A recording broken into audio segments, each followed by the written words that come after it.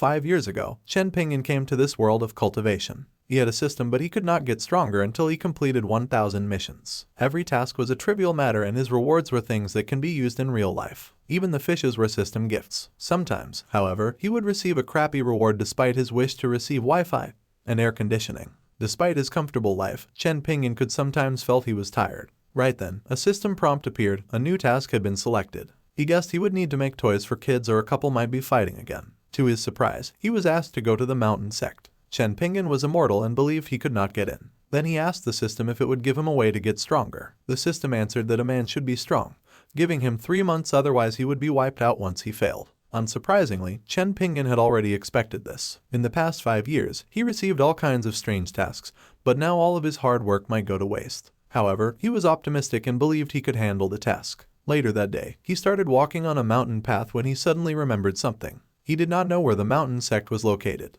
The system told him to be self-reliant, to which he retorted he did not count on it at all. To his frustration, he was lost and could not find any clues since an immortal sect was usually hidden in the mountains. In the end, he decided to sit tight and wait for something to fall from the sky. It was then that a girl fell out of nowhere while screaming for her life. The sound brought Chen Pingan's attention and made him look to his side. Since his weight bore fruit, he proceeded to catch the falling girl. Looking at the smoke rising from the ground, he asked for an apology for failing to catch her. After the clouds of dust settled down, he saw the girl lying on the ground unconscious, and he wondered why a beautiful girl, who he assumed to be a cultivator, would fall from the sky. After a while, the girl's face twitched. Soon, she woke up from her sleep, revealing her beautiful eyes. She immediately saw Chen Pingan, who kept poking her with a stick. The girl immediately retreated a distance away with tears in her eyes, but Chen Pingan claimed he did not do anything to her. It was then that the girl noticed something and her eyes widened in surprise. She suddenly fell to her knees while she called Chen Pingan Sr. and begged for help, which made him confused. Soon, another group of men appeared behind him. He fell into a panic and realized the girl was being chased. Seeing there were so many men around, Chen Pingan whispered to the girl to run away. However, the girl kept on kneeling, calling for him with a pitiful expression.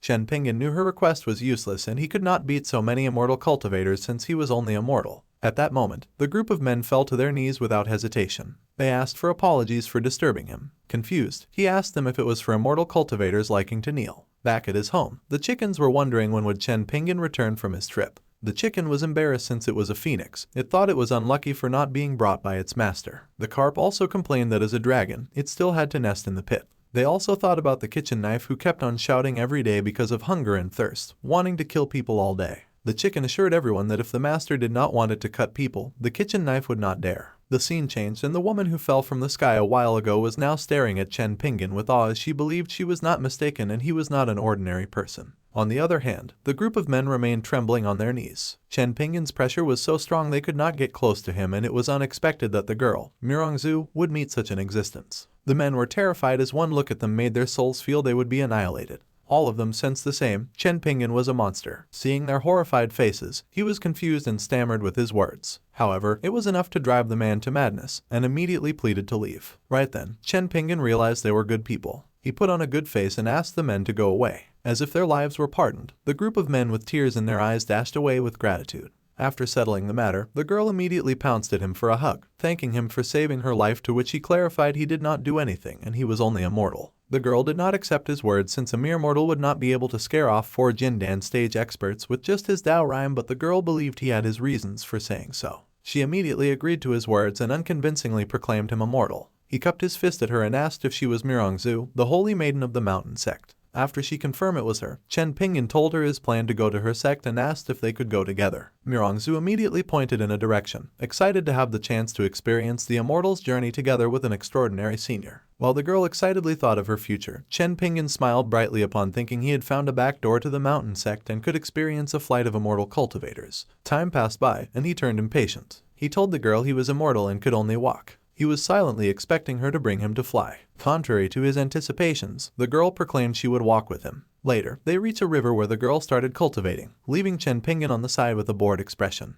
With constant rumbling, water began to gather and whirl all over her body. However, she failed to break through. The tamed whirlpool of water burst apart and turned chaotic. In the end, she was drenched, revealing the smooth skin under her clothes. On the side, Chen Pingan was annoyed about not being able to fly. Hearing the girl's call for him, he immediately asked what was wrong. She walked over to him and said she had a favor to ask. Soon, she arrived before him. Seeing her appearance, he asked her if the problem she wanted help with got anything to do with water. The girl was amazed after his words, declaring she admired him for his wisdom. In his thoughts, however, she was making him unable to look at her due to her wet appearance. Appreciating the view, Chen Pingan was mesmerized for a few moments. Noticing his dazed look, the girl called out softly. Blushing, he said it was nothing and averted his eyes. The girl, on the other hand, was amazed by his mysterious ways of knowing her situation. She called out to him again and walked closer. She slid into his embrace and begged him to help her since she could only rely on him for a breakthrough, to which he answered he could not involve in her private matters. He immediately gave her a cup of warm water and explained they would discuss what to do later. He expressed that immortal cultivators had many means to achieve a breakthrough, to which the girl answered she could not ask anyone for help. The girl accepted the cup and she was stunned when she took a sip from it.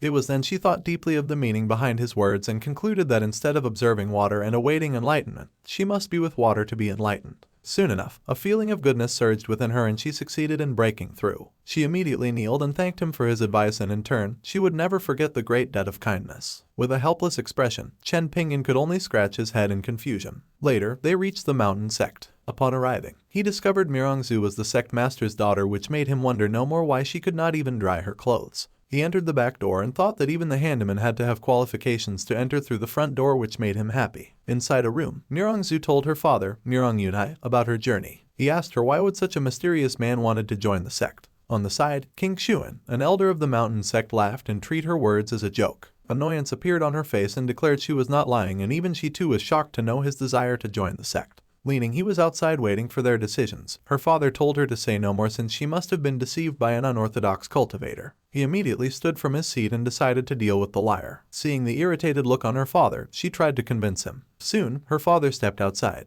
His eyes flared up as he saw the man his daughter had brought. He remembered his daughter's words, then the man's whole body was emitting ki, to which she asked him if he could not see it. Looking at Chen Pingan, Mirong Yunai's voice of disbelief sounded, proclaiming the man in front of him was not only emitting ki, and it was more like his body was nothing but pure ki. Seeing Mirong Yunai approach him with large strides, Chen Pingan knew it was the sect master. With a courteous smile, he greeted Mirong Yunai. To his surprise, the sect master bowed deeply and proclaimed he had committed a sin deserving death for letting him wait outside. Believing he was only a mortal, Chen Pingan fell into a panic after noticing the daughter and father pair was overly respecting him out of nowhere. When she saw his flustered face, Mirongzu whispered to her father and informed him that the senior was cultivating his mind as a mortal for restraint, and it would be better to agree with his words than to anger him. But after seeing his look, her father felt it was unacceptable to think of Chen Pingan as a mortal. Eventually, Mirong Yunai introduced himself and confirmed Chen Pingan was joining his sect. Chen Pingan applied to be a handyman as long as they would allow him to stay in the sect. Mirong Yunai immediately denied Chen Pingan's request, which the girl angrily contested.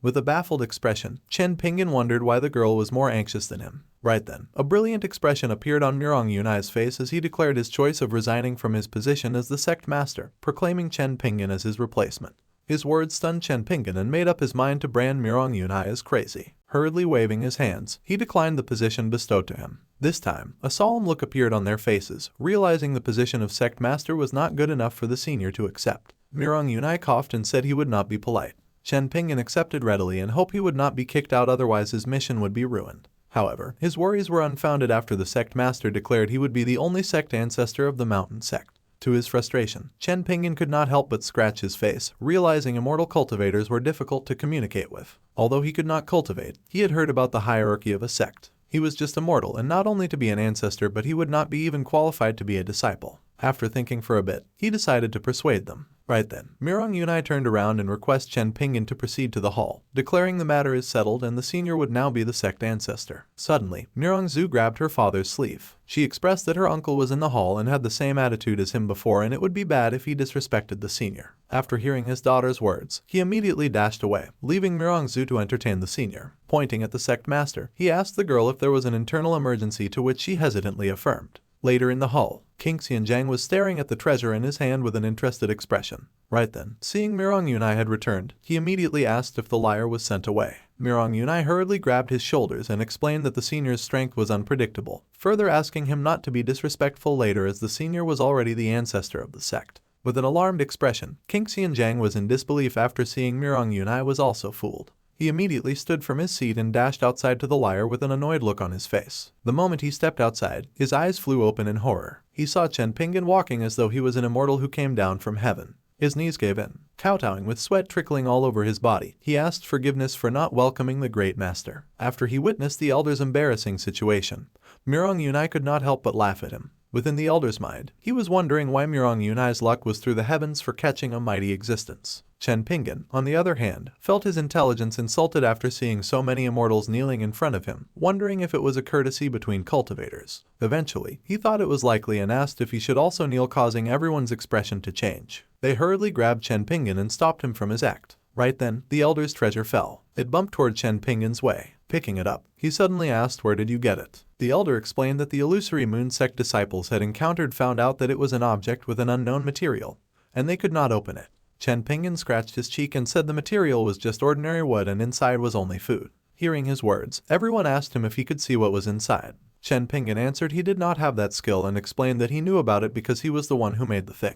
Right then, he remembered the past when he was given a task to make toys for the children. He decided to find some wood and make some Lubin locks. Back to the present, Chen Pingan explained that the mechanism was broken, which was the reason why no one can open it, so he could only open it in another way. After searching for a while, he brought out a terrifying knife which immediately spread a destructive aura around the room. Looking at the knife, everyone felt their lives flash before their eyes. Horrified looks were painted on their faces as they instinctively took a step back, realizing the knife held greater power than immortal weapons. At that moment, everyone finally realized Chen Pingan was holding a legendary artifact. As the knife hit the wooded treasure, everyone felt the world rumble as though everything was on the brink of collapse. The elder was so shocked at the sight, he felt the laws of the world had collided. Soon, the wooden treasure was opened, revealing the mystery inside. Chen Pingan turned his head and with confusion, he asked why everyone was hiding far away. They did not answer his question and wondered what was the thing inside, to which he explained that it was a candy and he made it as a reward for the children after they opened their toys. As she brought the candy near her nose, Murongzu discovered a strong spiritual power. Full of curiosity, she immediately swallowed the candy. Right then, a surge of energy flooded her body and she advanced from the first level of pill formation directly to the 10th level. She hurriedly took his hand and thanked him for her helping to save her life and for guiding and giving her a chance to break through.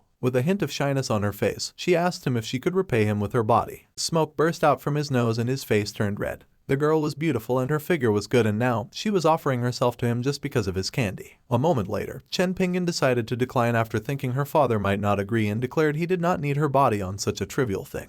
Murong Yunai, however, was happily giving his approval and believed his daughter's offer was the best way to repay him. Realizing the girl's mentality stemmed from her father, Chen Pingan resolved to bring her to the right path. He explained that chastity was not something she should give just because of his candy. The girl replied that after he came to the mountain, he needed a servant. At that moment, she pounced at him and expressed her intention to be his maid. Seeing Chen Pingan's hesitant face, sadness overwhelmed the girl, and she questioned if she was really bad looking. Glancing at his side, Chen Pingan saw her father's thumb up, expressing his blessing. The elder on the side turned demonic and asked Murong Yunai to stop since they agreed to make his daughter the elder's daughter-in-law. To the elder's frustration, Murong Yunai asked the elder to snatch his daughter if he had the capability, since he could not prevent his daughter from her desire. The elder ceded in anger after seeing Murong Yunai kept a great god in his sect. Right then, the elder thought of his son and maybe he could also offer him to the senior. As if sensing the elder's sinister thoughts, Chen Pingan could not help but tremble in horror. Chen Pingan felt his body turn cold and wondered what weird things the elder was thinking about.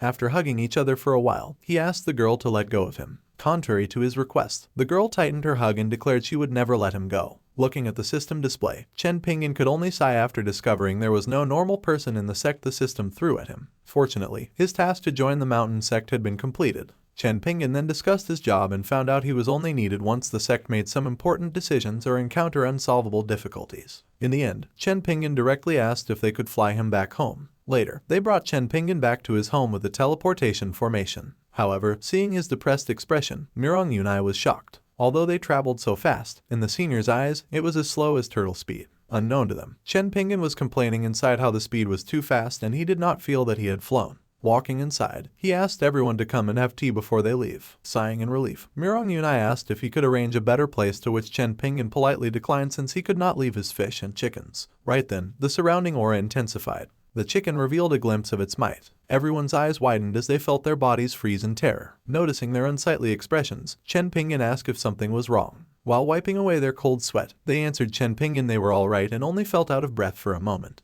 Realizing it was a bunch of weak humans, the chicken turned its head away in boredom. Chen Pingan hurriedly proceeded to prepare tea and asked everyone to tour his courtyard while they wait. Everyone pleaded for Chen Pingan not to go, but their cries were all for naught. Horrified looks appeared on their faces as they realized it was all over. They had never experienced what they had witnessed today. A peach tree that was surrounded by qi. A fish pond surrounded by qi. Chickens surrounded by qi. Even the broom rhymes with qi. It was a whole courtyard overflowing with qi. Looking around, Murong-zu was terrified and her father believed the senior was testing them, so they needed to hold on. At this moment, with all the terrifying treasures around, everyone was at the end of their ropes. A second later, an expression of pain appeared on Murong-zu's face. She felt her chest tighten and called for her father with great difficulty. Right then, Chen Pingan's light cough was heard. In an instant, the terrifying entities in the courtyard broke into cold sweats. The pressure they emitted vanished without a trace and everyone immediately felt relieved. Murong-yunai suggested they should check the ancestor even though he volunteered to prepare their tea. Everyone agreed to him and proceeded to walk inside.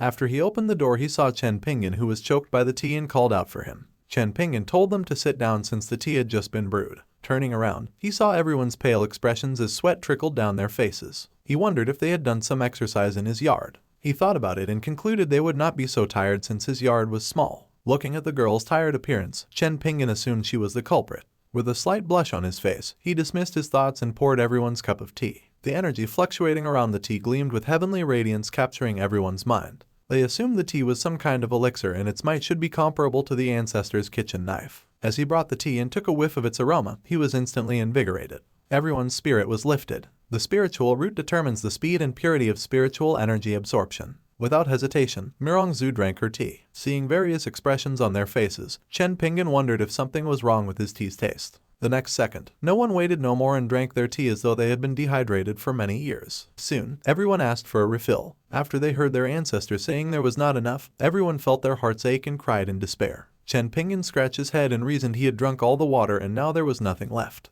The elder suddenly smiled and reached for his storage ring. The next moment, the elder raised his hand, proclaiming the water had arrived. Anger appeared on Chen Pingan's face and sent everyone out. Outside, he waved them away and said drinking too much would be bad for their health. After they bowed and thanked him for his teaching, Chen Pingan looked at their departing backs and wondered what he had taught them. Now that they were out of his sight, he sighed and decided to go shopping in the town for some food to eat. In another place, the sun blazed with scorching heat. An old man glanced at the sky and noticed a sign of epiphany. He was the former ancestor of the mountain sect, and at this moment, he decided to watch the sun for a chance to break through the bottleneck. Right now, he could not make any mistakes. Soon, the sun was moments until its apex. The old man cleared his thought and focused his mind. Right then, his chance had come and he was almost there. At that moment, however, a loud voice called out, resulting in him vomiting a mouthful of blood. The old man's aura surged chaotically as he heard the man who arrived proclaim he brought some great news. The man was Murong-yunai, and after noticing something amiss, he carefully asked the old man why he was upset. In an instant, the old man unsheathed his blade.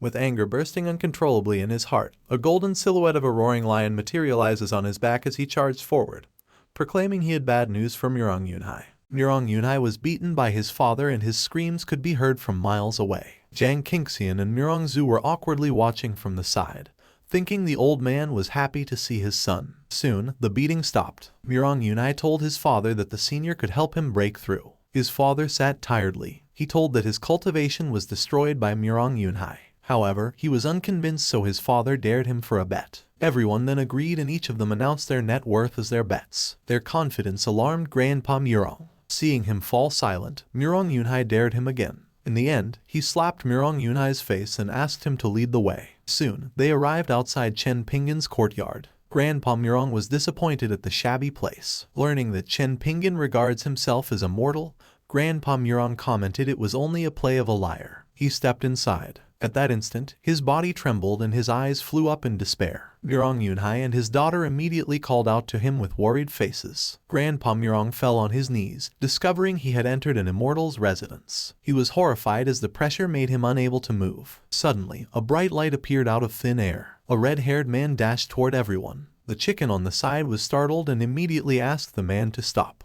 The red-haired man missed Grandpa Murong, who was dumbfounded by a hair's breadth. Before he could stop, his momentum generated a whirlwind. Amidst the smoke, Murong-yunai recognized the red-haired man. It was Chen Pingan's kitchen knife. Grandpa Murong, who had just witnessed his life flash before his eyes, wondered what kind of treasure was the kitchen knife. Kitchen knife wanted to cut Grandpa Murong since he concluded he was not a good person and it would be better to cut him off. The chicken answered that the old man was a fool and after being but, he would become more stupid. When the kitchen knife lets Grandpa Murong go, he was shocked after seeing something beyond an immortal weapon and the chicken, which is supposed to be the king of beasts, the phoenix. Soon the kitchen knife closed his eyes. He turned into a wisp of light, and he warned Grandpa Murong to behave or he would be killed. Before Grandpa Murong could reply, the kitchen knife went back inside. Grandpa Murong immediately bowed at the chicken for its mercy. On the side, Murong Yunai asked his father about the bet. With an annoyed face, Grandpa Murong approached his son. With a slap, he scolded Murong Yunai for not caring for his father's life. Murong Zhu immediately calmed Grandpa Murong and told him to bear with it and wait for the senior to come back. Outside, Chen Pingan saw the group had returned. However, he did not want to make tea for them. Thinking of this, he wondered if he should hide. Murong Zhu noticed some movements nearby. She turned to look and saw Chen Pingan, who was walking the other way, and called him. Chen Pingan looked back, asking why they came back so soon and if he could do something for them. Murong Zhu then showed her grandpa to him. Seeing Grandpa Murong kneeling on the ground, Chen Pingan was alarmed since the old man was the true ancestor of the mountain sect. He could not afford to offend the old man, so he quickly walked over. Murong Yunai noticed Chen Pingan approaching and warned his father to control himself once he saw the lingering qi around him. Grandpa Murong turned his head and noticed someone. However, his whole body instantly trembled. He was stronger than everyone around and noticed the qi of Chen Pingan all over the place. When Chen Pingan greeted Grandpa Murong, the old man kowtowed at the same time. It was another mess. Chen Pingan immediately helped the old man stand. Despite the pressure, Grandpa Murong now understood that Chen Pingan wanted to cultivate himself as a mortal. After settling the old man down, he invited them inside. Everyone was excited to drink another cup of tea. It was then Chen Pingan showed them a basket of vegetables. He would make a meal this time. Murong Zhu was instantly delighted. At the dining table, everyone had a pouty face. Embarrassed, Grandpa Murong told them he will pay them once they went back. Murong Yunai replied he did not care about the spirit stones. Suddenly, Grandpa Murong felt tremendous suppression, and his head was forcefully smacked down against the table. He realized he had touched a pitcher which was a treasure. After carefully looking around, he discovered that the table was filled with treasures. Murong Yunai immediately laughed, making the old man erupt in anger. And in the end, he was helpless. This time, Chen Pingan sneezed, and the meal was almost finished cooking. Nonetheless, he was choking because of the pepper. Outside, Murong Zhu immediately smelled the aroma. Jiang Qingxian then felt an incredible power bursting within him. And the next second, he had broken through. Everyone was in disbelief. They greedily smelled the aroma and found it filled with aura. Soon, the meal was served. Everyone was immediately mesmerized. Chen Pingan hoped they would be polite, but right now, he had a bad feeling. Fortunately, he cooked a lot of rice. He went to get the rice with a happy smile. But when he came back, he was immediately petrified. Everyone's mouth was filled to the brim, and after seeing him, they instantly requested another bowl. Their words had now pissed him off. He was confused and shocked. The girl did not even pay attention to her image, and soon all the dishes were swept clean. The rice was also devoured. Everyone's stomach was now filled to the brim. He was thoroughly petrified as he looked at the plates which were licked clean. Everyone also had a breakthrough in their respective cultivation. Grandpa Murong could not help but be emotional. He immediately kowtowed to express his gratitude. But Chen Pingan was confused and told Grandpa Murong that what he had done was not worth gratitude. The old man was immediately excited and asked to eat his food again. Now, he was totally annoyed, so he directly threw them outside. Murong Yunai told his father not to say such a shameless thing. As a result, the old man sent him a slap. He was only excited and accidentally said such words, and he was assured that the senior would not be angry. Unknown to them, Chen Pingan was tremendously angry for their shamelessness. He did not even take a single bite of rice. In the forest, the old man then walked away and told everyone to cultivate. Everyone behind immediately laughed. He was further embarrassed. Fortunately, his granddaughter agreed with him. Although within his mind, he knew how good it was to only eat and become stronger. The old man instructed to tell the sect members about the new ancestor. Right then, Jiang Qingxian received an emergency message telling him not to return to the sect. It was his father's voice. Grandpa Murong thought it was the 1,000 words of secret voice. Jiang Qingxian affirmed and said it was the most urgent contact method of his sect. In the illusionary moon sect, thunder rumbled and lightning flashed in the sky. A man wanted to bury the old man in front of him with his sect for destroying his legs. Jiang Shaifeng, now on his knees, reasons he only punished the man for annihilating a whole village and did not kill him directly. The man questions if he was not afraid to die. Jiang Shaifeng answers there was no harm in death. He was glad since his son, who was not present today, would avenge him. But right then, his son happily called out to him, which made him throw up a mouthful of blood. He immediately scolded his son, asking if he returned for dinner. His son answers it would be unjustifiable for him not to come after such an event. Then he mysteriously smiles. The one who came was only in the first stage of the divinity realm.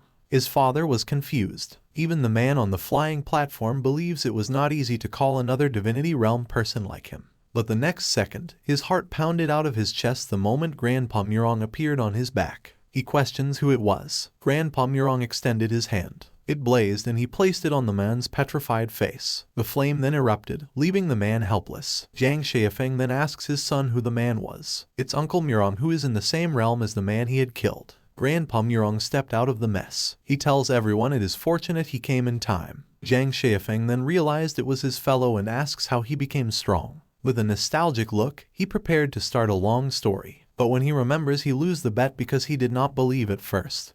He is embarrassed. He could only tell directly about an immortal living within his sect's jurisdiction. And after eating the immortal meal, he achieved a breakthrough. Zhang Xiafeng wanted to see the senior. Grandpa Murong asks why his friend did not suspect. He then answers that his son's power had increased despite being trash, and with their years of friendship, he would believe his words. Grandpa Murong tells him that he just left the senior's house and it would not be very good to bother him. Zhang Xiafeng reveals a face full of doubt. He asks if he was being lied to, but they suddenly felt a sudden change. The spiritual pressure startled everyone. Grandpa Murong realized it was coming from the senior's place. He was excited to have another dinner and grabbed his friend to go. They immediately disappeared on the spot. Left alone, Zhang Qingxian could only wish to be taken. In Chen Pingan's yard, the chicken detected some trouble. It then heard the sounds of the old men whispering to each other. Zhang Xiafeng asks why he always talked about the dinner in the senior's house. He then looked at the sky. It was a huge hole called Kaiquake, and a secret cave might appear. It would produce a secret realm and raise the entire town to the ground.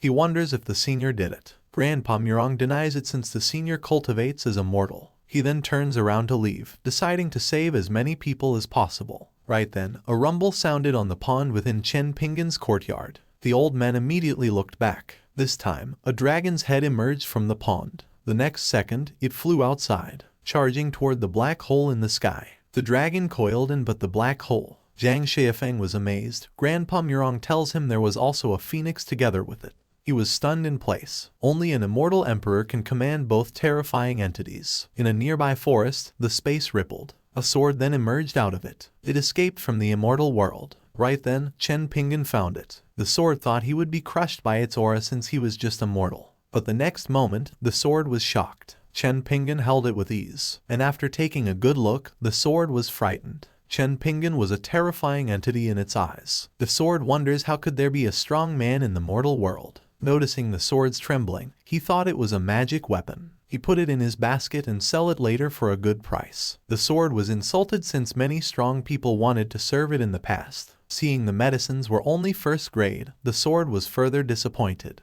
It now believes Chen Pingan is just immortal. It further thinks that since it was injured, it was easily picked up. But right then, the sword was stunned. The hoe looked at it as though it was an ant. Chen Pingan notices his basket's movement. He wonders why it moves around. Inside the basket, the hoe told the sword not to move. The sword immediately followed the command, addressing the hoe as the big boss. It then realized that the hoe was an artifact. Chen Pingan glances at the sky and also notices the black hole. Nearby, the old men and other cultivators approached the black hole while riding on their flying swords. Right then, the black hole buzzed. Grandpa Murong immediately stopped everyone. The next second, the hole widened, and a pillar of light beamed toward the ground. Chen Pingan saw this scene, and wonders if it was the so-called secret realm. A new task appeared. He hoped it would not ask him to solve the situation. Contrary to his expectation, it was only a lottery reminder. He was relieved. Knowing it was not related to the beam of light, he decided to draw. The button lights up. A small portal materializes before him. After the extraction, a flute then appeared. He was happy to receive the item. Deciding to try it at home, he put the flute in his basket. The sword immediately noticed the flute. It was another artifact. It could only pray that everything was an illusion. In Chen Pingan's home, his things were in a corner. The sword was now petrified. The whole hose was full of artifacts. The peach tree was greater than the ones the immortal emperor owns. Goldfish in the pond was stronger than his dragon. The chickens were stronger than his phoenix. Chen Pingan's tools looked at the sword with disdain, declaring they would destroy it if not for their master. After hearing that the sword insulted their master as immortal, another pot scolded the sword angrily. On the corner, the sword could only beg mercy for being silly. In the nearby forest, Zhu chanted a spell. She then delivered a punch. However, her attack shatters after hitting the pillar of light. She immediately grunted in pain. Grandpa Murong tells her that even a second level of the divinity realm will be powerless against it. He then wonders if a secret word is needed for its entrance to appear. Zhao Xiafeng thinks it will be troublesome and asks if they should inform the senior. However, Grandpa Murong believes that the senior wants them to solve it by themselves. He then says that later, the senior will probably come. At that moment, the air around them changes. Everyone is startled by this sudden gust of wind. In Chen Pingan's house, he is complaining about the noise. Annoyed, he could not sleep and threw a tantrum. Hearing his master's sleep is troubled, Kitchen Knife decided to stop the disturbance. He then transforms into his humanoid form. Now, he has a mission to accomplish. The gust of wind continues to whirl around the pillar of light. Everyone immediately saw the incoming figure and thought it was the senior. Unknown to them, Grandpa Murong already knew it was Kitchen Knife. After he arrives, he is surprised to see the pillar of light. He finds it interesting, but he decides to destroy it nonetheless. He then gathers terrifying energy in his finger. The next second, a spirit sword shot through the sky. The crimson beam slashed at the pillar of light. After this, he discovers the pillar of light was trash. It easily cracked and fissures spread. Everyone hurriedly shields themselves from the shockwave. A terrifying force blasted the ground open. On the crater, a ball of light is seen amidst the smoke. Inside the ball of light, someone was held by chains. Suddenly, all her chains start to break. After a moment, she opens her eyes. Once she sat upright, she immediately smiled. Outside, Kitchen Knife immediately notices something unusual. While everyone is excited to check out what is inside, Zhao Xiafeng discovers a frightening aura, and soon everyone felt a devil's arrival. A delicate hand emerges from the ball of light. This scene immediately surprises Kitchen Knife. Eventually, she came out. She has arrived in the Tianyuan realm. Grandpa Murong was shocked after seeing the immortal girl. The next moment, however, he becomes excited after seeing another immortal. This time, Murong Zhu grabs her grandfather's sleeve. After asking what to do, Grandpa Murong tells her that only the Kitchen Knife is their hope. He says hello to the little girl. He slowly approached her and asked about her identity. She is immediately angered after being called out. She jumped into the air, and she charged toward him with the intent to kill. He immediately chanted a spell and cast it at her fist. Her attack stops midway and a hate-filled expression appears on her face. While smiling, he tells her that her cultivation is rubbish. Everyone is stunned by this sudden statement. He decided to probe her memories. The light flashed before her eyes. Her past was then revealed. She was facing a cruel man when she was a child. The palm strike hit her and she heavily fell. Kitchen Knife showed a hint of pity in his eyes. Right now, the girl has lost consciousness. He instructed everyone to keep everything a secret, and if something gets out, the consequences would be dreadful. Grandpa Murong immediately accepts the command. He believes that the girl would be thoroughly investigated. Looking at his granddaughter, he instructs to tell all disciples to keep the event secret. She worriedly receives the instructions. Since the area is devastated, she wonders if they could hide the news. Kitchen Knife comes back. The chicken immediately asks him why he brought the girl. He did not answer and called out to the peach tree. Its leaves rustled, and then it transforms into its humanoid form. Upon seeing the girl, her eyes suddenly widened. She was shocked after discovering the girl's past. A flower began to materialize in her palm. Soon, the flower bloomed. It was placed on the girl's head. After a moment, it enlarged and engulfed the girl inside. The girl's chaotic aura started to subside. Right then, the immortal sword took a peek outside. Its eyes instantly widened in surprise. The girl it saw was Su Ling, the immortal emperor's daughter. Time passed and the girl woke up. At that instant, the peach tree and the chicken find the girl cute. She wonders where she is. The peach tree taps the girl's forehead and says she is now in her home and the master will be her big brother. When the sword witnessed the scene, it inwardly laughed, thinking about the immortal emperor's situation right now. In the immortal realm, a token placed on the table emitted some mysterious smoke. The immortal emperor discovered her daughter had regained consciousness. He decided someone to find her. A group of men arrives before him. He commanded everyone to find his daughter and the reward will be that world's throne. Morning came into Chen Pingan's house, but he is still slumped on his bed. It has been a while since he slept like a log. Right then, a small hand reaches for him, asking him to wake up. He opened his eyes and was surprised to be called brother. A cute girl appeared before him, telling him the sun was at its peak. He scrambled backward and asked the little girl's name and why she was in his room. The little girl introduced herself as Su Ling and her home was here. He thought the girl meant her home was his small town's location and he finds it impossible since he had not seen the cute girl in the past. He then taps her head and tells her he would take her to find her parents. As they are going out, he reminds her to follow him and not get lost. She approaches him and holds his hand, asking if he's all right. He is fine with it and he brings her to town, asking her to show him the direction of her house. An hour later, he is dumbfounded. They arrive at his house again. He immediately asks her if she remembered her parents' appearance, but she answers negatively and was about to talk about the peach tree. On the side, the peach tree immediately breaks into a cold sweat and hurriedly throws a stone. It hit the little girl in the head, making her cry in pain. He was alarmed and asks her if she was okay. He immediately thought she hurt her head in the past and caused confusion in her memory. The little girl pouted and sadly asks him if he did not want her anymore. He hurriedly pats her head, denying her words, and decides to take care of her until her parents come. Right then, a voice was heard outside, asking if he is home. After opening the gate, Grandpa Murong introduced Zhao Xiafeng, who wanted to meet the senior. Zhao Xiafeng cups his fists and greets Chen Pingan,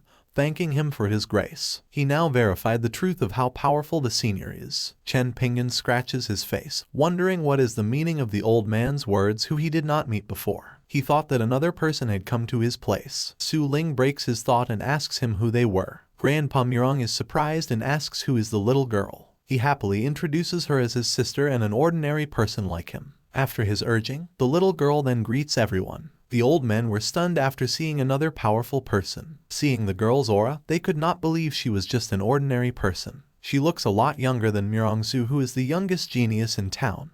The old men believe the girl is another immortal cultivator. However, Grandpa Murong thinks it is normal since they are siblings and he could only imagine how powerful their parents are. Chen Pingan then invites the old men to eat and says it is fortunate since it is only the two of them so the food will be enough. Jia Xiafeng politely declines, claiming it will be shameless to eat at the senior's house. But Grandpa Murong was quick to respond and agreed to Chen Pingan's invitation, covering his friend's mouth. Afterward, they entered the courtyard, and Su Ling immediately offered to cook for them. At the dinner table, Chen Pingan is surprised to know that the little girl knows how to cook and wonders how will it taste. He then reminds Grandpa Murong that there is a child and he should be mindful of how he eats. Grandpa Murong is stunned and as Zhang Xiafeng teases him, he retorts at his friend, telling him to control himself later if he has the ability. Right then, the aroma pervaded the air, and Su Ling came out with the meal she cooked. After opening the pot, a brilliant light shone from within. Zhang Xiafeng immediately wonders if it is the legendary heavenly treasure. Later, both old men slump on their seats with their bellies bulging.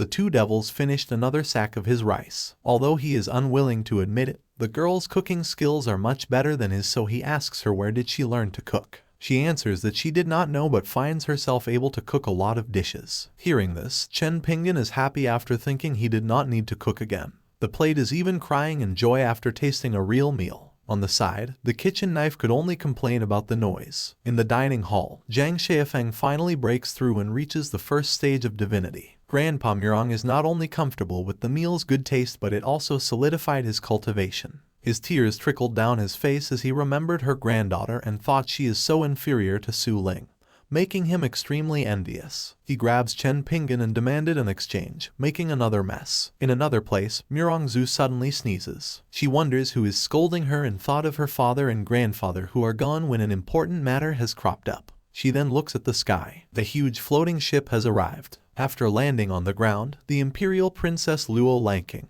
came down and greets Murongzu. She greets back and compliments Luo Lanking, saying she is getting more and more beautiful. Luo Lanking then approaches closer, looks at the massive breasts, and points out that Murongzu is getting bigger and bigger, making her blush. Right then, another man comes down. He is Luo Xiaoji. Annoyance appeared on Murongzu's face and asks the man why he came and immediately warns the princess to stay away from him. Luo Xiaoji quickly defends himself, saying he is a good man, and then whispers to Murongzu that he would bully her again if she acts tough. Murongzu pouts and retorts that she could beat him now and dares him to bully her again if he has the ability. Thereafter, she released a glimpse of her aura, making Luo Xiaoji jump back in surprise. He falls down on the ground and stammers, asking her why she is so strong now. With a smug look on her face, she insults him for being weak against her despite being one of the top 3 geniuses in the kingdom. Right then, the princess grabs Murongzu's hands and asks her if the matter of her getting stronger is related to the spirit sword, which made Murongzu confused. Luo Lanking then reveals she came searching for it. She explains that a while ago, she came to an auction with her father and that night, they admired a mountain from the top of her attic. It is said that the mountain is a local attraction with countless natural treasures and resources and is also the basis for the development of the city. However, a spirit sword suddenly passed across the mountain. Luo Lanking is dumbfounded and guesses the sword is deployed by a high-level cultivator when practicing martial arts. It cut off countless peaks, but its power remained unchanged. She adds that not only she but many strong cultivators have arrived in order to search for the spirit sword. Mirongzu awkwardly reveals that it was not a spirit sword but sword intent sent by the spirit sword. Her words immediately made Luo Lanking's eyes sparkle. Mirongzu then looks at Luo Xiaoji and hummed with annoyance. She grasps Luo Lanking away to talk, leaving the man begging to come with them. And as they flew away, Luo Xiaoji could only call for them with immense sadness. While flying, Mirongzu tells the story about what had happened and completely forgot to keep the event secret. Luo Lanking is in disbelief after hearing the news. After the princess asks if she is lying, Mirongzu denies it and decides to take the princess to meet the senior. Right now, Chen Pingan sits in his courtyard with a flute in hand and wonders if he still remembers the tune since it has been a long time since he played it. Suddenly, Mirongzu's head peeks at the gate and asks for permission to come in. He agrees and asks her the reason for coming. Mirongzu called Luo Lanking, but right now she is completely scared. She senses the powerful eyes watching her and feels her whole being has been seen through. Mirongzu pats her shoulder to comfort her, assuring her that they are invited so they would not be harmed. She then pushed Luo Lanking forward and introduces her to him. Luo Lanking reveals a bashful look and stammers. She greets him and thought Chen Pingan really has a high cultivation level. She expects him to be a gray-haired old man and never thought he would be so young and handsome. Chen Pingan asked the girl to relax and she did not need to be polite to him. He thought that although he is being called senior, he really did not have the slightest strength. Behind the peach tree, Su Ling's head pokes out, asking who the visitors are. Seeing the little girl, Mirongzu immediately asks who she is, so he introduced Su Ling as his sister. The little girl greets the older sisters with a cute look on her face. Both of them are shocked at how strong his little sister is, but at the same time, they find her cute so they immediately hug her together. On the side, he coughs awkwardly, thinking it is not good to look at them despite it being a nice view, so he decides to continue his focus on his flute. And after a moment, he played the flute, and mesmerizing melodies spread in the courtyard,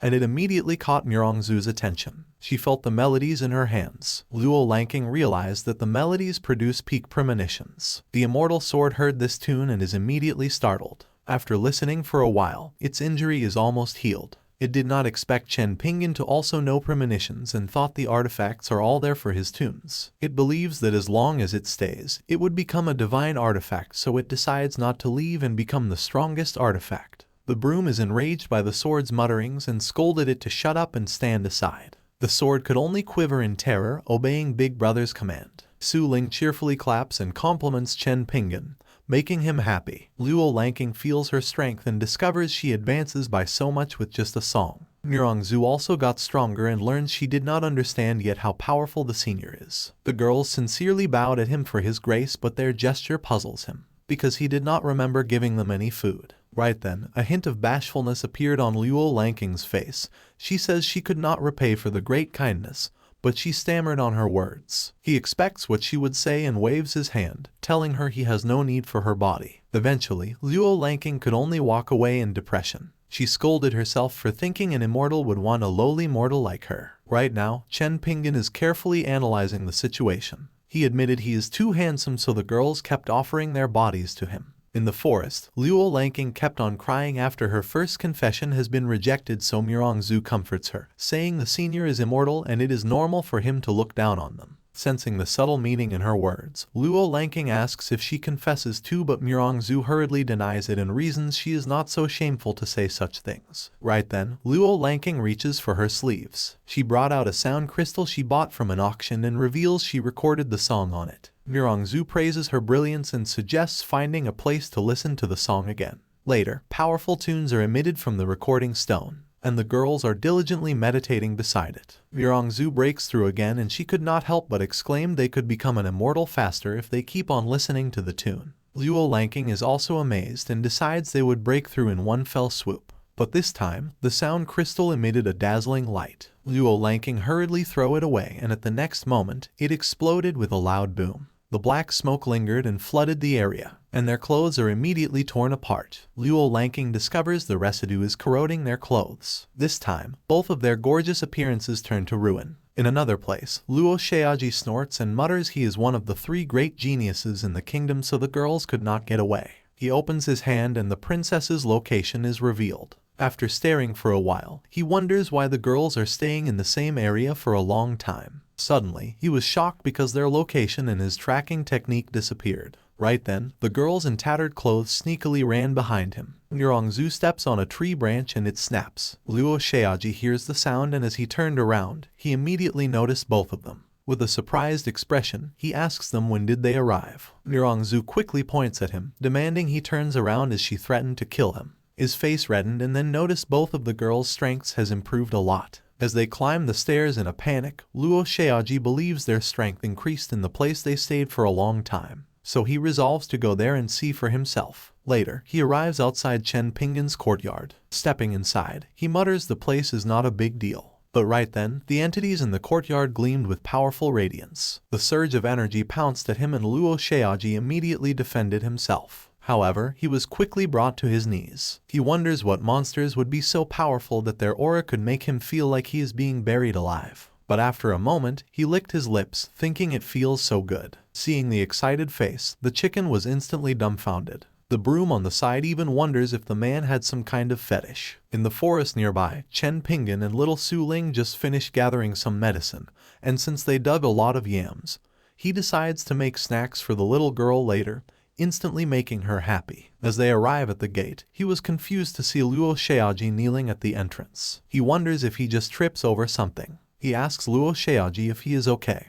After Chen Pingan helps him to stand up, he notices that the suppression stopped at once and realized the man in front of him is the courtyard's owner. But when he raises his head to look, his eyes immediately flared up. He quickly fell to his knees again, pays his respect, and asks forgiveness for trespassing in the senior's yard by accident. With narrowed eyes, Chen Pingan asks if he is a relative of the Murong family, and since they visit him often, the mistake should not be taken to heart. Luo Xiaoji's eyes sparkled. He is sure Mirongzu did not mention him, but the senior knows his information just after a glance, making his deduction ability terrifying.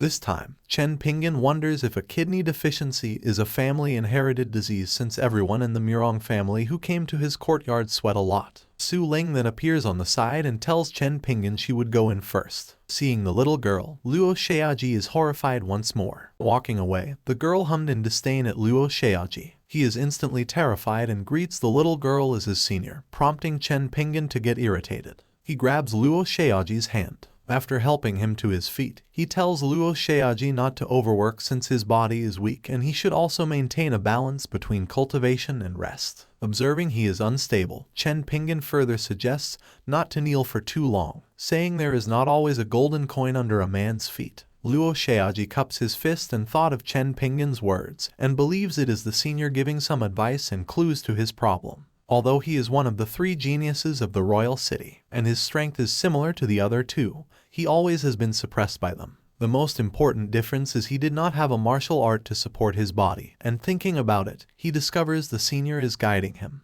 Golden energy starts to whirl around his chest. It expands outwards as he concentrated, filling his body with mysterious ki. On the side, Chen Pingan is startled by the man's unusual moves, and the next second, he flew into the air with gusts of wind surging all over his feet. Chen Pingan is in awe of the powerful display of martial arts. On the air, Luo Xiaoji is amazed after creating 3 martial arts in one go, and although it is instructed by the senior, it is still a great feat that could only be achieved by a genius such as him. Suddenly, Chen Pingan shouts are heard from below, telling Luo Xiaoji to go back and pay attention to balance in life, make his body healthy, and not to kneel for too long and cause his blood to not circulate. The words puzzle Luo Xiaoji and he mutters if something is wrong. Right then, a sudden burst of energy interrupted the wind on his feet and nearly made him fall. He discovers there is a problem with his new martial art. Without hesitation, he flies away, thanking Chen Pingan for the advice. Looking at the disappearing figure, he wonders if reminding someone to invigorate the kidneys is also considered advice. Later, Chen Pingan and little Su Ling go out, and while they were walking,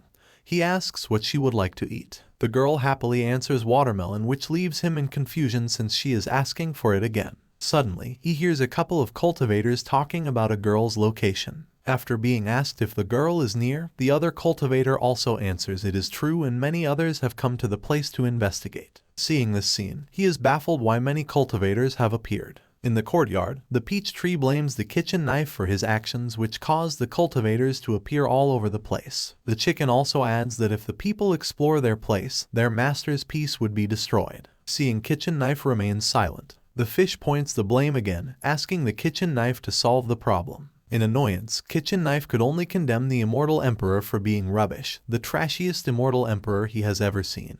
But the master did not ask him to go, so he could not go out now. Behind the door, the immortal sword peeking outside heard the words and is thoroughly amazed at its big brother's confidence. In the flash, kitchen knife appears before the sword and greets it with a smile. As the sword hid for his life, kitchen knife asks it to do something. Seeing that its injuries are almost recovered and it is now able to transform, kitchen knife commands it to go out and assess the situation and lead the others who came to explore elsewhere. The immortal sword wants to cry, but tears won't come out, so it could only plead to turn back. But kitchen knife firmly holds it down with a menacing aura. In the end, the immortal sword helplessly salutes, receives the orders, and declares to complete the task. And after a moment, a golden light streaks through the sky. Meanwhile, in the devastated place, the immortal sword arrives and assumes everyone would trace the damage from here. Since this is another ruin flattened by the beam of light from the immortal realm, the place will catch attention. The sword suddenly glows and transforms. Afterward, he determines to raise the place. In a flash, countless sword strikes are sent. The area is in complete ruins and the chaos has spread throughout, leaving devastation in its wake. He appears to be fulfilled and finds joy as he destroys the place more and more. At this moment, a group instantly sees the commotion and recognizes him as a humanoid celestial artifact. Immortal Sword also detects their arrival and smiles, when everyone wonders if they can catch the immortal treasure to be invincible in the world.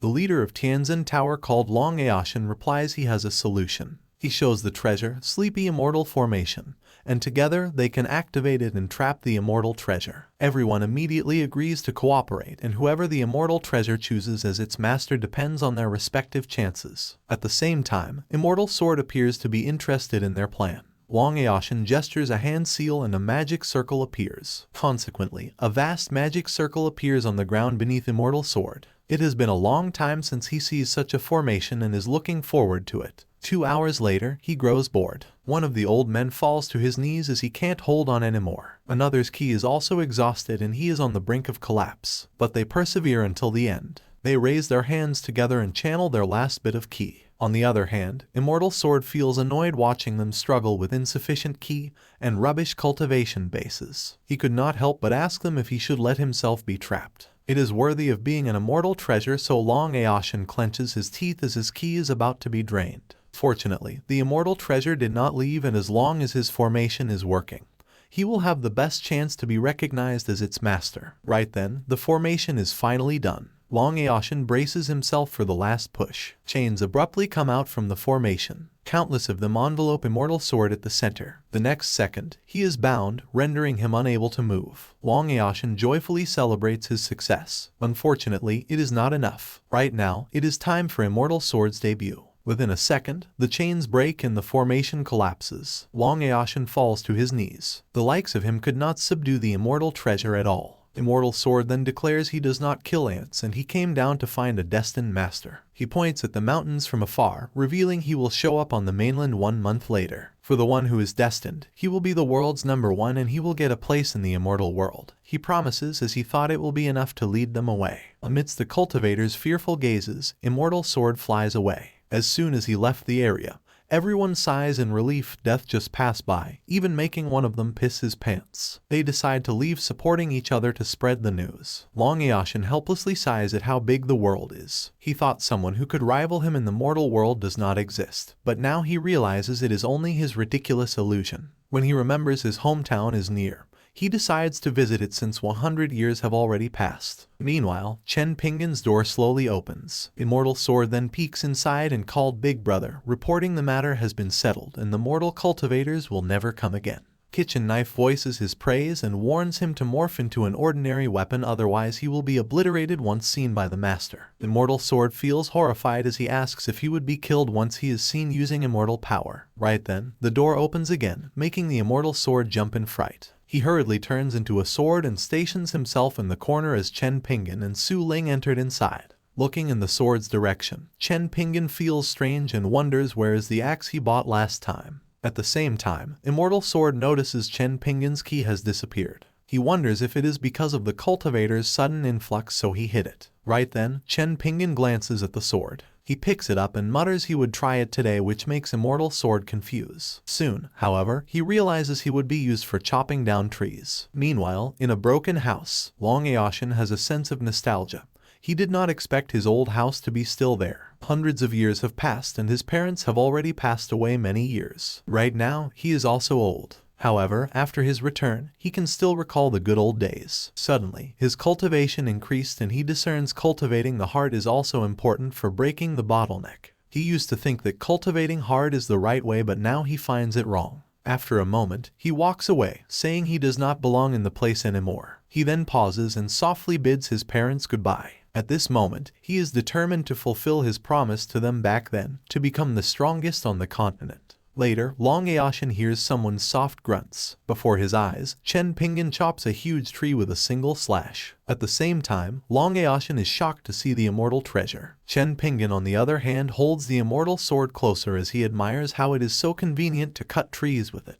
Long Aoshin falls into a stupor after seeing a man chopping wood with an immortal weapon, and he could not help but wonder if he is hallucinating after being hit too hard a while ago. Similarly, the sword is in disbelief and his lifetime of wisdom in the immortal world becomes useless in an instant. He thinks it is fortunate that no one saw it, but before he could finish his wishful thought, he immediately sees someone's presence. His anger erupts as he sends a wisp of energy to attack Long Aoshin. Consequently, the man falls in his butt and figures out that what he sees is not an illusion. Chen Pingan then sees him. He throws the sword as he approaches the old man with worry and asks if he is okay. Instead of answering, Long Aoshin is shocked to see the sword being tossed away. He stands and asks why he is using such a weapon to chop wood, so Chen Pingan answers it is useless and now it is not. In the end, Long Aoshin falls into his butt again. He is shocked beyond belief. After Chen Pingan picks up the last wood, he invites Long Aoshin to his house to sit down for a while. However, his eyes are on the immortal weapon. Although the person before him has some sense, he did not have the slightest level of cultivation and appears to be a fool who treats an immortal weapon as an ordinary tool. Long Aoshin feels confused and wonders if the immortal weapon recognizes him as its master. If that is so, he is baffled why it is not angry despite being used to chop wood. Right then, Chen Pingan exhales as he tightened the rope on his firewood. Afterward, he points at the sword and asks Long Aoshin to retrieve it. He expresses uncertainty and asks if it is okay. Chen Pingan smiles and replies it is all right, telling him to be careful not to get cut. However, Long Aoshin believes getting cut is not the problem. He feels he will be killed once he touches it. After a moment, he decides to hold it since it is an immortal weapon. He grabs it by the hilt, considering no one would decline such a request. Immortal Sword instantly erupted in anger, preparing to slash Long Aoshin's neck. He closes his eyes as he desperately pleads for his life and reasons its master has requested it. Right then, Chen Pingan's light cough is heard and the sword immediately calms down, stunning Long Aoshin. Chen Pingan then says his throat is dry after working for half the day. Afterward, he turns around, telling Long Aoshin to follow him. Looking at his figure, Long Aoshin could not believe he can make an immortal weapon obedient, and is curious about who he is. In Chen Pingan's courtyard, the immortal sword is left alone with piles of wood.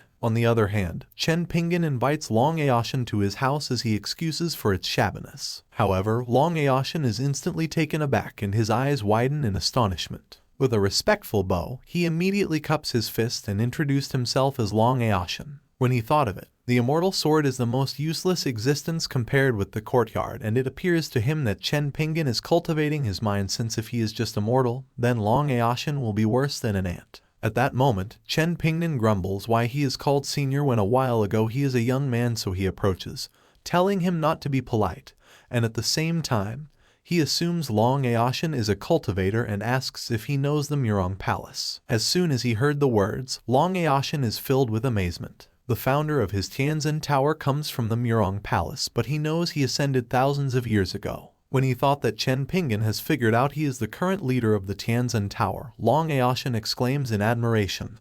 However, Chen Pingan shows no concern and believes acting as such is the case for those related to the Murong family. Chen Pingan then calls for little Su Ling, so she pokes her head out and shows an excited expression at her brother's return. She also greets Long Aoshin and addresses him as Grandpa, making the old man stupefied. The girl is so cute but also so strong. Meanwhile, Chen Pingan asks for the watermelon, but the girl did not want to share it, so he pats her head and he tells her not to be selfish. She glares at Long Aoshin as she invites him to come in. Upon seeing little Su Ling's undisguised hatred, he starts to think twice if he should enter. He could only think of a compromise. It is getting late, so Long Aoshin reasons he would leave first since he has something important to do, which makes Chen Pingan perplexed. Long Aoshin cups his fist and emphasizes the urgency once more, so Chen Pingan did not force him to stay and instead asks for a treasure that can lower the temperature. Long Aoshin replies he has one and claims it might not be a treasure in front of the senior's eyes. However, as long as it can cool down the temperature, Chen Pingan is fine with it, so he asks if it is for sale, but Long Aoshin replies it is of little use and he will bring it tomorrow for the senior. Chen Pingan is pleased and invites Long Aoshin to a meal again.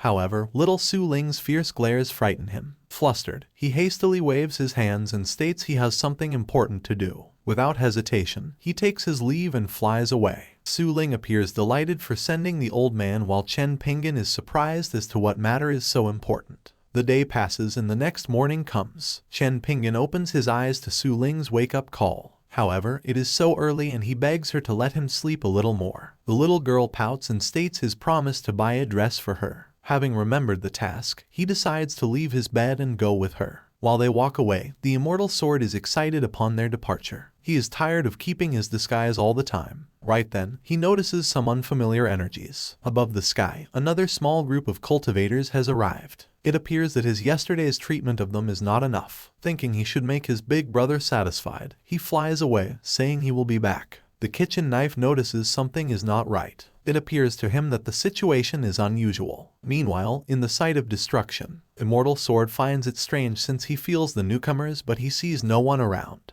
Right then, someone reveals he can smell a familiar scent in the mortal world. Immortal Sword is shocked to see the other party. Unpleasant memories resurface in his mind. The face of his attacker is the same as the one before him. It is a man with the golden plume immortal artifact. While Immortal Sword is somewhat at a loss, the man expresses his greetings. He then realizes he is from the Blood Moon sect. With so many mortal worlds, he believes it is impossible to find his exact position so quickly. Upon being asked how he did it, the man reveals Immortal Sword has his key and Danshin marked early on. As long as he uses key, he can be traced through spells, so concedes it is because of his yesterday's blow that leaked the energy. He underestimated their degree of desiring him, so he determines to run away. But his plan is seen through as the man draws out a talisman. He gestures a hand seal and activates the Imperial Imprisoning Array. A golden beam flashes from the sky, entrapping Immortal Sword within. He falls to the ground and his knees turn numb. It is the same familiar array customized to overpower him. If it is not for the sealing array to hinder his key, trash like the man before him and the trashy sect behind him could not have done anything to him.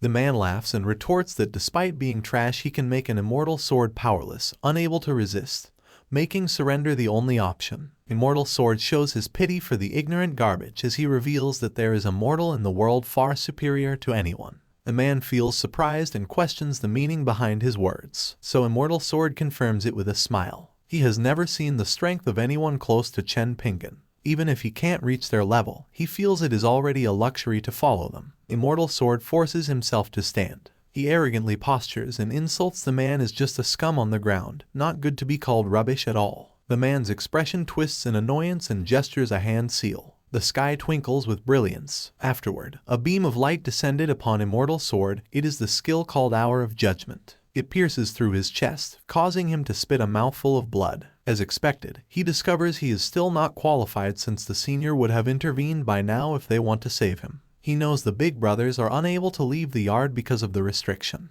It appears to him that his end is about to come. Meanwhile, the peach tree emphasizes they can't go out with the master's orders, but that is something he knows already. Leaving the yard without permission won't just turn them into immortal but will also completely destroy them. So the chicken convinces Kitchen Knife not to be reckless. However, despite knowing the consequences, it is he who sent Immortal Sword. So even if he dies, Kitchen Knife resolves to save him. A moment later, a twinkle of red light can be seen in the sky above the ruined place. The red light zooms into the ground, causing debris to fly away. The man is shocked to see someone with such a strong aura. Within the center of the cloud of smoke, Kitchen Knife appears. When he gets angry, even the gods and Buddhas have to kneel down, but now a little worm from the immortal realm dares to incur his wrath. Slumped on the ground, Immortal Sword worriedly called out to his big brother. Kitchen Knife questions how can a rubbish formation trap him. Without waiting for a reply, he flicks the formation. Afterward, a shockwave spreads all over the place as the formation shatters smoothly. The man frightfully proclaims he is the elder of the Blood Moon sect in the immortal realm and questions Kitchen Knife for intervening in his business. Kitchen Knife's finger erupts with a powerful wisp of energy. A word beam flashes as he questions the man if he is even worthy. Within a blink of an eye, the man's head bursts into nothing. Immortal Sword is worried because his big brother came out, but Kitchen Knife shuts him up, telling him to come back. The words stun Immortal Sword in place. After a moment, a warm current flows into his heart and he smiles gratefully. Back in Chen Pingan's courtyard, everyone waits in front of the door. Anxiety is painted all over their faces. Meanwhile, Kitchen Knife can be seen kneeling inside the house. There is an apparition of a lady before his eyes. "You broke the taboo," she utters with her back against him. At the same time, in the immortal Blood Moon sect, an attendant addresses a man as the sovereign as he reports Yu Hu's life card explosion. The man is astonished upon hearing the news. He wonders who can kill a person from the immortal realm, and after thinking it is about the one who could break a light beam from the immortal emperor, he believes it should be someone comparable. He suddenly smiles. It seems that he will soon be able to share the world with the immortal emperor. Meanwhile, Chen Pingan returns to his courtyard with little Su Ling as he asks her if she has fun buying a bag full of new clothes. Su Ling is delighted and answers it is a great day. Waiting at the gate, Long Aoshin greets them. Chen Pingan is surprised to see him and asks why he was waiting outside, so Long Aoshin replies it is difficult to go in. He then brings out the topic of the thing that could lower the temperature as he presents the mysterious sky ice crystal Chen Pingan desires. He is instantly delighted and suggests Long Aoshin should come and sit inside when he comes again. Entering the courtyard, Chen Pingan further insists on Long Aoshin's stay since yesterday he is in a hurry. Outside Chen Pingan's courtyard, a brilliant golden light suddenly descended. The source of the light was none other than the immortal emperor himself. Puzzled, he questioned why he was unable to sense the cultivation base of the immortal realm that he had just detected moments ago. With this thought in mind, he cautiously pushed open the door to the courtyard, wondering if the answer lay within. What he saw inside left him completely astonished. Meanwhile, Long Aoshin is enjoying the benefits of his meals, which are specifically designed to improve his cultivation. Notably, even the tea he is served has the potential to enhance his spiritual roots. After drinking it, Long Aoshin is surprised to find that his bottleneck has disappeared, and he realizes that he has been given a tremendous opportunity. He wonders if Chen Pingan is expressing his gratitude for the crystal by providing him with these special meals. Looking at the crystal, which is being used as a freezer for watermelons, Long Aoshin remarks on the peculiarity of Chen Pingan's methods. However, Chen Pingan did not expect the crystal to be so effective, and he has been wanting a refrigerator for quite some time now because he finds iced watermelon to be particularly delicious. Chen Pingan places the watermelon on the table and encourages Long Aoshin to eat it without hesitation. However, Long Aoshin begins to have second thoughts when he notices that little Su Ling is glaring at him with undisguised hatred. In response, Chen Pingan hits Su Ling on the head and reprimands her for being rude to their guest. He also warns her against eating too much iced watermelon as it can cause diarrhea. Su Ling sadly holds her head and agrees to abide by Chen Pingan's instructions. As Long Aoshin reached for the watermelon, he declared he would help himself. Afterward, he held the watermelon close to him and stammered a thank you. Given that he believed the tea and meals were magical, he assumed the watermelon must be too. Taking a bite of the watermelon, an explosion occurred within his danshan, which is a sign of a breakthrough to the Earth immortal realm. Surprised by this sudden change, he wondered how an ordinary watermelon could have such an effect. It crossed his mind that it might have been the powerful kitchen knife, and when the watermelon was cut, it was infected with the key of the kitchen knife. At this moment, the kitchen knife felt very slimy and uncomfortable, wondering when he could take a wash. After finishing the watermelon, Long Aoshin thanked Chen Pingan for the opportunity and the unpayable great grace. He promised to do his best in the future as his breakthrough would produce a huge burst of energy. Furthermore, he couldn't afford to provoke Chen Pingan by destroying the house. So, he stood up, said he had important matters to attend to, and ran away, making Chen Pingan ask why he was anxious again. As Long Aoshin opened the door, he saw a man kneeling on the ground in front of him and wondered who he was. The immortal emperor noticed that Long Aoshin was unaffected by the pressure of the yard and tried to call out. However, Long Aoshin didn't wait any longer, passed, and asked for forgiveness, stating he was not free. While Long Aoshin's back was departing, the immortal emperor looked at him and realized he was about to break through into the Earth immortal realm. However, he didn't seem to be the master of the place. Chen Pingan called out to Long Aoshin and asked him not to run far, as there was a toilet in his home. When the immortal emperor heard Chen Pingan's voice, he was instantly shocked. He looked at Chen Pingan, who resembled the body of the Tao. At this moment, the immortal emperor realized why the yard was full of terrifying existence. As it turned out, he had accidentally broken into the treasured land of an expert. However, he wondered why such an expert would be in the mortal world. Surprised, Chen Pingan asked the immortal emperor why he had stumbled into the yard, wondering if it was because the threshold of the home was too high. In disbelief, the immortal emperor saw the Taoist rhythms of the immortal emperor on Chen Pingan. He wondered if he was in a game of chess involving hundreds of millions of lives, where people were the chess pieces and the world was the chessboard. It seemed that two seniors were simply playing, and he was just a pawn to them. Chen Pingan wore a worried look as he asked about the immortal emperor's condition and inquired about any possible injuries. He also expressed his intention to change the threshold later. Since the immortal emperor was wearing luxurious clothing, Chen Pingan believed he was a powerful person and did not want to provoke him. The immortal emperor introduced himself as Xia Sui and kowtowed, which shocked Chen Pingan since he was also a cultivator. When Chen Pingan heard the name Sui, he found it familiar and asked if the immortal emperor was looking for Su Ling. The immortal emperor, in turn, asked if Su Ling was inside. Although hesitant at first, Chen Pingan eventually thought that he should give in since he assumed that the father had come to the door and he did not want to be perceived as a kidnapper. Firstly, he helped the immortal emperor to get up. Subsequently, they entered the house. Afterward, Chen Pingan pointed at Xia Sui and asked Su Ling to check if he was her father. However, Su Ling claimed she had never seen him and had no memory of him. Consequently, Xia Sui was full of questions and asked if Su Ling was really his daughter. In response, Su Ling replied she did not know him. Chen Pingan stared at Xia Sui and asked what the matter with him was. Eventually, Chen Pingan asked if he was really his father, but Xia Sui stammered and felt conflicted. When asked about Su Ling, Xia Sui explained that she had been cursed by a ruthless immortal venerable. As a result, he had no choice but to trap her in the secret realm for thousands of years. Xia Sui then wondered if the seniors counted the fate of each chess piece, but he knew he was just an insignificant ant and Su Ling was merely a pawn to them. Feeling frustrated, Xia Sui clenched his fist and declared that he would not hide the fact that he had been separated from Su Ling for a while. Believing that Su Ling should be more mature, Xia Sui couldn't help but have doubts about her appearance. Chen Pingan noticed this and questioned why Xia Sui didn't even remember his own daughter. This made Chen Pingan start to doubt Xia Sui's identity as Su Ling's father, and he asked where her birthmark was. When Xia Sui answered that Su Ling had a snowflake-like birthmark on the back of her neck, it turned out to be correct. This revelation shocked Chen Pingan, who then realized that Xia Sui was actually Su Ling's father. After tapping her head, Chen Pingan asked Su Ling whether she wanted to stay or go with Xia Sui since she didn't have any memory of her father. Su Ling chose to stay, and Chen Pingan suggested that perhaps her memory of Xia Sui was missing after they separated.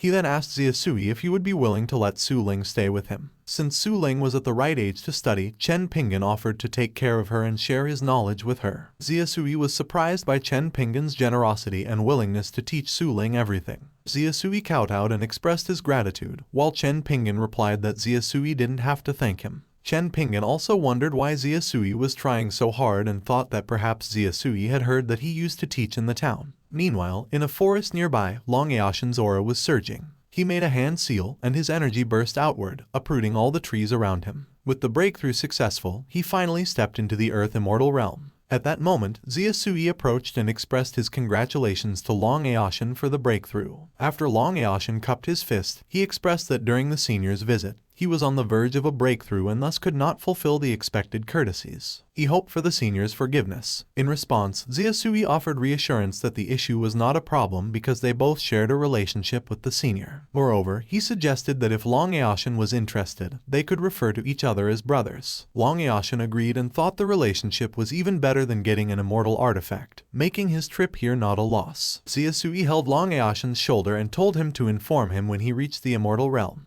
Long Eashen got the guidance of the senior, and Xia Sui was sure that he would break through the infant immortal realm very soon. Xia Sui gave Long Eashen a token as their meeting proof so he could go to any big city or clan when he shows it, or he could directly come to the Immortal Empire to meet him. Long Eashen introduced himself and asked Xia Sui's name. Xia Sui introduced himself and added that everyone in the Immortal Realm calls him the Immortal Emperor. Long Eashen commented that Xia Sui's name was good and even repeated his compliment twice. However, he suddenly snapped when he realized Xia Sui was the Immortal Emperor. Later, Xia Sui returned to the Immortal Realm and was still in disbelief as he could now see his daughter with Chen Pingan's help. Even though he was only allowed to visit once a month, he praised Chen Pingan for being a good person. Right then, Xiao Zhao, the sovereign of the Blood Moon sect, appeared. Upon his arrival, he kowtowed as a greeting, prompting Xia Sui to ask what had happened, as he couldn't believe that Xiao Zhao had actually come. In response, Xiao Zhao replied that he wondered if the immortal emperor had found Fairy Su Ling. Nevertheless, Xia Sui walked away, leaving Xiao Zhao behind. He answered that he had not found her yet, causing Xiao Zhao to exclaim in surprise. Despite his shock, he offered to send help and declared that she must be found. However, Xia Sui sent him flying and sternly told him to get out. After Xiao Zhao crashed into a pillar, producing cracks all over it, Xia Sui reminded him that from today onwards, if he dared to come to his residence again, he would be killed on sight. In addition, Xia Sui emphasized that it didn't matter if Xiao Zhao was looking for immortal weapons or whatever, but if he found someone from his clan dared to go down to the mortal world, he would destroy his whole clan. When Xia Sui was kneeling in Chen Pingan's yard, he felt the breath of the golden plume immortal artifact. Fortunately, the senior did not blame him for it. Nevertheless, Xiao Zhao should be dreaming if he thought he could share the world with Xia Sui. Meanwhile, in the mortal world, specifically in the central city of Light's Shushan Immortal Academy, there was a commotion as a Confucian sage talent arrived. As everyone scrambled to get into position, a man entered the room and ordered them to keep quiet. Despite the presence of the Confucian sage talent,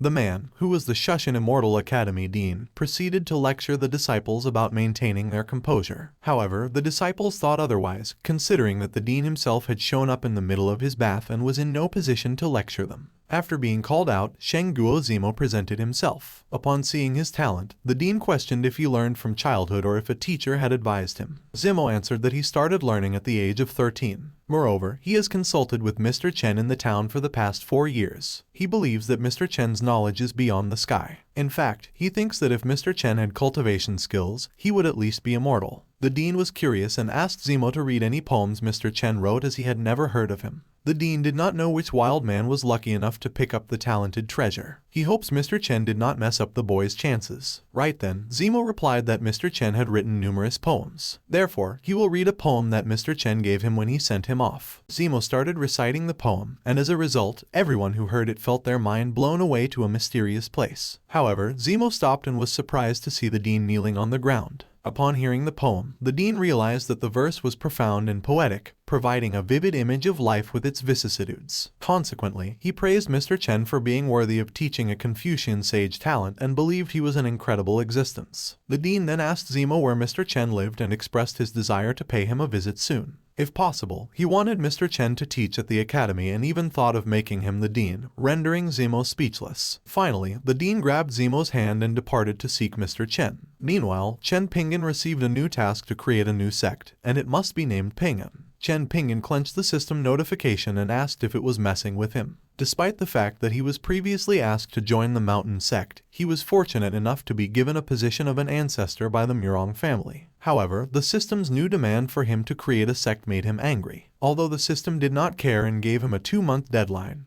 he felt as if the system was obviously playing him to death. Realizing the gravity of the situation, he decided to ask the Murong family for a favor. However, before he could do anything, he heard someone calling him outside the courtyard. Curious, he opened the gate and was surprised to see Zimo, who had returned from the city earlier than expected. Zimo greeted Chen Pingan and introduced the dean, who was there to meet him. Chen Pingan was shocked when he realized that the dean was one of the top figures of the continent. The dean introduced himself as Gen of the younger generation, which left Chen Pingan astounded. As he looked at the dean, Chen Pingan noticed that the dean was another person sweating. He felt that the dean should not kneel if it hurt. He realized that he was not related to the Murong family, yet all the top figures knelt down to him and called him senior. Chen Pingan wondered when he had become invincible. Deciding to inquire about something from Dean Chen Pingan's aura looked menacing as he asked if he appeared to be very strong. The dean suddenly kneeled, begging for forgiveness. Chen Pingan was shocked, but he just urged the dean to tell the truth. The dean wondered if Chen Pingan was angry because his seclusion was disturbed. Additionally, he contemplated whether Chen Pingan had descended to teach a talented disciple and enjoy mortal life in seclusion. Moreover, the dean believed Chen Pingan calculated his intention to make him dean, which disturbed his seclusion. Nevertheless, since he is allowed to tell the truth, the dean answers Chen Pingan had no power at all, adding he could not sense even the slightest bit of cultivation from him. The dean informed Chen Pingan that he was perfectly mortal. Consequently, Chen Pingan felt hurt upon hearing others rub it in. However, the dean advised Chen Pingan not to be polite and to just go by the name Zhen Tang or Little Zhen.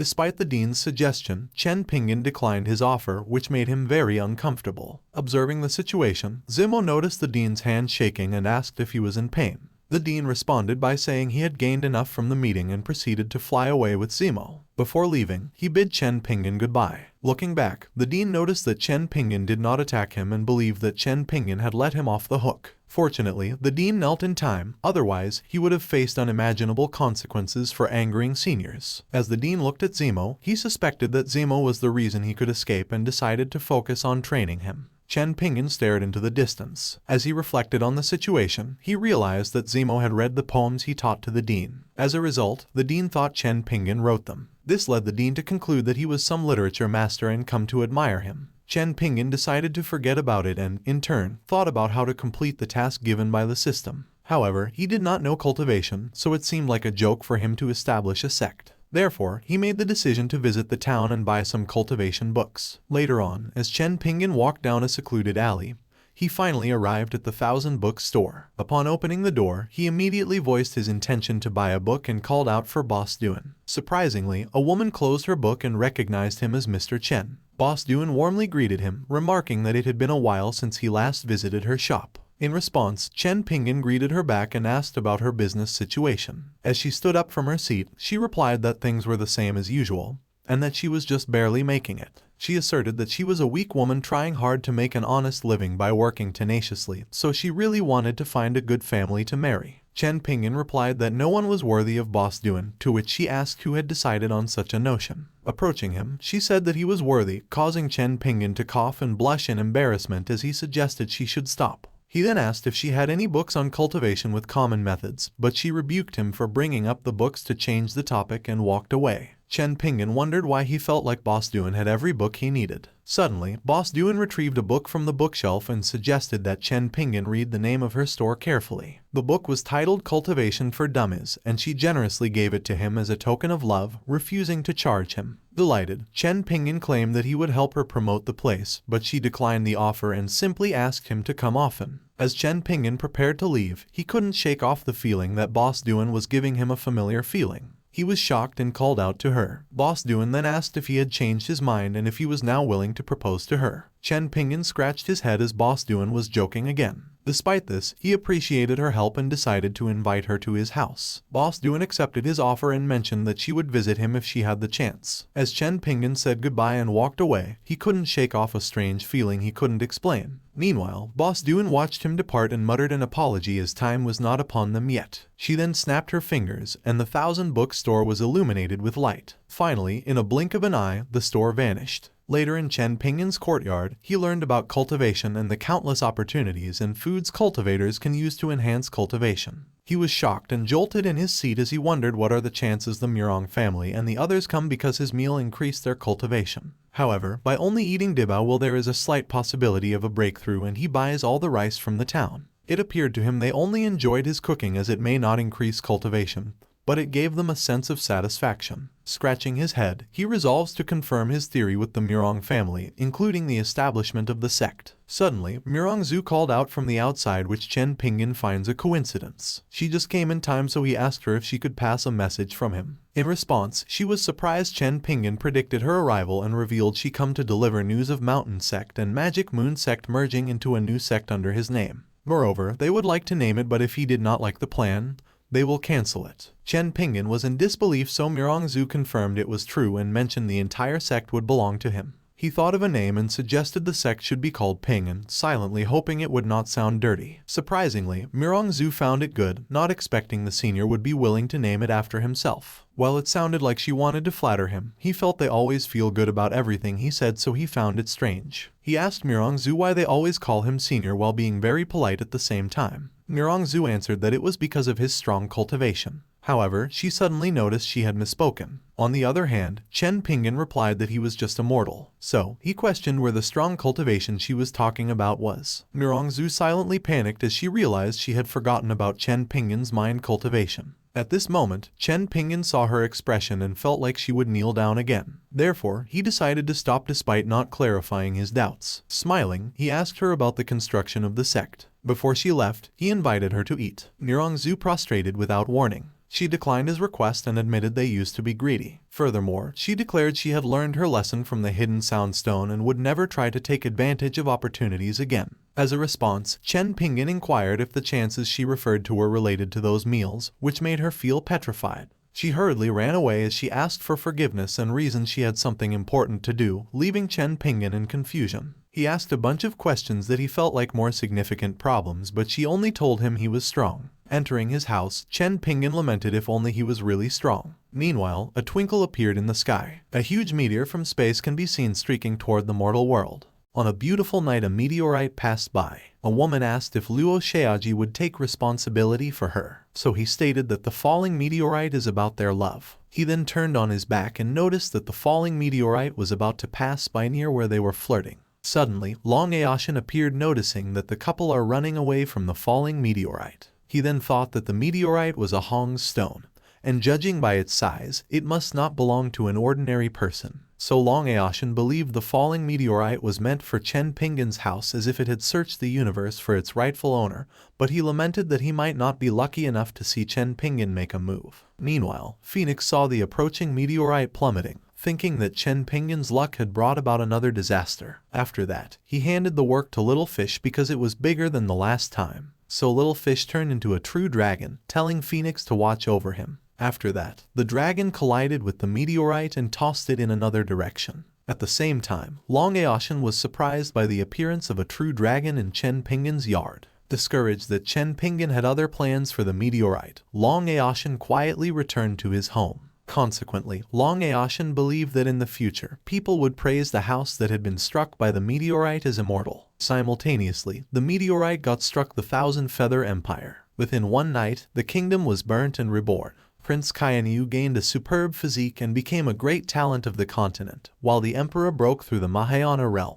Within a month, the imperial kingdom of Thousand Feathers has been renamed Thousand Feathers Empire, and became the center of all power. A month and a half later, Chen Pingan and Grandpa Murong were discussing current events. Grandpa Murong originally believed that they wouldn't be bothered by the empire, but recently, the princes brought up many people and ordered them to uncover the treasure. Chen Pingan was surprised to hear that the sect's construction had stopped, as both the Mountain Sect and the Illusory Moon Sect couldn't resist the empire. With a concerned look on his face, Grandpa Murong informed him that although the foundation had been laid, work would not continue for some time. Chen Pingan was startled and wondered why the hooligans had to show up now when there was only a month left until the system deadline. Chen Pingan then considered approaching Shushan Immortal Academy for assistance in resolving their conflict with the Empire. So Grandpa Murong was astounded by Chen Pingan's decision to allow the Shushan Immortal Academy to intervene on their behalf. But when Chen Pingan realized he didn't have their dean's contact information,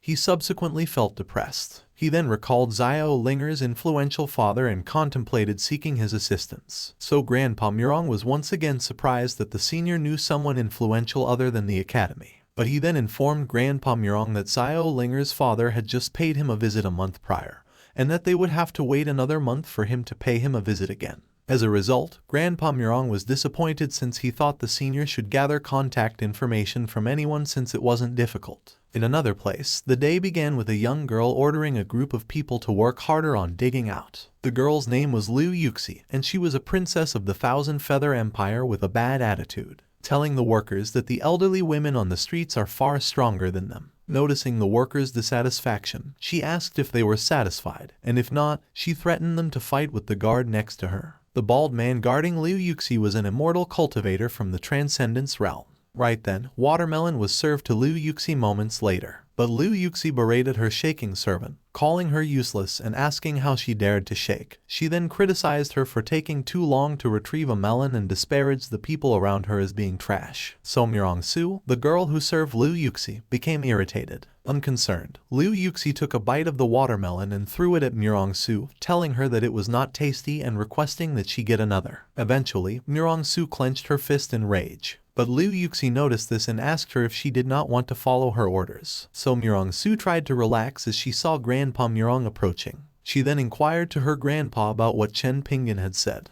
Grandpa Murong then told Murong Su that it is inconvenient for Chen Pingan to take action himself, and that he is certain that other arrangements will be made. So Murong Su got depressed by what her grandpa said. Suddenly, the earth quaked. Murong Su and Grandpa Murong looked quickly at the dug ground area. The ground shook so violently that the workers rushed to evacuate the dugout area.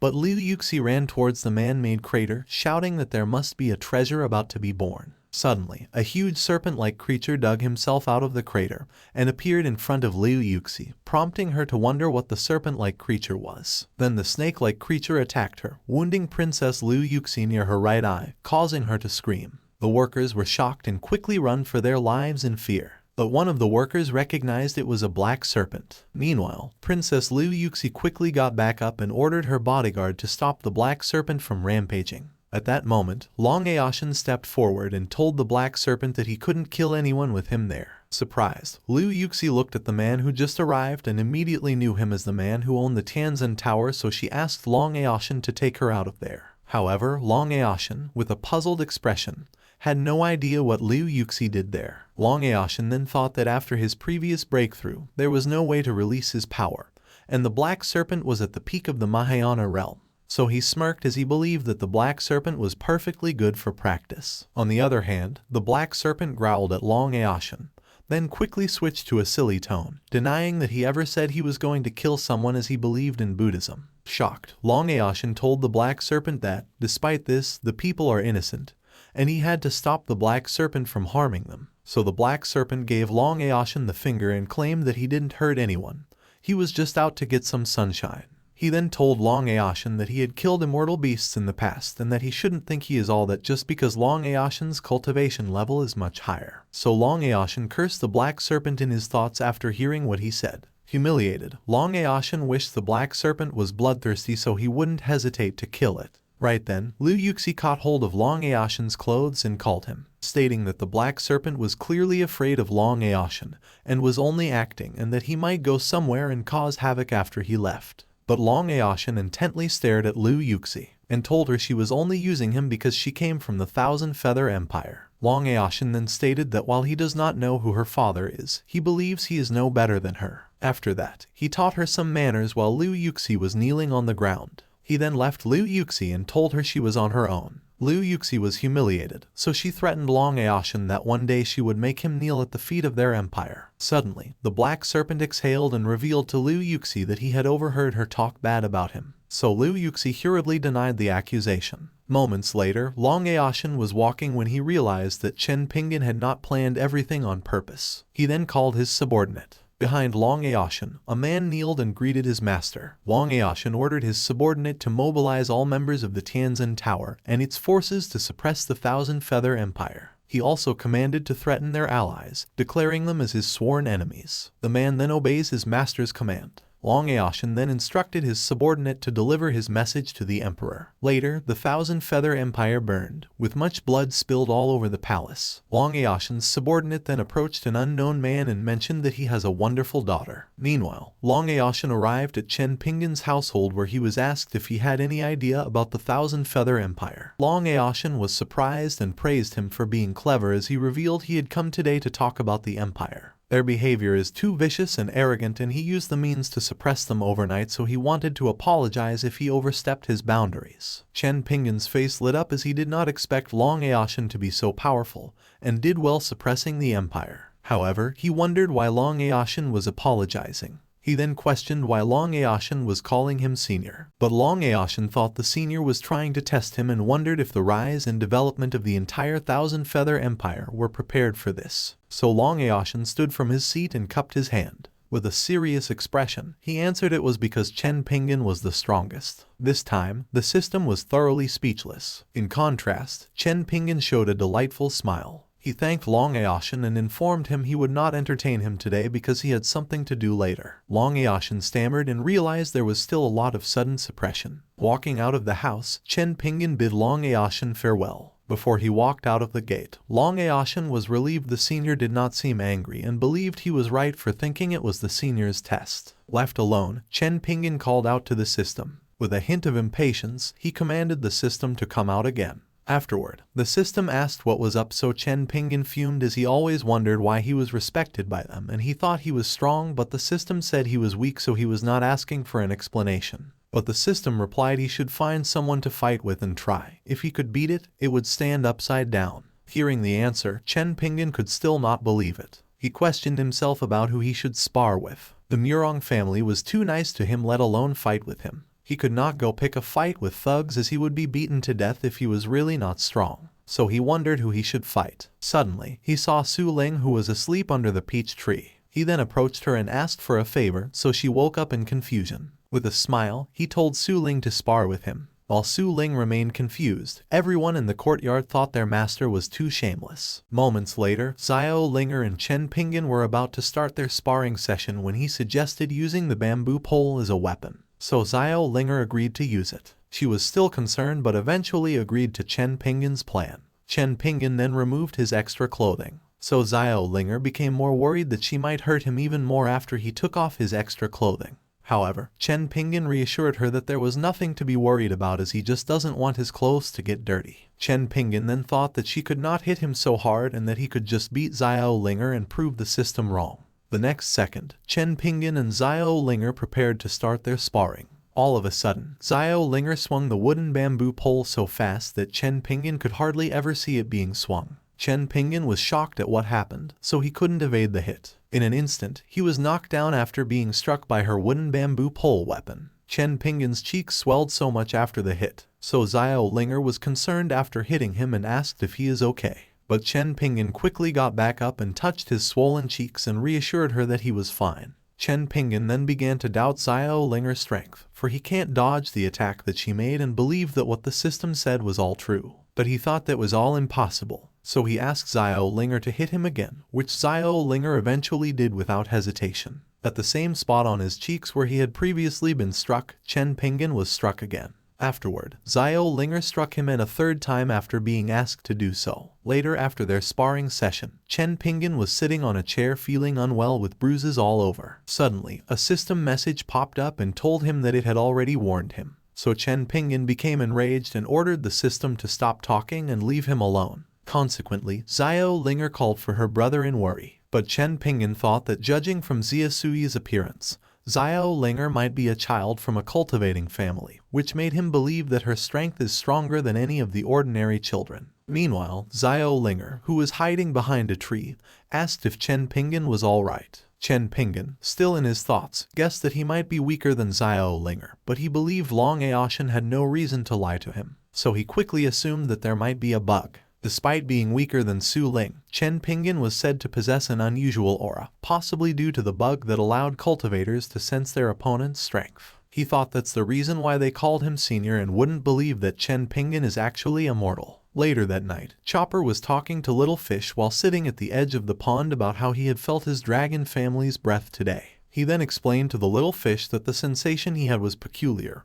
and that despite having a lot of dragon essence inside of him, he hadn't fully utilized it. Little Fish responded that the dragon he sensed might have consumed a dead dragon and that the people in the immortal world were responsible for his injuries, so it accidentally fell into the mortal world and hid. The dragon can absorb dragon essence on his own, but if the dragon is present with Little Fish, he can fully absorb the dragon essence and turn into a true dragon. Suddenly, Phoenix suggested that they claim the Black Serpent and turn him into their errand boy in the future. So Chopper and Little Fish agreed on the idea Phoenix posed. Then Bronze Sword appeared through the door and agreed as well. So the little fish gave him an orb, ordering him to go and make the Black Serpent absorb it and let it change shape before bringing it back. The Bronze Sword immediately complied the order and leave. On that night, in a lush forest, a golden light is rapidly approaching the dug earth where the Black Serpent is located. Bronze Sword appeared in front of the crater and informed the Black Serpent that hiding was futile, and that he did not come to kill him. So the Black Serpent resurfaced, calling the Bronze Sword boss. Looking concerned, the Black Serpent asked if the Bronze Sword had any business with him at this time of night. The Bronze Sword smiled as the Black Serpent addressed him in an honorific manner, which he had never heard before. But Black Serpent was confused if he had said something awful about the Bronze Sword. So the Bronze Sword proceeded to converse with the Black Serpent, asking him what he had just called him. Confused, the Black Serpent called Bronze Sword boss again. Annoyed that the Bronze Sword was all smile, the Black Serpent urged him to be serious. As the Bronze Sword completely recovered his composure, he returned to the reason why he was there in the middle of the night, revealing a couple of big shots wanted the Black Serpent to become their errand boy. The bronze sword then told Black Serpent that he was thoughtful and gave him two options. The first option was for him to simply agree, and the second option was for the bronze sword to beat him senselessly and force him to agree with him. While smiling, the bronze sword instructed the Black Serpent to select only one option. The Black Serpent is looking down and murmured to himself in dismay that the bronze sword gave such a choice. The bronze sword asked the Black Serpent if he was not satisfied with the choices, simultaneously flicking his finger, and something exploded above the Black Serpent's head. So he hurriedly agreed to serve as their errand boy. As the monster Black Serpent agreed to be their errand boy, the bronze sword let out the orb the little fish had given him and told the Black Serpent absorb and eat it. The Black Serpent followed the order and opened his jaws to catch the orb with its mouth. As the Black Serpent ate the orb, his eyes widened, feeling an incredible surge of pure dragon energy. In a split second, the Black Serpent felt it inside his body, and after absorbing a tiny amount of dragon essence, his body felt strange. In a short time, the Black Serpent discovers that the orb contains a secret art of transformation. Finding about the secret art of transformation, he then tried shapeshifting. After that, the Black Serpent burst into smoke and transformed into a large black dog. The once monster Black Serpent is now behaving like an obedient dog, wagging his tail and moving his ear. While salivating, it barked softly. Worried, the once monster Black Serpent wondered why he turned into a dog. Meanwhile, the bronze sword laughed so hard that the Black Serpent became a dog. He then told it that he was not laughing at him and reasoned he just thought of something funny. But Black Serpent was humiliated by the idea of becoming a dog. Consequently, the bronze sword continues making fun of the Black Serpent's new appearance. So the Black Serpent realized the bronze sword was obviously laughing at him and that he was not stopping anytime soon. Right then, the bronze sword told the Black Serpent to follow him and will show him who's the real boss. Later that night, the bronze sword and the Black Serpent arrived at Chen Pingan's home. The bronze sword smiled as he told everyone that they had returned home, proud that he had done a good job taming the Black Serpent. Upon encountering Chopper, Phoenix, and Little Fish, the Black Serpent's eyes widened in surprise. He had expected to find only one tough guy, so he was taken aback by the realization that the entire yard was filled with strong individuals. At that moment, he felt a sense of dread wash over him, as though he had stumbled into a place he was not prepared to handle. Scared, Black Serpent greeted them timidly. After seeing this, Chopper told the bronze sword that the trash has been trained well. The bronze sword replied that it was all thanks to his big brothers that taught him so well. Chopper ordered the dog to stand up and behave like a dog in the yard, especially in front of their master, and that if he began to suspect anything, the Black Serpent would perish. As he trembled in fear, the Black Serpent obeyed Chopper's command. He then thought of what was going on with his body, and just looking at Little Fish made the dragon essence in his body rise up. So the Little Fish comforted the Black Serpent, assuring him that he would get used to it with time,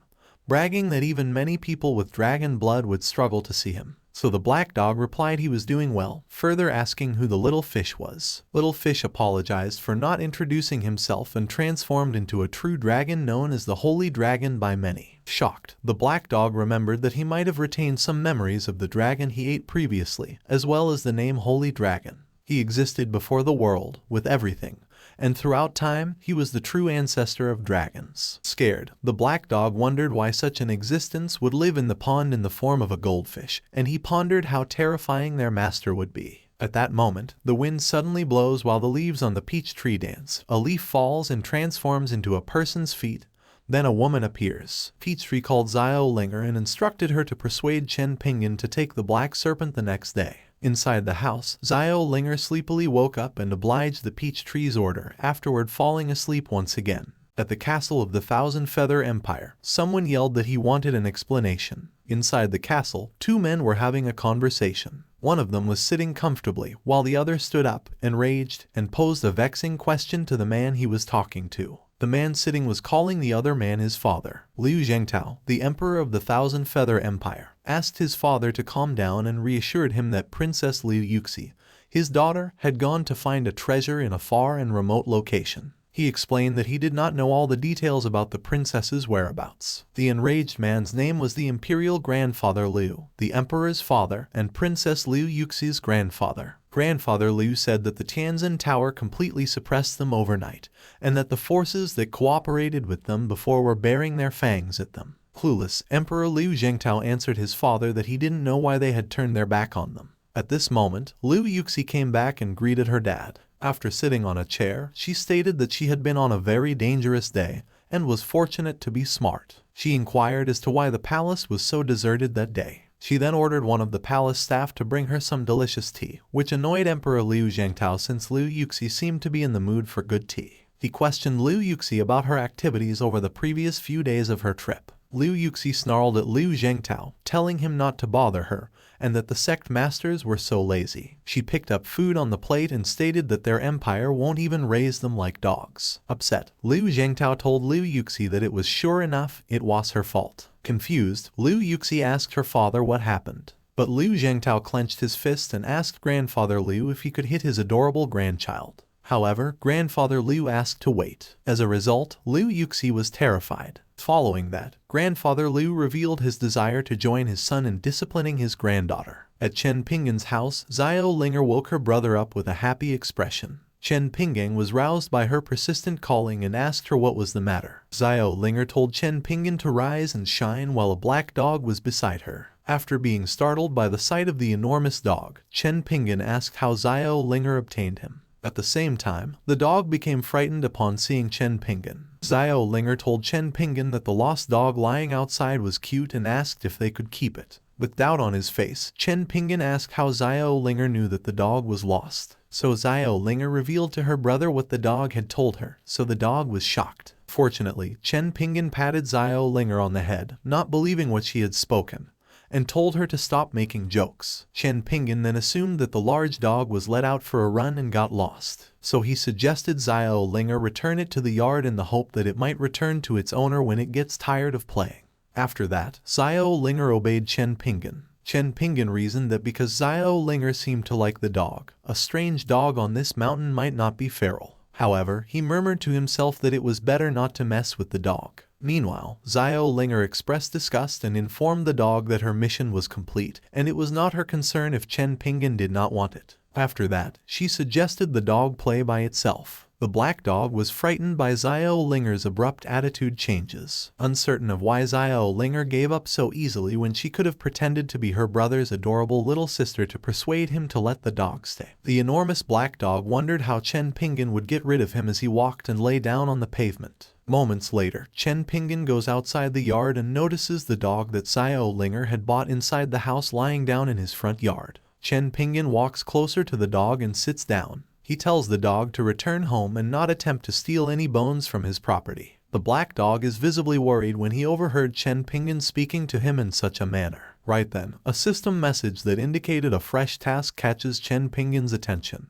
Puzzled and believing that a new task had arisen after completing the previous one not long ago, because this had never occurred in the previous 5 years. Chen Pingan is given a task by the system to recruit 10,000 followers for his newly founded sect in 10 days. However, when the system assigns him a duty that is extremely difficult and nearly impossible, Chen Pingan becomes hysterical. There is a second notification displayed by the system because the task does not carry a life-staking penalty. Annoyed, Chen Pingan just wants to disregard the mission because there is no consequence. Afterward, the system displays a further notification stating that if he doesn't complete the mission, his manhood will be diminished. In a fit of rage, Chen Pingan grabs a part of the system and slams it to the ground. Right then, a person comes knocking on the huge door. Chen Pingan recognizes the person who came to visit him and grants him access to the residence. Grandpa Murong steps inside Chen Pingan's home, and they talk as they walk towards the house. Chen Pingan tells Grandpa Murong that he is acting all cheerful now that it seems the matter with the Thousand Feather Empire has been resolved. Grandpa Murong responds that due to Long Aoshan taking action against the Empire, the construction of the sect has been completed and can now start accepting apprentices. Chen Pingan compliments Long Aoshan, but he thinks that it appears that the bug with his system is too strong.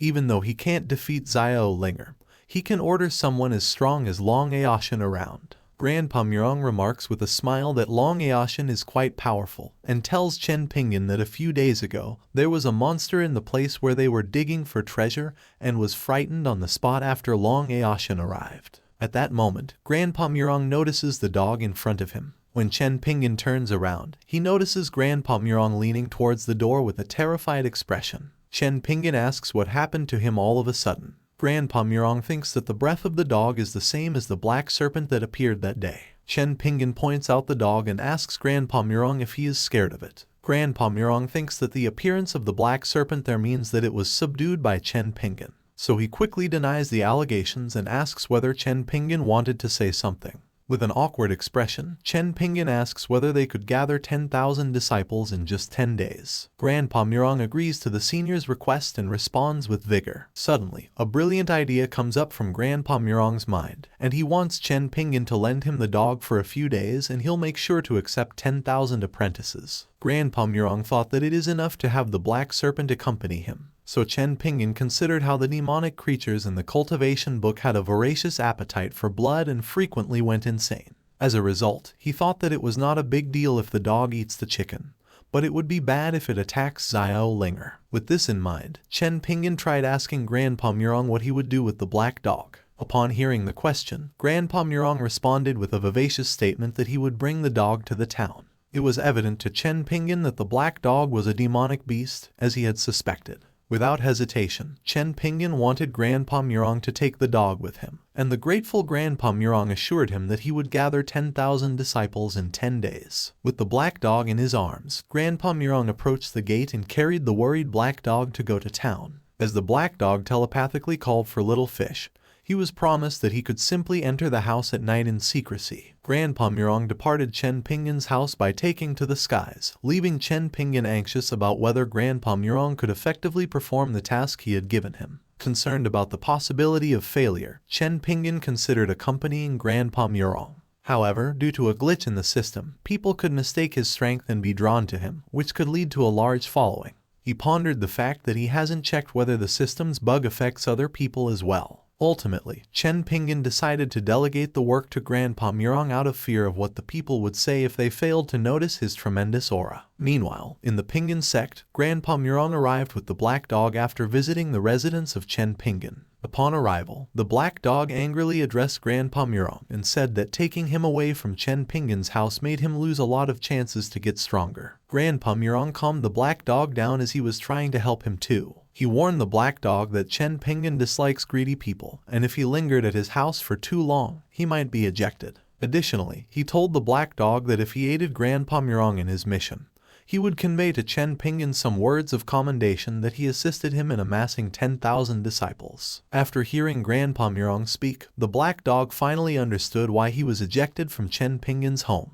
He bowed down in front of Grandpa Murong, thanking him for helping him. A sect protective formation emerged from the body of the black dog, promising to contribute a little more. After that, the black dog's spiritual energy filled the sect's protection formation, enabling it to repel an assault from the peak of the Mahayana realm despite being under attack. As a gesture of gratitude, the black dog offered the sect some weapons and gold because he couldn't use them himself. Grandpa Murong expressed gratitude to the black dog for the weapons and gold pieces and requested a favor to assist him in gathering disciples. Black Serpent transformed into his original form to help Grandpa Murong on his task, and Grandpa Murong mentioned that he hadn't seen the Black Serpent for a few days, noticing that he seemed to have gotten bigger. Together, Grandpa Murong and the Black Serpent traveled to the town. Meanwhile, Long Aoshin observed the Mahayana realm formation of the mountain sect's guardian dragon. However, he concluded that Chen Pingan's decision to provide them with this potent defense must be incorrect. Shocked by this realization, Long Aoshin began to doubt his belief that the senior's choice was always the right one. He assumed that these occurrences were tests that the senior made on a divine scale for the three parties. The Thousand Feather Empire was the first to fall because of its arrogance, despite being given a second chance. They refused to change their ways. Long Aoshin was startled to learn that he had passed the senior's test as a result of what he did while he pondered about the second test. After that, Long Aoshin observed and guessed that the mountain sect would be the third test, and they obviously passed it, so they were given a big opportunity. As he discovered how precisely Chen Pingan had arranged everything, his admiration for him grew. Therefore, he made a call to a subordinate, ordering him to get him a grand gift, which the subordinates agreed to do. However, Long Aoshin's subordinate questioned what kind of gift to purchase because he was unsure of his master's demands. So Long Aoshin asked him to obtain a present fit for an existence who resides at the very top of the mainland. Meanwhile, in Chen Pingan's household, the system popped up with a new message stating that the task was complete as Grandpa Murong and the Black Serpent had successfully executed their task. The system message surprised Chen Pingan because it had just been sent before dusk. Chen Pingan reminded himself that he needed to entertain the Murong family more effectively the next time since he was proud of what Grandpa Murong did.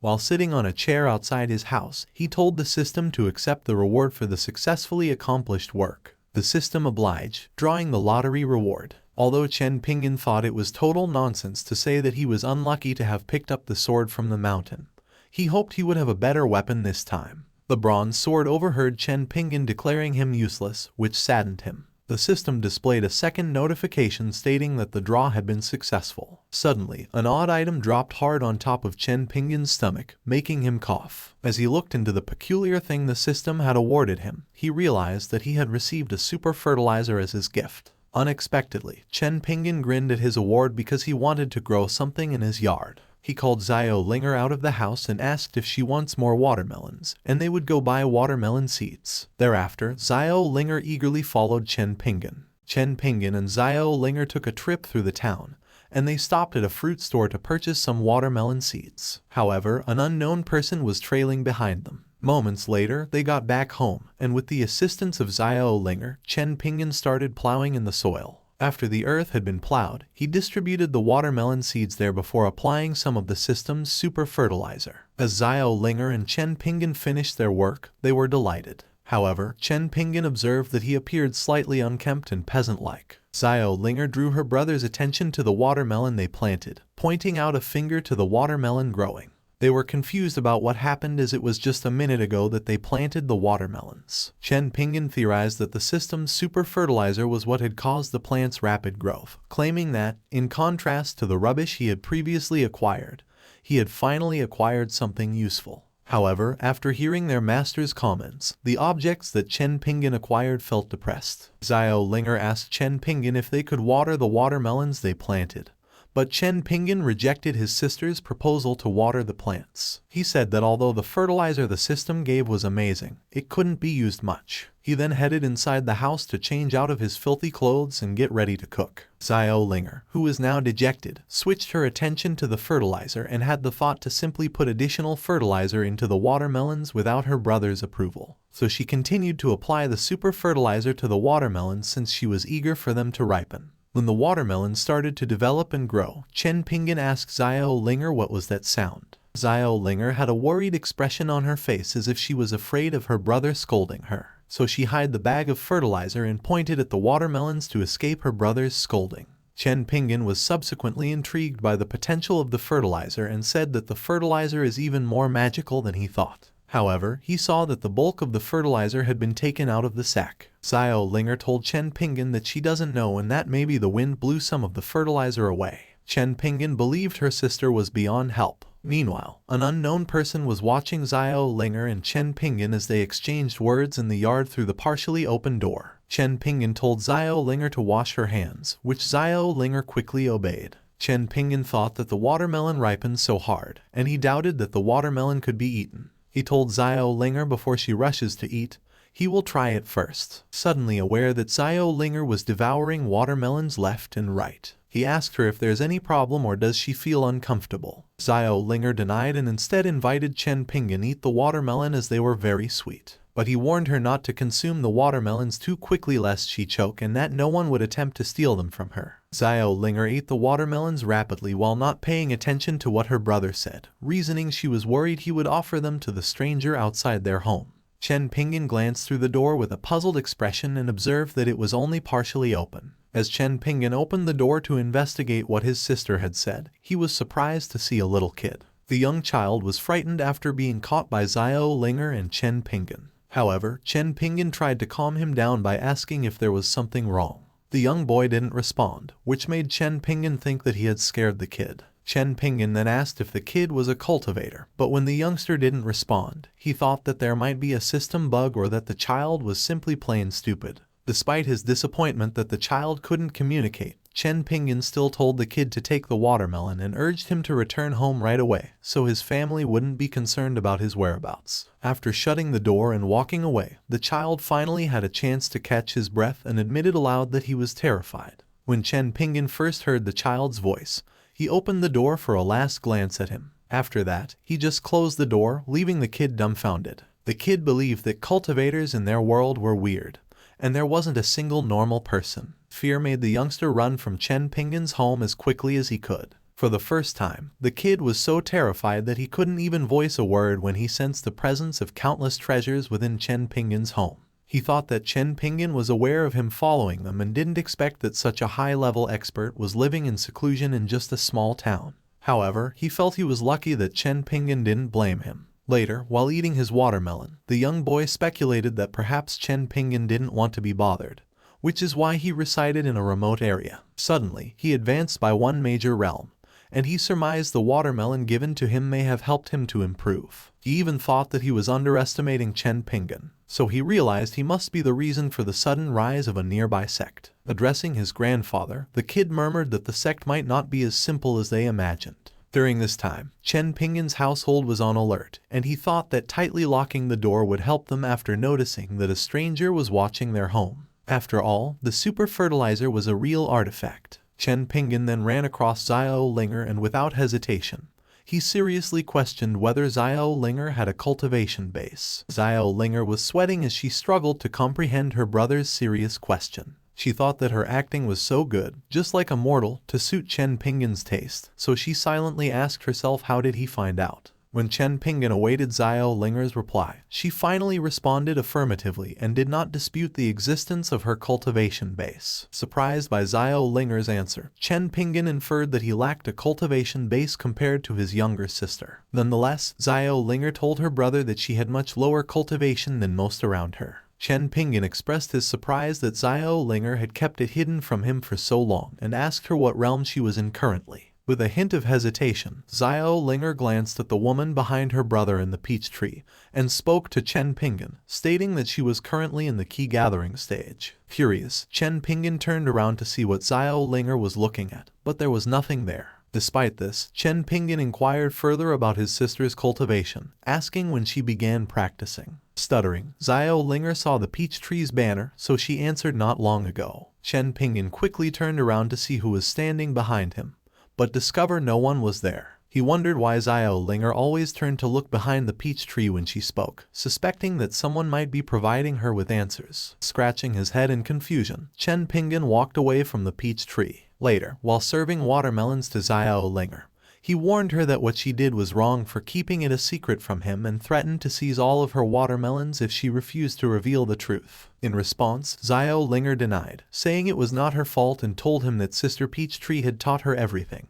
Chen Pingan was bewildered by her response and didn't understand which sister she was referring to. Chen Pingan reasoned that everything on the planet that had lived for a long period could spiritually advance and become immortals, following the cultivation book. As a result, he approached the peach tree, confident that nothing strange had transpired since the system had delivered the sapling there 5 years prior. However, he thought that the seeds sent by the system might possibly differ. Meanwhile, Peach Tree was upset that Xiao Linger had disclosed her to Chen Pingan in exchange for a watermelon. Suddenly, a system prompt appeared in front of Peach Tree and instructed her to find a solution to avoid being exposed or else consequences would be dire. Peachtree accepted the task and cast a spell towards Xiao Linger, which could control a person's mind. As a result, Xiao Linger called out to Chen Pingan, telling him she was feeling dizzy. She revealed the peach tree, together with the white clouds talked to her while the watermelons were waving. Chen Pingan inquired about Xiao Linger's well-being out of concern, but as he touched her forehead, he realized she was hot. As Chen Pingan looked at the watermelon he grew in his yard, he thought that the fertilizer's side effects might have caused it. With a frowning face, he carried his little sister, who had a fever, and tried to assure her that it was just a normal fever. Furthermore, Chen Pingan encouraged her to remain strong. Meanwhile, Long Aoshin was meditating in a dense forest. The next second, he sensed something unusual and stopped meditating, following which a massive explosion descended upon him. Suddenly, a man appeared in front of him and informed him of his cunning ways. Alarmed by the sudden presence of an unknown person, Long Aoshin wondered why the person would dare to attack him without warning. Bai Gufeng, the elderly man who abruptly set off the explosion, revealed he had heard Long Aoshin's advance to the Earth Immortal realm, so he had come to greet him. After that, he questioned if he was not allowed to do such. Outraged, Long Aoshin rebuked him about the logic of greeting someone with an explosion. But Bai Gufeng silently thought the explosion to be extremely powerful, yet Long Aoshin easily avoided it without breaking a sweat. Bai Gufeng thought that Chen Pingan helped Long Aoshan break through the Earth's immortal realm. Meanwhile, Long Aoshan mockingly told Bai Gufeng that he was too lazy to argue with him. He consistently made fun of Bai Gufeng, pointing out that the last time they saw each other, he was still in the peak of the Mahayana realm, and now that they met again, he was still in the same realm. Annoyed by Long Aoshan's constant mockery, Bai Gufeng told him to stop talking if he had no knowledge of the Mahayana realm. Long Aoshan, in turn, boasted to Bai Gufeng that he was much more attractive than him. Enraged by Long Aoshan's words, Bai Gufeng could only curse back in frustration. Xiao Linger was sick and lying in bed, and Chen Pingan was standing next to her with a worried look. He murmured, "How come she has a fever all of a sudden?" He told himself that the watermelon had no problem at all, as he had tried it. He believed that the reason why Xiao Linger was sick was that she was a cultivator. Just then, someone knocked on Chen Pingan's door and asked for him. It was Grandpa Murong, and Chen Pingan welcomed him, telling him he didn't need to ask to enter every time. Grandpa Murong's eyes widened as he noticed the enormous watermelons. He was surprised that Chen Pingan's yard was empty a few days ago. Still in awe, Grandpa Murong noticed that the amount of spiritual energy was thousands of times stronger than the most advanced spiritual medicine he had ever seen. Flustered, Chen Pingan reasoned that Grandpa Murong might be interested in the watermelons. He proceeded to think that the book stated that if practitioners consume too much spiritual energy that cannot be refined, they will experience a fever phenomenon. Chen Pingan asked Grandpa Murong if the watermelons might be elixirs. He thought that the fertilizer was magical and that maybe it could grow an elixir or something, for he didn't have any idea about cultivation, and that kind of thing must be possible. Grandpa Murong responded that Chen Pingan must be joking and didn't believe that they were elixirs. Chen Pingan was relieved that they weren't elixirs, as it would have been difficult if they were. He reasoned that Xiao Linger must have had a cold stomach, which caused her fever. Grandpa Murong informed Chen Pingan that the sect was now open and welcoming disciples. He asked if Chen Pingan would like to visit. Chen Pingan said he couldn't attend because he had to take care of Xiao Linger, who was sick and resting at home. Grandpa Murong agreed but added that Chen Pingan had a unique excuse. He didn't believe Xiao Linger was sick because she was immortal. Chen Pingan told Grandpa Murong that he couldn't let Xiao Linger eat all the watermelons. He gave one to him and asked him to share it with everyone at the ceremony. Grandpa Murong accepted the watermelons, thinking that it was a great opportunity for them. He responded that if Chen Pingan wanted to give it to them, it would be done as he wished. Grandpa Murong stored the watermelon on his ring, thanked Chen Pingan, and told him that he would go back to the sect to do the opening.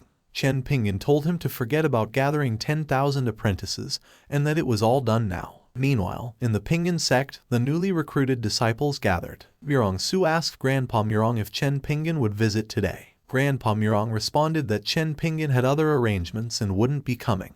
Just then, the princess greeted Grandpa Murong, and he asked Murong Su to accompany her. The celebration began, and the emperor of the ancient empire approached Grandpa Murong and asked if he was free to have a conversation. Grandpa Murong was confused and disturbed by another Taoist, a supreme emperor of the Xiaojin mountain, and asked if he was allowed to speak with him. Someone had been planning to capture Murong Su and use her as a corpse weapon. However, as she turned around, she noticed the stranger's smug expression, which left her feeling uneasy. The stranger seemed puzzled when the sect introduced Long Aoshan, the owner of Tianzhen Tower, Zhen Dantang, the president of Shushan Immortal Academy, and Bai Gufeng and his grandson. The three powerhouses announced that they had come to congratulate the new sect. This left the stranger shocked and confused. Annoyed, Long Aoshan commented on why Bai Gufeng had come to the ceremony, revealing that he had heard about Chen Pingan. Grandpa Murong then informed the crowd that the three seniors had come to visit, and apologized for not welcoming them in advance. Long Aoshan responded politely to Grandpa Murong, saying that they had already met before. Frowning, Grandpa Murong thanked Long Aoshan for saving his life last time. Long Aoshan replied that there was no need to be so polite, and that he didn't mind just calling him Brother Long from now on. Zhen Dantang then introduced himself and asked that they also call him Brother Zhen, apologizing for coming uninvited. Bai Gufeng was the last one to introduce himself but was interrupted by Long Aoshan, who called him a jerk. This infuriated Bai Gufeng, who cursed Long Aoshan. Grandpa Murong stated that the three of them must be there because of Chen Pingan and invited them inside the sect. Zhen Dantang asked Grandpa Murong to wait and presented him with a gift, a painting called Dragon and Phoenix, Chengsang stating that if they gazed at it for a long time, they would have an epiphany and improve their cultivation. In shock, Grandpa Murong questioned whether the gift Zhen Dentang presented could be the treasure of the town courtyard of Shushan Immortal Academy. Zhen Dentang agreed with a smile, responding that it was a suitable gift for a newly established sect. Bai Gufeng presented his gift, a high-quality spiritual meridian that was good for improving cultivation. Long Aoshin interrupted again, mocking Bai Gufeng for only presenting them with a high-grade spiritual vein. Long Aoshin then presented his gift, an absolute-grade spiritual vein, which he suggested Grandpa Murong throw Bai Gufeng's spiritual vein in the toilet for being unsuitable. Annoyed, Bai Gufeng hysterically asked if Long Aoshin was competing against him, but Long Aoshin mockingly responded that he was just better than him. Bai Gufeng then gave his second gift, a purple gold card with a 10% discount on everything they bought in his treasure haul. Zhen Dentang's eyes grew wide, thinking that 10% off was like giving away half of his treasure haul. However, Long Aoshin was humiliated and replied that it was still garbage. He stated that he and Tianzin Tower were always at Chen Pingan's disposal, and that Bai Gufeng dared to make Chen Pingan pay after buying something at his haul. Now angry at Long Aoshin, Bai Gufeng informed them that he would send his grandson to Chen Pingan's sect starting today. Long Aoshin angrily replied that he was shameless and had clearly planned to let his grandson join the sect. Bai Gufeng rebutted that if Long Aoshin had the ability, he could also send his grandson, and proceeded to call him a 100-year-old virgin. Zhen Dentang thought that it's hard if the two of them kept fighting.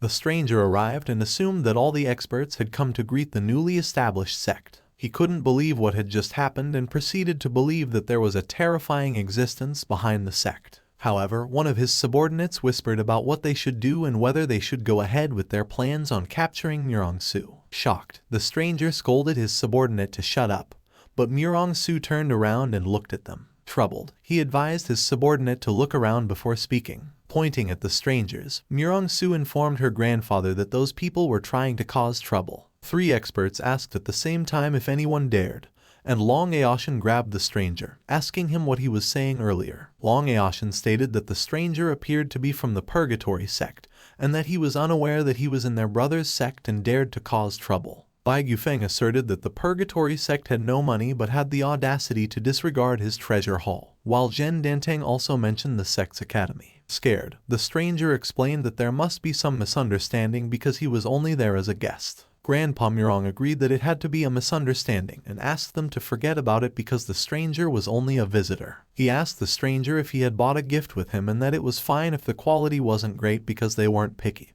and that he could just use the quantity to make up for it. The stranger had no choice but to give them a large sum of valuable treasure. Grandpa Murong stated that he had no idea there would be so many treasures, which the 3 experts agreed on. Clenching his fist, the stranger threatened to kill them all in his thoughts if those 3 experts left. Long Aoshin informed Grandpa Murong that he lived on the top of a nearby hill, and would pay him a visit when he had the time. Suddenly, the black serpent appeared and transformed into a dog, worrying Grandpa Murong. With heavy breathing, the dog responded that he couldn't beat the man in the sky. Grandpa Murong and the others looked up at the sky, noticing the man, Chen Yanming, who said he had a big harvest during his trip to the mortal world. Chen Yanming found partially digested dragon essence in a dragon, but he won't be able to turn into a real dragon in the future. With a threatening tone, he told the ants below to listen carefully, that if they didn't want the formation to be destroyed, they should close the formation and hand him over the black dragon, or otherwise,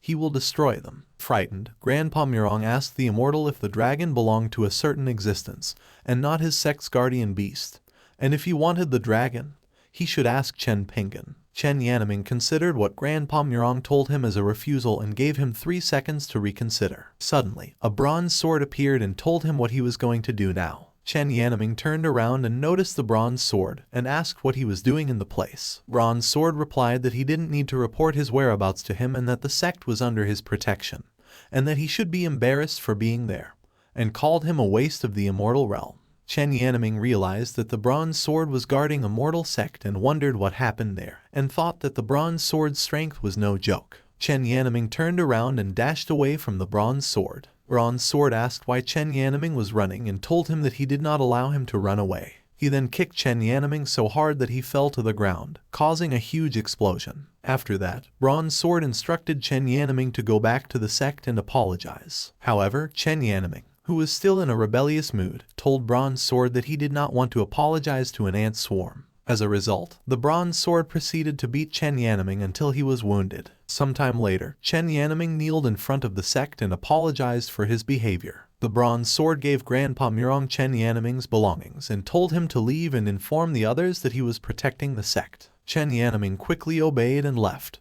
but not before stating that he would definitely be back. Grandpa Murong then called everyone's attention and announced that now that the situation had been resolved, they would officially accept 10,000 disciples over the next 3 days. 3 days later, Chen Pingan received a system message that the mission to recruit 10,000 disciples was now complete. He was surprised and murmured to himself that Grandpa Murong had not lied to him. Another system message appeared, congratulating Chen Pingan on completing his 900 tasks, and stating that the system would now be upgraded to the highest version. A reward would be given based on Chen Pingan's wishes, and he could now obtain simple items or repair his cultivation. Chen Pingan was surprised and began to think about how he could become stronger through cultivation. However, the system update suddenly stopped at 99%, which made Chen Pingan scream angrily and ask the system what strange resources it was downloading and why it was taking so long to upgrade. He then turned around and scolded Xiao Linger for not learning her lesson from her previous fever, and told her that she was not allowed to eat watermelon. Xiao Linger responded that the watermelons had nothing to do with her fever, but Chen Pingan noticed that the system update had been completed. He was taken aback when the system turned to gold, and a new message popped up, stating that it had now been upgraded to ultimate mode. The host would now choose the future development direction. The first message stated that the host needed to wait for a task to trigger, and after completing it, some items would be randomly rewarded. The Raiders mode, on the other hand, featured an automatic selection of 100 realms from across the globe. Completing missions in these realms would allow the host to gain strength and power, and with every level completed, the host would grow closer to invincibility. Confused, Chen Pingan asked if the Raiders mode meant that he had to fight people and doubted himself, as he did not think he could fight anyone in his current state. However, another message popped up, stating that the second choice could give the host the initial cultivation base since the host had no spiritual roots and could not improve by himself. The cultivation base of each level would always be at its peak. Surprised by the second choice, Chen Pingan selected it, and his mode changed. He was now at the peak of Dantean formation, and he felt that his spiritual roots had been repaired for the first time in 5 years. He then formed a key ball and fired it toward the wall, making a small crack. Amused, Chen Pingan told himself that he could now use cultivation techniques, but also thought that it was too strong. Meanwhile, Xiao Linger watched in the back and thought that Chen Pingan's ki was so weak. Chen Pingan called for Xiao Linger, and she quickly obeyed his command. He then asked her to hit him with all her strength, just like last time, stating that he would not dodge it this time. Xiao Linger obeyed his request and thought to herself that this was an opportunity to get back at Chen Pingan for confiscating her watermelon. Surprisingly, Chen Pingan noticed that Xiao Linger was mobilizing ki. Outside Chen Pingan's home, a huge blow had been dealt. With one eye open, Chen Pingan asked if anything had happened. Amused that he felt nothing, he complimented himself. Xiao Linger responded, accusing him of cheating and suggesting that it was because of the outfit he was wearing. Phoenix frowned, wondering when his master would regain his strength, and how it was still awkward for him to see Chen Pingan in such a state. The peach tree responded telepathically, stating that Chen Pingan was the strongest existence in the past after so many reincarnations. Chopper replied, acknowledging that it was Chen Pingan's decision, and that they didn't have any right to interfere. Reflecting, Chopper stated that he recalls Chen Pingan's invincible appearance from before. Chen Pingan, in the past, was having tea and asked who was interrupting his enjoyment. At the time, he was alone in the face of a group of people capable of destroying the world with a single move and within a blink of an eye. Chen Pingan from the past told the group of people to come on together because he didn't want to waste his time. Blood was spilled, and the group of people attacking Chen Pingan was dead. The Bronze Sword had no idea that Chen Pingan was once powerful, and this infuriated Chopper, who screamed at the Bronze Sword. A system message popped up, stating that the first level was ready, asking if Chen Pingan was going to enter. Surprised, Chen Pingan told himself that the system arranged a task so quickly, and that it was so much better than waiting for a new task. However, a stranger arrived, looking for Chen Pingan. Chen Pingan recognized Grandpa Murong's voice and asked the system to wait a minute. Grandpa Murong smiled and told Chen Pingan that he had bought the dog back. Chen Pingan replied that Grandpa Murong didn't need to bring back the dog with him. Grandpa Murong responded that they were now done accepting apprentices, and that the dog wanted to spend more time with Chen Pingan. Flustered, Chen Pingan inquired whether the dog wished to spend time with him. He asked if the dog was strong and if it didn't bite, thinking that now that he has cultivation, he shouldn't be afraid. Grandpa Murong responded that the dog was very strong and assured Chen Pingan that it believed in Buddhism and also fasting and would never hurt people indiscriminately. Chen Pingan was perplexed because he couldn't believe it was still a demonic beast despite fasting and practicing Buddhism. Chen Pingan looked at the dog and asked if Grandpa Murong was telling the truth. He asked the dog to sit and extend his hand, which the dog quickly did. Chen Pingan hugged the dog and told him that he was a good boy and that from now on, he would be called Blackie, and asked him to follow him around. Grandpa Murong was amused that only Chen Pingan could play with the dragon. Chen Pingan spoke to Grandpa Murong and asked if he could lend him 3rd or 4th grade pills. Grandpa Murong was confused about Chen Pingan's intention for using garbage pills, but it was evident that he was suppressing his ki to the first layer of Danshin formation, indicating that he may be up to something new. He took off his ring and gave it to Chen Pingan, which contained 3rd and 4th grade healing pills, and told him that he could just go back to the sect and get higher grade pills if he needed them. Grandpa Murong assured Chen Pingan that he did not need to borrow anything, as the entire Pingan sect belonged to him in the first place. Chen Pingan expressed his gratitude and told him that it was enough. However, he asked about the watermelon from the last time and insisted on taking 2 more. Grandpa Murong asked if it was alright, to which Chen Pingan responded that it was only a few melons and Xiao Linger did not eat much. However, Xiao Linger became infuriated and screamed that she ate a lot of watermelons. Afterward, Grandpa Murong thanked Chen Pingan for the watermelons and suggested that the pills could be traded for immortal watermelons, indicating that Chen Pingan might have a vested interest in their growth. Grandpa Murong believed that Chen Pingan could not find any reason to borrow the pills, so he used the watermelons as an excuse. He considered Chen Pingan to be really kind. Chen Pingan reasoned that 2 watermelons could be exchanged for a large number of 3rd and 4th grade pills. He also thought that Grandpa Murong was afraid, which is why he hesitated to accept them. Despite this, he still believed that Grandpa Murong was really kind. Chen Pingan told himself that with the pills and the dog helping him break through the level, it should be a lot easier. However, he still needed a weapon. He considered using a kitchen knife but thought it was ugly. He then remembered the bronze sword and decided to take it. Chen Pingan noticed that the sword had sharpened and he realized that holding it would be difficult without a scabbard. Suddenly, the bronze sword began to glow and he was surprised when a scabbard appeared on its own. He thought that it was worthy of being a magical weapon and tucked the sword around his waist. After calling the dog, he instructed the system to begin. Curious about their destination, the dog asked the bronze sword where they were going. In response, the bronze sword told him to just follow and not ask too much. Sweating, the dog noticed a system message that appeared and stated that it covered up the bronze sword's strength so that he wouldn't appear too strong in front of Chen Pingan. Realizing that the system had strong coercion, the bronze sword reasoned that it must be the mistress, as his big brothers had kept mentioning. Soon, the mistress appeared and mumbled that she had finally progressed to the next stage. She added that she had not anticipated having to take so many detours and that it took so much time. She mentioned that it won't be long before they meet. Upon arriving in the northern region, Chen Pingan was impressed by the liveliness of the bustling metropolis before him, deeming it a truly worthy city. Suddenly, a system message popped up and notified him that his name in this kingdom would be Long Aoshan. Furthermore, his mission was to let everyone in the kingdom know of his existence, and the reward would increase him in one major realm. Chen Pingan was perplexed and wondered why the system would want him to use Long Aoshan's name. He mumbled that he would try to notify everyone in the country of his existence. However, he was unsure about the effectiveness of this tactic. To seek clarity, he called out to a stranger and asked for his opinion on the matter. Unfortunately, the stranger was not helpful and responded angrily, saying that Chen Pingan was sick. Scratching his head in confusion, Chen Pingan agreed that the system might not work for everyone. Just then, another stranger grabbed Chen Pingan and introduced himself as Wang Dagui. Wang Dagui was amazed by Chen Pingan's physique and assumed that he must be a cultivation genius. However, Chen Pingan was annoyed and explained that he had no money, cheats, or resources. To this, Wang Dagui responded that he was not selling anything.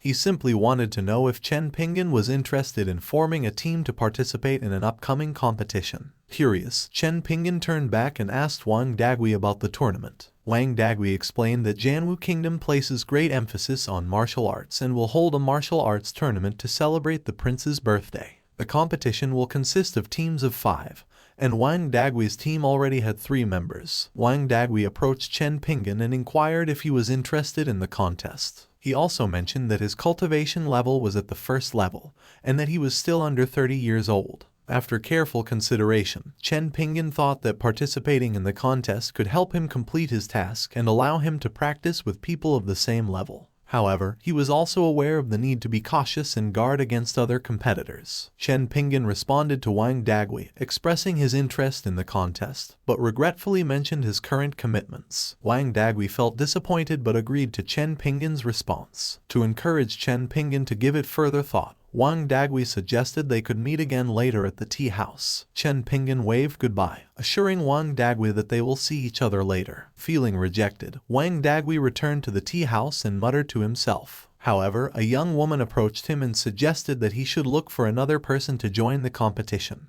Chen Pingan observed that some people were having fun watching across the street. One person in particular was shouting that he bet 5 times and that every time he bet, it would miss. Meanwhile, the others were calling the host Liu Shuai a fraud and demanding their money back. Liu Shuai tried to calm the crowd down, explaining that the game was just a matter of luck. He told them that because they were angry, he couldn't beat their nascent soul's cultivation at his current stage. Afterward, he took something from his pocket and showed it to the crowd. The stunned crowd murmured among themselves, noting that such a young man was a 3rd-level array mage. Eventually, they dispersed and apologized to Liu Shuai, who accepted their apologies gratefully. Noticing Chen Pingan, Liu Shuai asked if he wanted to try the game. Chen Pingan expressed interest and asked how the game worked. Liu Shuai explained that the game was simple. There were 2 domes, one for inertia period defense and the other for integration environment defense. He asked Chen Pingan to choose one of the 2 and break it to get 10 times the amount he bet. Chen Pingan responded that it sounded simple enough to earn some money, but he lacked a spirit stone. He inquired of Liu Shuai about the cost of a 3rd-grade healing medicine. Liu Shuai replied that the 3rd-grade healing medicine was worth about 60 low-grade spirit stones,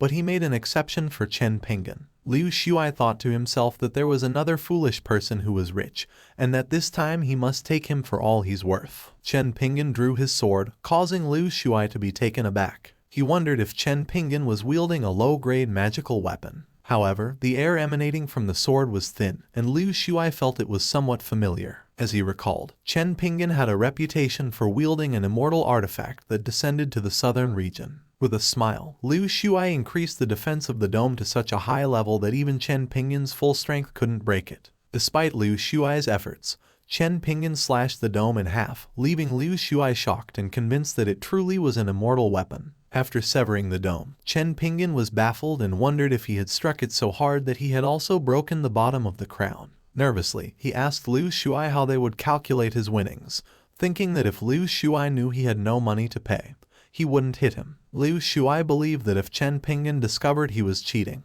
he would kill him. To ease Chen Pingan's concerns, Liu Shuai told him that he had won a total of 600 spirit stones. Chen Pingan responded that Liu Shuai was quite honest and excused himself, stating that he had other things to do. As he walked away, Chen Pingan considered himself lucky that he wasn't asked to compensate for the money. Liu Shuai, on the other hand, considered himself fortunate that Chen Pingan did not become enraged. He remembered that the immortal weapon once stated that it would protect its master, even from other immortals. As he noticed that Chen Pingan was being followed, he got the idea that he now had a chance. Meanwhile, Chen Pingan also noticed the people who were following him and thought that maybe Liu Shuai had come for revenge. Liu Shuai greeted Chen Pingan once again, and then Chen Pingan asked him what he wanted. In response, Liu Shuai reassured him that he was not in the same group as the people who were following him and attempting to steal his money. He also expressed his belief that Chen Pingan is a good man and said that he wished to assist him. Liu Shuai turned around and stared at the people following them.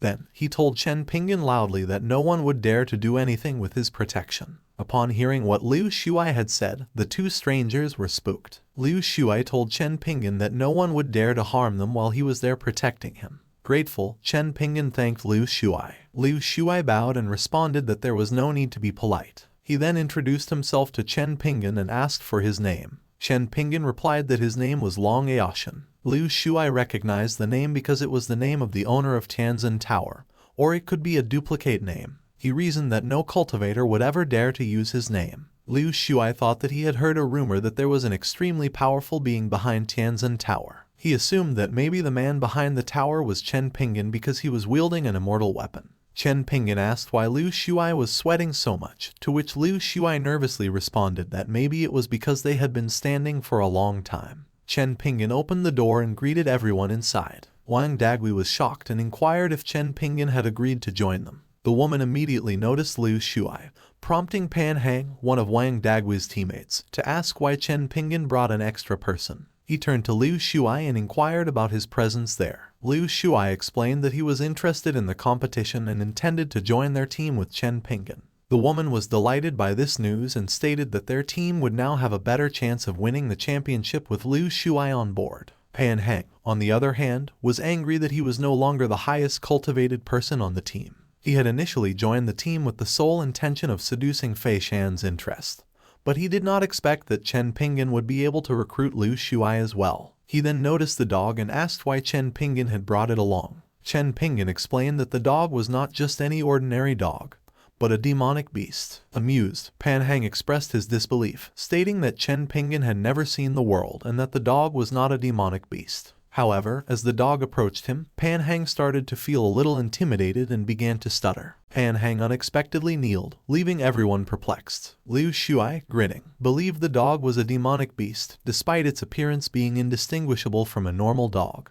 and thought that Chen Pingan was not an ordinary guy. The dog, however, seemed to think that they dared to be complacent. Pan Hang asserted that he had merely fallen and was baffled as to why he experienced such intense pressure at that moment, insisting that the dog was just like any other dog. Chen Pingan inquired if Pan Hang had encountered a ghost or if he was simply suffering from kidney disease. Feeling humiliated, Pan Hang retorted, claiming he hadn't seen a ghost and had only slipped and fallen. Tian Shan intervened, halting their quarrel, and reminded them that the competition was fast approaching, so they needed to hasten to the Beast Mountains to gain experience. Some time later, at the Beast Mountains, Chen Pingan expressed his confusion as to why they hadn't encountered a single beast since arriving. Tian Shan explained that they hadn't come at the opportune time, and when no low-level beasts were around, a powerful beast might emerge. She cautioned Chen Pingan that when a powerful beast appeared, they would protect him, as he was the least skilled among them, and that he should seize any opportunity to strike at the vital points. Pan Hang reassured Tian Shan not to worry about their strength, as no beast would pose a threat,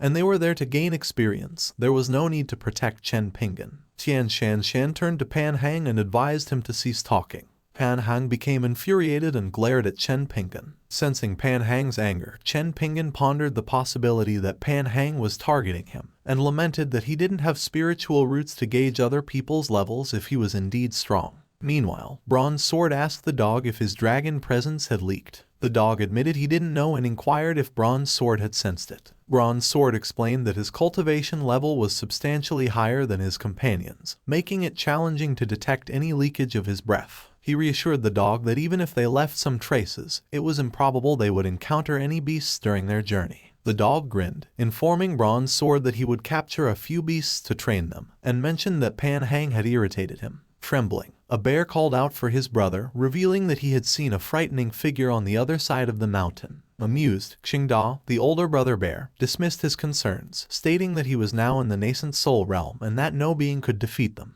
The dog materialized behind them, challenging them to confront the terrifying figure if they were unafraid. Xingda eagerly accepted the challenge. However, when he turned around, he was stunned by the sight before him, as he felt the powerful presence of the dragon looming behind him. In shock, Xingda choked his brother, Xing'er, exclaiming that he was about to suffocate. He then asked the dog what he was doing there. The dog assured them that he wouldn't harm them if they followed his instructions and did him a favor. As Chen Pingan and the others continued their trek around the mountain, Chen Pingan spotted a massive bear up ahead and alerted the group. Pan Hang inquired about the beast's location, determined to demonstrate his skills to Tian Shan, Chen Pingan, and Liu Shuai. He concentrated his ki into his fist and instructed the group to observe. Pan Hang struck Xingda, but the attack proved ineffective. Pan Hang's eyes widened in astonishment as he realized the beast was in the nascent soul realm, just as he was about to be hit by its powerful paws. Xingda's counterattack sent Pan Hang flying a considerable distance. Terrified, Tian Shan deduced that an even more formidable beast had appeared, one in the nascent soul realm,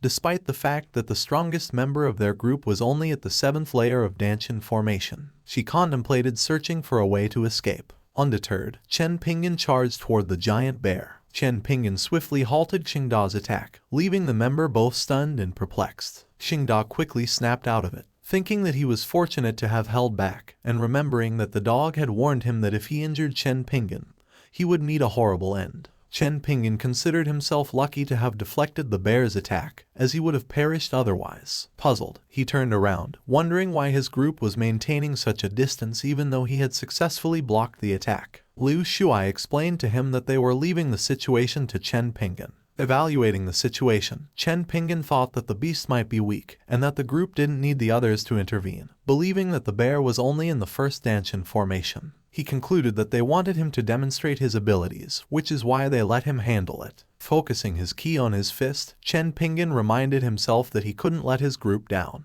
He launched a punch at the bear, causing it to stumble. Xingda rationalized that he should pretend to be injured. Seizing the opportunity, Chen Pingan leaped towards the bear and attacked him. Xingda telepathically questioned the dog as to why Chen Pingan was genuinely coming after him. The dog responded mockingly, stating that it wasn't his concern anymore. Feeling upset, the bear bellowed at the dog. Xingda realized that if he continued to fool around, he might actually lose his life. He turned around and charged at the others, contemplating attacking them instead of Chen Pingan. Chen Pingan shouted that as long as he was present, they shouldn't even consider attacking his group. Embarrassed, Xingda turned around and retreated. Pan Hang awoke and inquired about the situation, mentioning that he could only recall being thrown. Xingda appeared before Pan Hang, who screamed in terror. After a while, they resumed their trek around the mountain, and Pan Hang wondered why he was the only one being targeted. Wang Dagui suggested that perhaps he had offended the bear in the past. Fei Shang complimented Chen Pingan, admitting that she had been worried about him earlier but had changed her mind, and asked if they could rely on him for the martial arts competition. Chen Pingan replied, believing that Fei Shang must be joking. Pan Hang angrily turned around, wondering why Chen Pingan had become the center of attention, and how he would humiliate him if a new monster were to appear. Suddenly, a beast's hand grasped Pan Hang. Pan Hang turned around, assuming it was Wang Dagui, and asked what he wanted. Startled, Pan Hang questioned why he was the only one being pursued by all the beasts. Tian Shan clarified that her sole intention was to practice teamwork, never anticipating the numerous accidents that would transpire. Injured, Pan Hang weakly inquired why this had happened. Wang Dagui, supporting Pan Hang, reassured him that his injuries were not severe, and that he would recover after several days of rest. Wang Dagui found it perplexing that Pan Hang's battered body was not severely injured, unsure whether to consider him fortunate or not. Chen Pingan expressed surprise at Pan Hang's pitiful state, as he had initially believed Pan Hang to be strong and capable of defeating a monster. He encouraged Pan Hang to continue practicing despite being the weakest, emphasizing the importance of perseverance. Upon hearing Chen Pingan's words, Pan Hang lost consciousness. Wang Dagui mused that Pan Hang was fortunate to not have offended Chen Pingan, given the way he had been reprimanded. Chen Pingan notified Liu Shuai of his impending departure for the Alchemy Guild, mentioning they would meet again the following day. Liu Shuai replied, stating that he was coincidentally planning to visit the Alchemy Guild to purchase medicine pills and inquired if they could travel together. He also asked if Chen Pingan was seeking to buy medicine pills as well. Chen Pingan responded that he intended to sell a large quantity of medicine pills, believing they held more value that way. Liu Shuai agreed, mentioning his acquaintances within the Alchemist Guild, which he thought might prove useful. Upon their arrival at the Alchemy Guild, they were greeted by Yimin, who playfully questioned Liu Shuai's unexpected appearance. Noticing Chen Pingan, she inquired about him and suggested sharing a meal together. Feeling tense, Chen Pingan politely declined, explaining that he was only there to sell pills. Yimin insisted that he need not be so formal with her and requested to see the pills, promising to purchase them at a fair price. Chen Pingan reached into his ring, mistakenly producing a snack that he had believed to be pills. Both Liu Shuai and Yimin asked if those were the intended pills. Embarrassed, Chen Pingan admitted that he was inexperienced in using the newly acquired ring. With a cringe, Yimin asked Liu Shuai if Chen Pingan was genuinely his friend, to which Liu Shuai replied that he most likely was. He then thoughtfully expressed how Chen Pingan defeated a Yuan Ying monster and what he was doing now somewhat excessive. Chen Pingan retrieved something from his ring, accidentally dropping a 10% discount card Bai Gufeng had given to the Pingan sect. Yimin recognized the card and realized it was the rare purple gold card from the treasure hall. which was rumored to belong exclusively to the hall's owner. As Chen Pingan finally produced the pills, Yimin apologized and asked him to wait a moment. Yimin hurriedly left, leaving Chen Pingan puzzled. She suspected that Chen Pingan was no ordinary person, given his possession of the card, and felt compelled to inform her master. Xiamen Chen, the chief of the Alchemist Guild, questioned Long Aoshan about a man who held the treasure hall's hallmaster's purple gold token and was seeking to sell medicine. Long Aoshan accused Bai Yufeng of being shameless for making such a move. Visibly upset, Bai Yufeng retorted that he had already won, while Xiamen Chen urged them to calm down. Xiamen Chen informed Yimen that Chen Pingan was an impostor and that Long Aoshan and Bai Yufeng were already in league with him. He urged her to expel him immediately. Overhearing Xiamen Chen's conversation with Yimin, Long Aoshan and Bai Yufeng deduced that it was Chen Pingan who had disguised himself. Seizing Xiamen Chen, Long Aoshan instructed him to treat Chen Pingan as if he were his own father. Furthermore, Bai Yufeng warned Xiamen Chen to remain silent even if his alchemist guild were to be emptied. Puzzled, Xiamen Chen came to understand that it was Chen Pingan whom the duo had been boasting about. He then advised Yimin to wait and not throw him out, insisting that the man should be treated with respect and that all his requests must be fulfilled. He threatened that if she were to offend him, he would expel her. Long Aoshan mentioned that he hadn't anticipated Chen Pingan's arrival in the northern region so soon and speculated that he might have a new plan in mind. Xiamen Chen questioned Chen Pingan's ability to empty the treasure hall without difficulty, simply inquiring why he would struggle to purchase pills. Deep in thought, Xiamen Chen asserted that Chen Pingan's need for him was evident, considering he had come to the Northern Region's General Council to locate him. Even though he wasn't there, it was enough to prove his significance. Long Aoshan considered Xiamen Chen to be quite thick-skinned.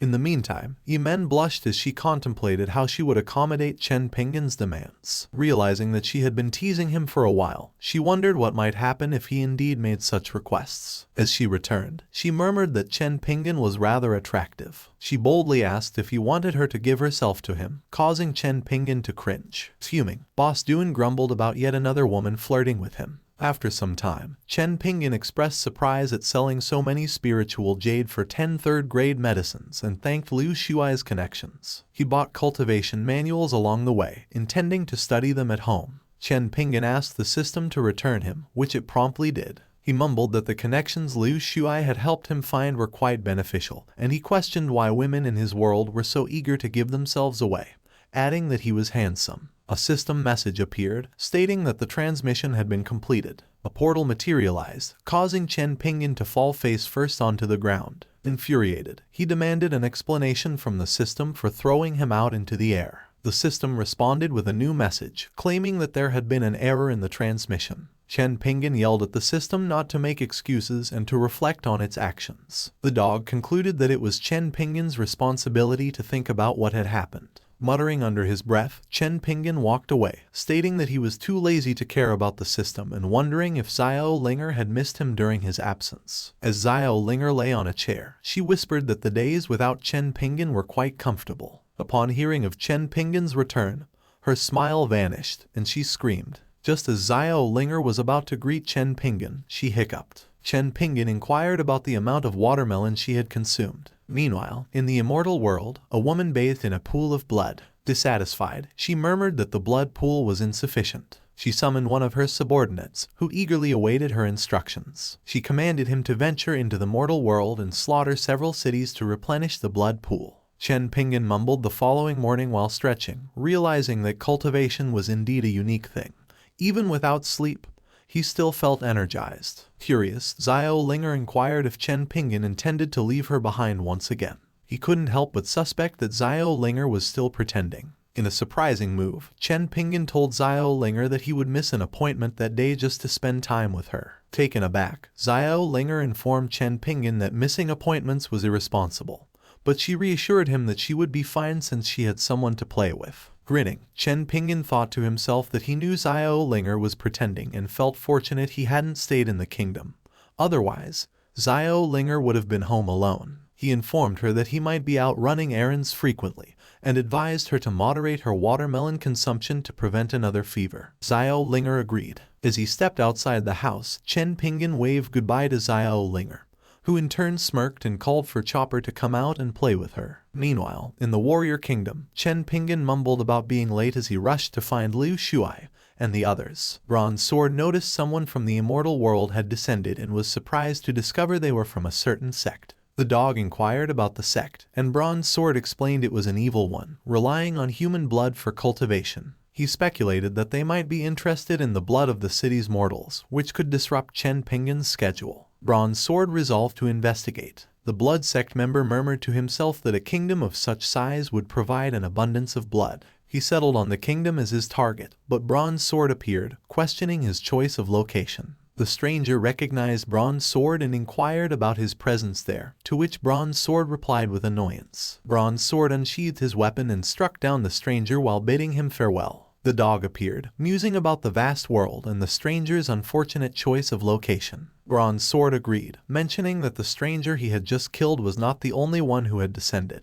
They would not bother with cities without the order of Chen Pingan or others from his yard. Feeling anxious, Grandpa Murong knocked on Chen Pingan's door, suspecting that he might not be home due to the lack of response. When the 4 experts arrived, Jen Denteng stated that the others were also gathered at Chen Pingan's house. Wang Aoshan explained that immortals were slaughtering cities, and Bai Gufeng responded that there was no need to ask, as they were all there for the same reason. Wang Aoshan inquired if Grandpa Murong knew whether Chen Pingan was home. Grandpa Murong frowned and told Long Aoshan that he believed Chen Pingan was not home, having come to see him because of the immortals. Long Aoshan was taken aback by Chen Pingan's absence. Xiao Linger greeted the experts, and Ximen Chen, sensing a powerful presence, mistakenly identified her as Chen Pingan. Long Aoshan punched Ximen Chen, calling him foolish before clarifying that Xiao Linger was Chen Pingan's sister. Grandpa Murong informed Xiao Linger that they required Chen Pingan's assistance and asked if she knew his whereabouts. Xiao Linger replied that Chen Pingan had gone out and might not return until evening.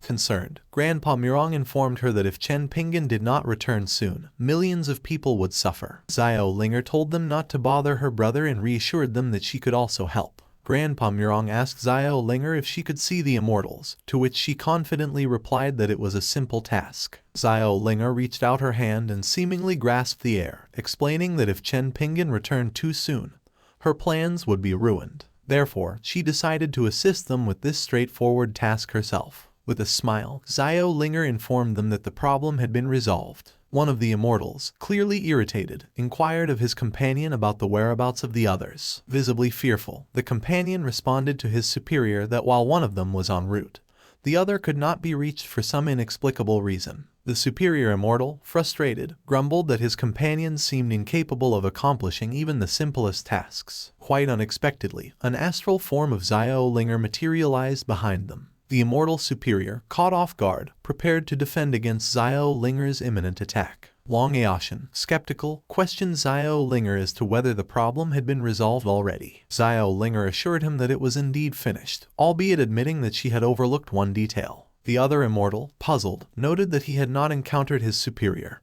or any of the others at their designated meeting point. Suddenly, he was approached by the astral Xiao Linger, who launched an attack on him. Xiao Linger gleefully announced that she had managed to resolve the situation with a mere snap of her fingers. Grandpa Murong found her demeanor endearing, but he remained unconvinced of Xiao Linger's claims. Bai Gufeng informed the group that they could no longer afford to wait, and needed to locate Chen Pingan in the northern region. Grandpa Murong countered that venturing there could potentially jeopardize Chen Pingan's plans in the north, asserting that Chen Pingan was likely well aware of the situation. Just then, one of Grandpa Murong's subordinates appeared, prompting him to inquire about the matter at hand. The subordinate reported that the immortal who had slaughtered the city had encountered a colossal figure, and had vanished in an instant. Surprised by this news, Grandpa Murong dismissed his subordinate, murmuring that they were perhaps overanalyzing the situation. Xiao Linger, grinning, reminded the group that they owed her their assistance, as she had already helped them. After a moment, Jen Danteng, drenched in sweat, remarked that if Xiao Linger was truly so powerful,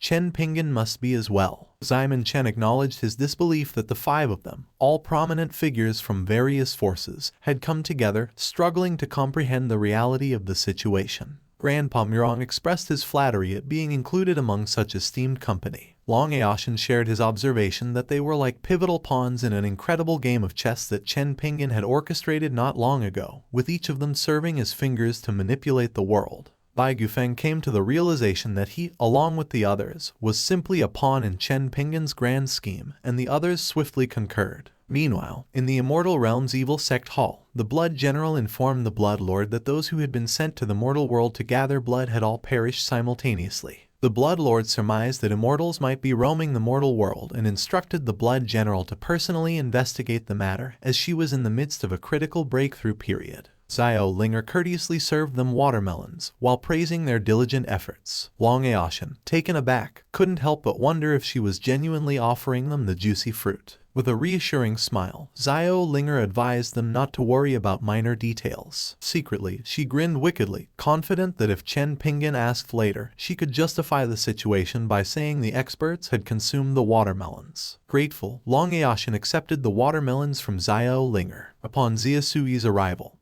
he politely inquired if he could enter, but Xiao Linger promptly denied his request. Undeterred, Ziasui implored her to show some compassion, and she eventually agreed to let him visit on a monthly basis. Phoenix interjected, questioning if Ziasui hadn't heard Xiao Linger's initial refusal. Furthermore, the little fish informed him that Chen Pingan was currently away from home. Curious, Xiamen Chen and Zhen Dentang pondered over the identity of the mysterious guest, and the reason behind his bold intrusion into Chen Pingan's home. Bai Gufeng admitted that even with his superior cultivation, he was clueless about the stranger's identity. Long Aoshin finally revealed that the guest was none other than the Immortal Emperor, a revelation that Bai Gufeng acknowledged with surprise. The three experts were understandably shocked by this information. Cordial, Long Aoshin greeted Ziasui, who in turn asked about Long Aoshin's purpose at Chen Pingan's residence. Long Aoshin introduced the others as Chen Pingan's pawns and explained that they were searching for him. As time passed, they exchanged information to bring Ziasui up to speed on the situation. Upon reviewing the details, Ziasui deduced that the massacre had likely been carried out by an evil sect from the Immortal Realm.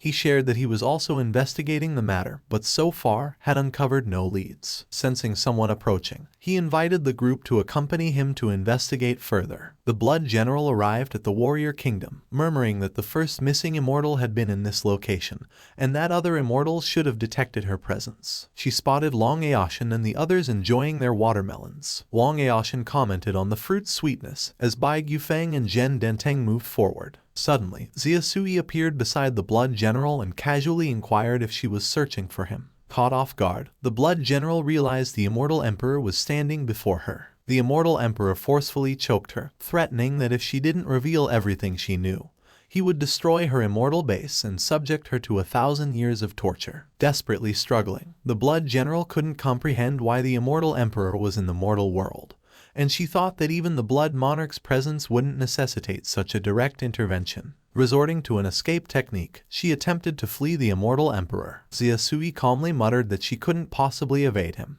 As a portal opened, the Blood General emerged, resigning herself to the fact that there was no escaping the Immortal Emperor. In a desperate act, she cast a spell designed to annihilate everything within a 100-mile radius, including herself. Feeling upset, Ziasui humbly informed the Blood General that her skills were insignificant compared to his. He came to the realization that he could not use his power. The Blood General, grinning, understood that even if the Immortal Emperor had appeared in the human world, he would still have a concern, one that she hadn't anticipated would involve mortals. Ziasui found himself perplexed, uncertain of whether to take action or remain still. Subsequently, Long Aoshin whispered to Ziasui, urging him not to hesitate before eliminating the Blood General, for if he failed to do so, more mortals would suffer in the future. He reassured Long Aoshin that saving mortals wouldn't pose a problem and mentioned that among the hostages she had taken was Chen Pingan. Chen Pingan, equally perplexed, questioned his companions as to why they were all standing motionless. When Liu Shuai sensed the terrifying pressure and murderous intent,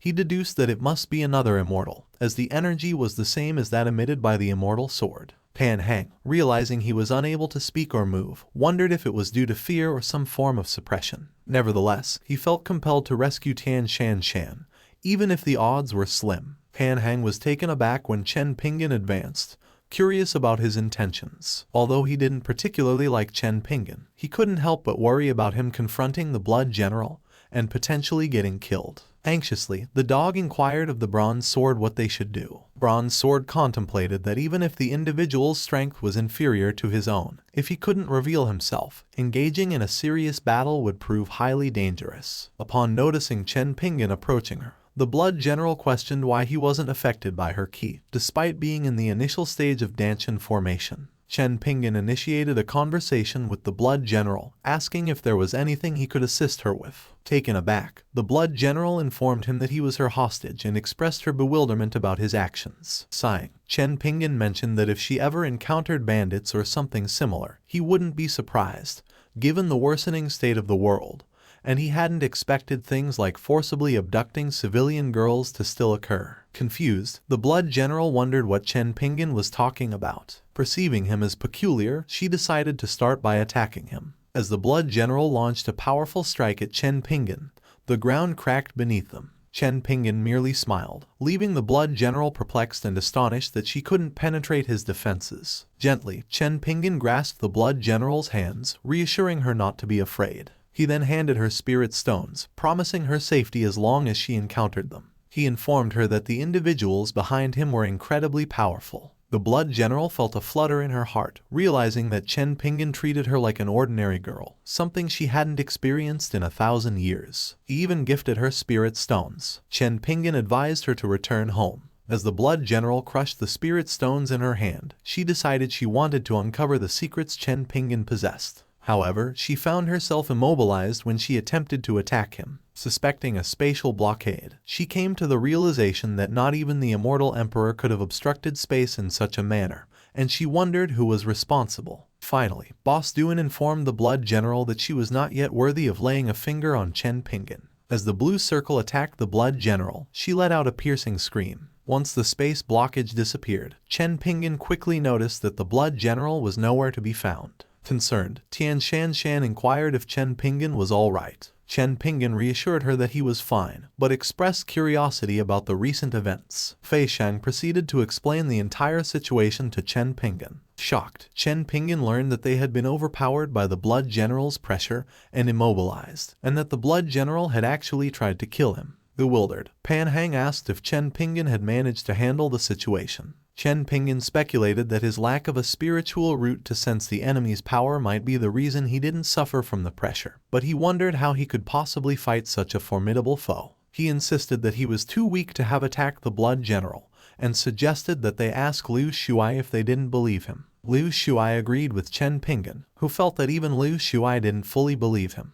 Tian Shan sighed, expressing her hope that they would never face such a dangerous situation again. She acknowledged that everyone's mood had been dampened, so they wouldn't be continuing their training that day. Tian Shan surmised that a hidden expert might have come to their rescue. Disappointed, Chen Pingan mumbled that he hadn't practiced enough. In response, Liu Shuai offered to make it up to him with some leisurely strolling.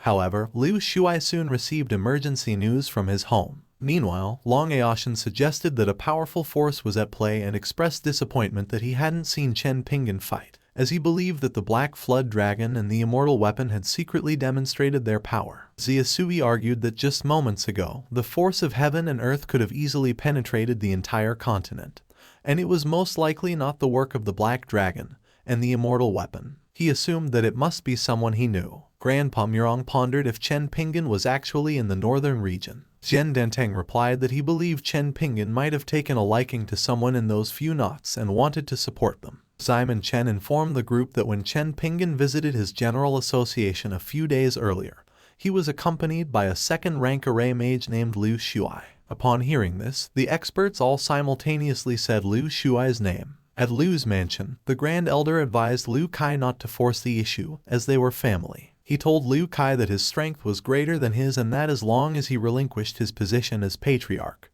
he would not make things difficult for him, and the family would be stronger than it was now. Liu Kai responded that the position had been bestowed upon him by his father on his deathbed, and he couldn't simply hand it over. When the Grand Elder realized that Liu Kai wouldn't accept his offer, he attacked him, knocking Liu Kai to the ground. He demanded to know if Liu Kai would relinquish his position or not. Defiantly, Liu Kai stated that there was no way he would give up his position to the Grand Elder. Just as the Grand Elder was about to strike him, Liu Shuai intervened, preventing the punch from landing on his father. Surprised, Liu Kai questioned why Liu Shuai had returned. Liu Shuai explained that he couldn't ignore such a critical situation. He confronted the Grand Elder, accusing him of trying to rebel, and warning that if he wanted to kill Liu Kai, he would have to get through him first. The Grand Elder dismissed the notion, saying he had assumed someone more significant had arrived, but it turned out to be just Liu Shuai. He told Liu Shuai that his strength alone wouldn't be enough to stop him and prepared to punch him. At that moment, the experts arrived, introduced themselves, and mentioned that they had come for a visit. The Grand Elder was puzzled as to why these prominent figures had suddenly shown up, thinking there was no way the Liu family could be connected to them. Liu Kai scolded Liu Shuai for not listening to him and for continuing to work at the stall, wondering if Liu Shuai had offended anyone. Liu Shuai denied having offended anyone. The Grand Elder smirked, thinking that he could now justify his forced takeover of the patriarch position since he had been concerned that some family members might not be convinced. Bai Gufeng inquired about the location of the Liu family head. Long Aoshin questioned why Bai Gufeng was in such a hurry. Bai Gufeng reasoned that he should take this opportunity to please Chen Pingan before Long Aoshin could seize it.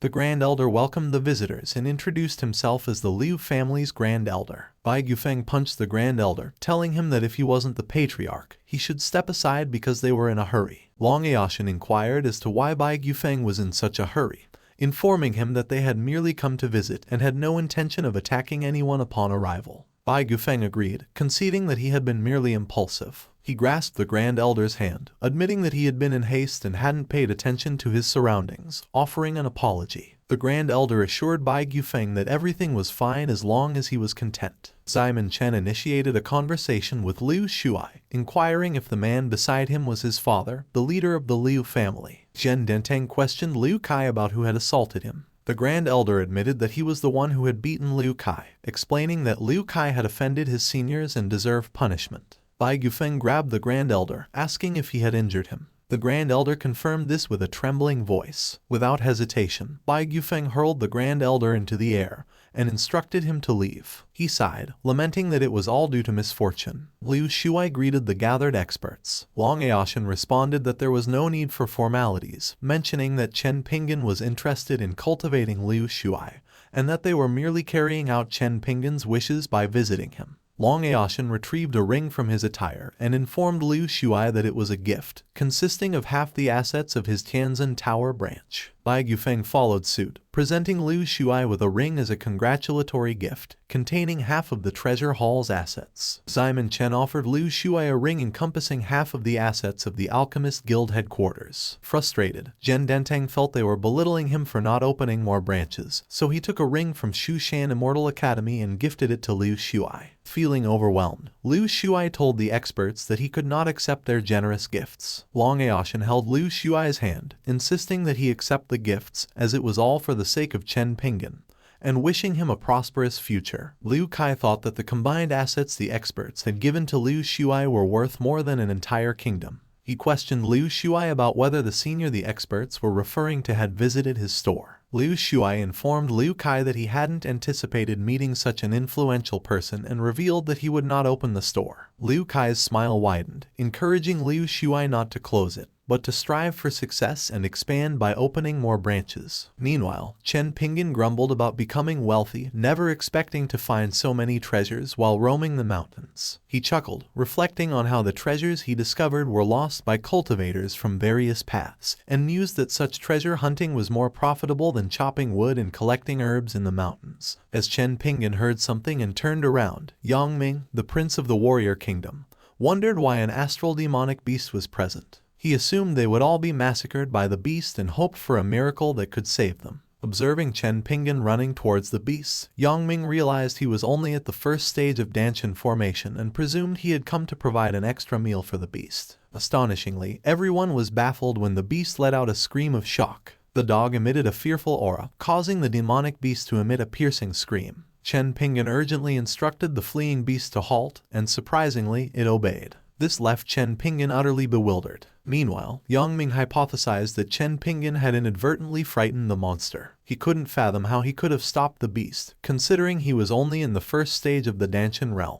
Intrigued, Chen Pingan commanded the beast to sit, and it promptly complied. Yang Ming was utterly perplexed, wondering how Chen Pingan had managed this feat and speculating whether the creature's species had somehow transformed into that of a dog. Chen Pingan quietly questioned if the beast had indeed been subdued. Reflecting on the creature's apparent weakness, he yearned for an encounter with a monster similar to the bear from a previous experience, one that would allow him to execute more complex maneuvers. Curious, Chen Pingan inquired if the beast was afraid of him, prompting the creature's eyes to widen in terror. Upon inspecting the dog, the beast realized it was indeed terrified. Chen Pingan expressed his confusion, suspecting that his key bug was responsible for the creature's fear. He reasoned that although the bug was ineffective on humans, it must have worked on monsters. Grateful, Yang Ming thanked Chen Pingan for rescuing them, to which he humbly responded that their safety was all that mattered. Seeking clarification, Yang Ming questioned Chen Pingan's cultivation level, suspecting that his strength must exceed the origin realm to have so effortlessly suppressed an astral realm monster. He doubted Chen Pingan's claim that his body emitted Danshan realm qi.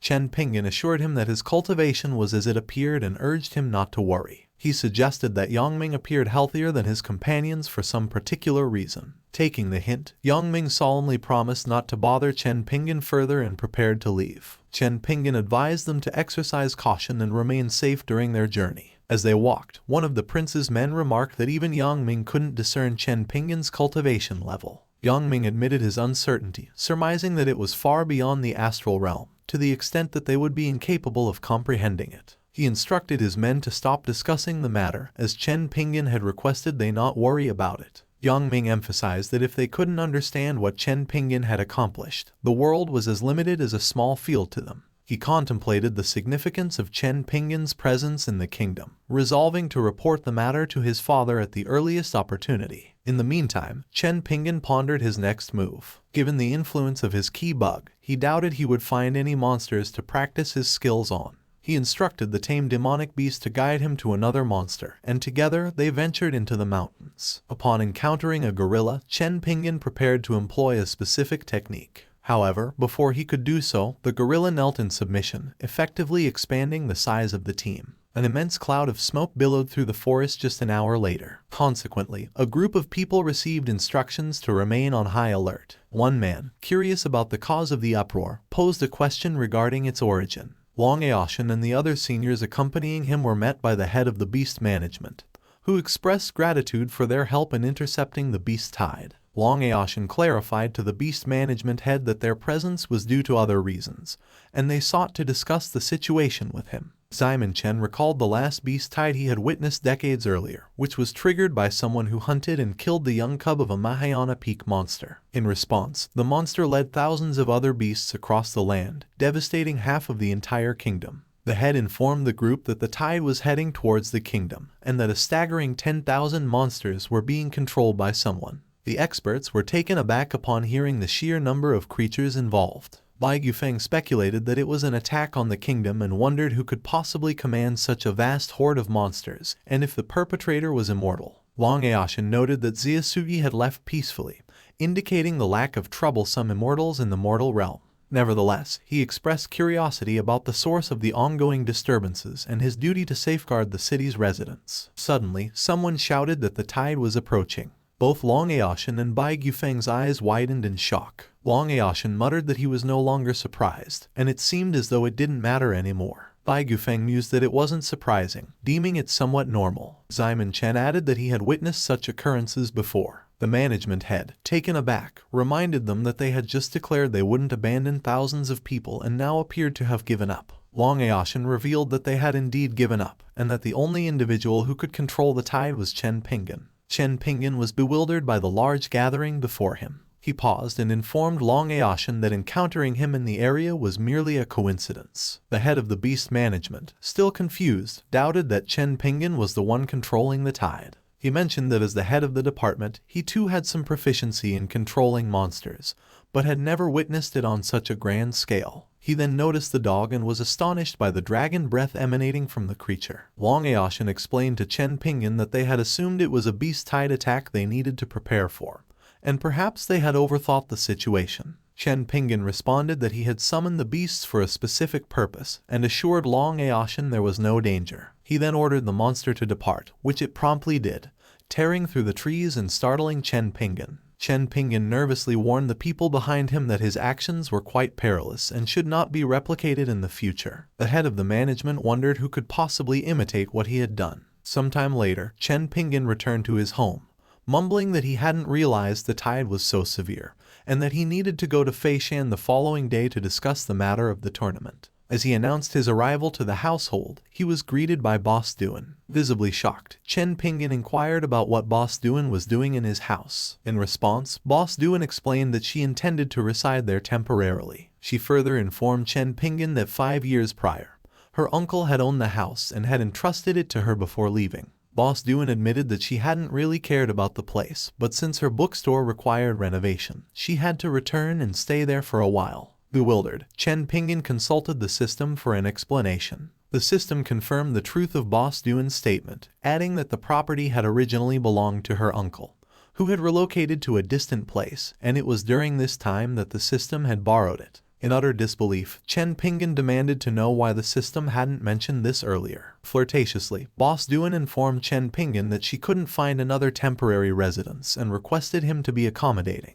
As time passed, she casually mentioned how comfortable it was to take a bath. Feeling nervous, Chen Pingan surmised that Boss Duan was intentionally flirting with him, and he regretted allowing her to stay. Suddenly, Boss Duan embraced Chen Pingan from behind, teasingly asking if he was uncomfortable or perhaps thinking of something inappropriate. Meanwhile, Xiao Linger observed the scene, and Chen Pingan, now fuming, reminded Boss Duan of the child's presence, urging her to be more discreet in both her attire and behavior. Boss Duan simply laughed at Chen Pingan's concern, stating that everyone present was acquainted and that there was no need to worry about minor details. She then announced her intention to sleep, playfully warning Chen Pingan not to do anything strange to her during the night. Feeling shocked and confused, Chen Pingan wondered what she meant by strange things. He exited the house, grumbling that nobody would entertain such thoughts. Xiao Linger, equally perplexed, decided to focus on eating her watermelon instead. As Chen Pingan sat on his bed, he couldn't help but think that Boss Duan was a dangerous person,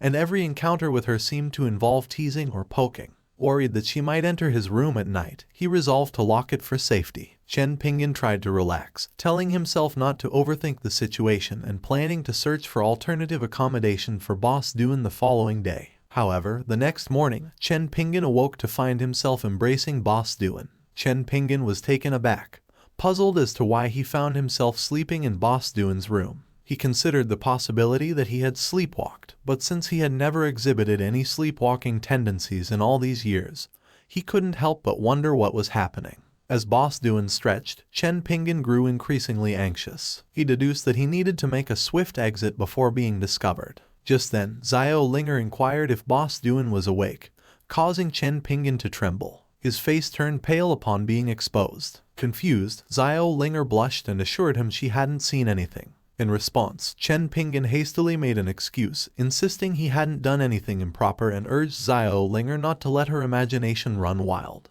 When Boss Duan finally awoke, she greeted Chen Pingan and questioned his presence in her room. Stammering, he returned her greeting and explained he was there to call her for breakfast. When she inquired about the whereabouts of the meal, he admitted that it wasn't quite ready yet. Later that morning, as Chen Pingan nervously ate his food, Boss Duan remarked on how well she had slept the previous night, claiming it was the best rest she'd had in months. Chen Pingan secretly hoped she hadn't discovered anything. Subsequently, Xiao Linger playfully asked Chen Pingan if she should start referring to Boss Duan as her sister-in-law, which caused him to accidentally spill food on her. Annoyed, Xiao Linger scolded him for the mess. Chen Pingan retorted, questioning why she had to make such absurd remarks. Boss Duan gently wiped the food from Xiao Linger's face and told Chen Pingan that she was only speaking in his best interest, reminding him that, at 20 years old, it was time for him to find a wife. Chen Pingan reflected on the fact that, due to his preoccupation with the system erasure factor,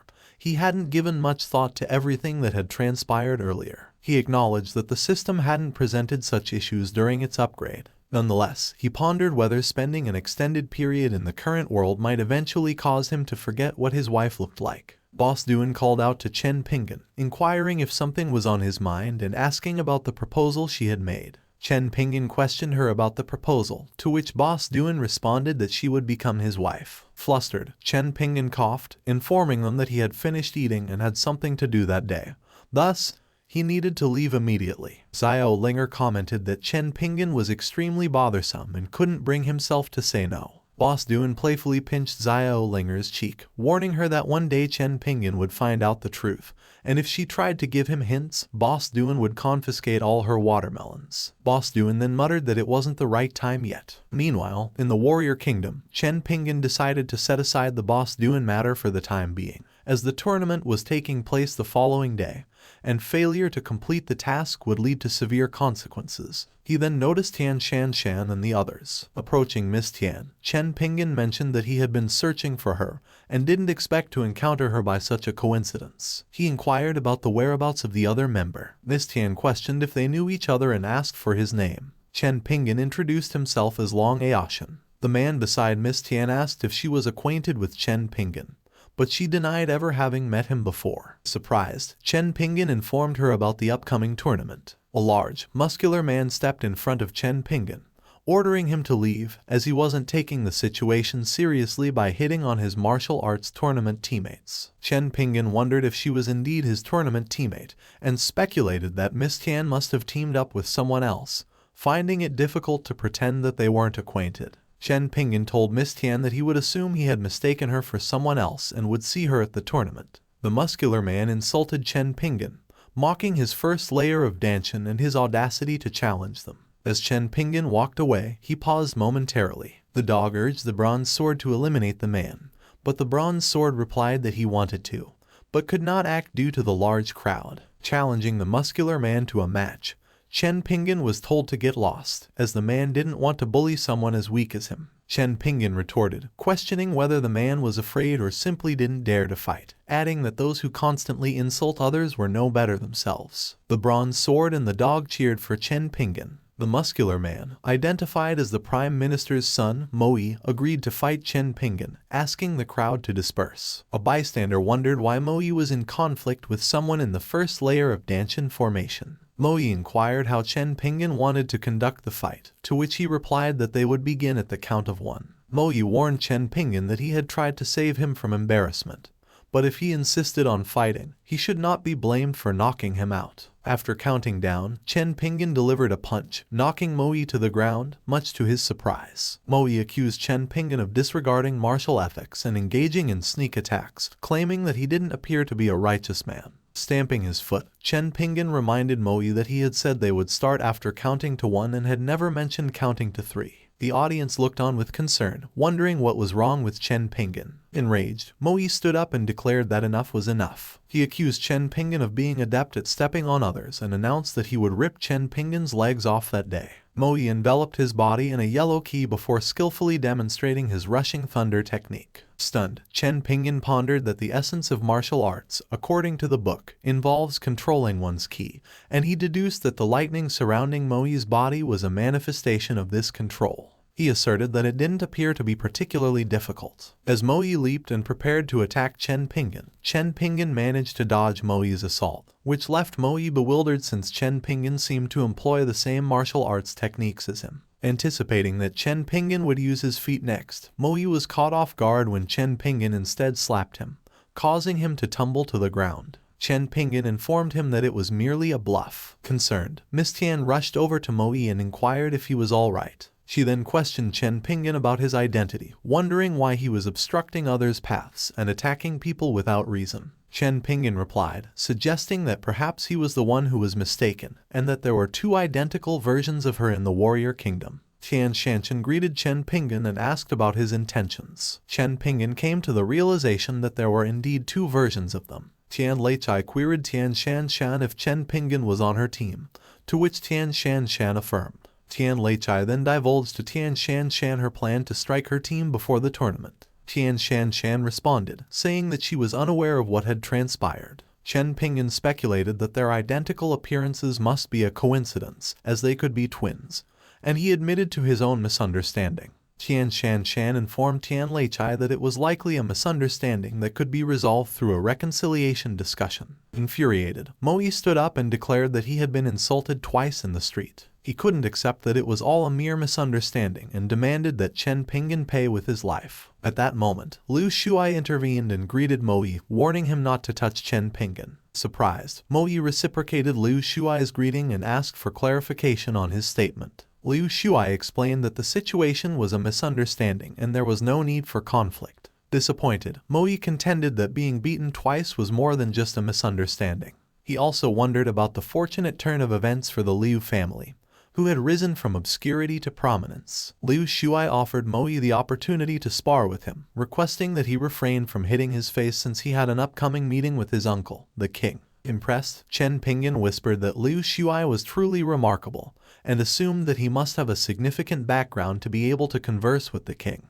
Liu Shuai smiled, considering Chen Pingan's performance to be rather thorough. Mo Yi requested permission to leave, conceding that the entire ordeal was indeed a misunderstanding, and that he would depart immediately. Liu Shuai thought that Chen Pingan could easily eliminate both of them with a simple gesture, but he also understood that Chen Pingan was currently masquerading as an ordinary person. He considered that killing people on the street would impact the forthcoming tournament, and surmised that Chen Pingan might have anticipated his intervention. Chen Pingan apologized to Tian Shanchen for instigating a conflict between siblings, but Tian Shanchen reassured him that it was fine, as their relationship had always been strained due to various circumstances. She then urged them to commence their training. Within the sinister sect from the immortal world, Ziyasui made his arrival and quietly murmured that he had discovered the evil sect's territory. He expressed his disdain for their cultivation methods and revealed that Chen Pingan was aware of their existence. Ziyasui believed that stumbling upon their territory was a sign that he should eradicate them.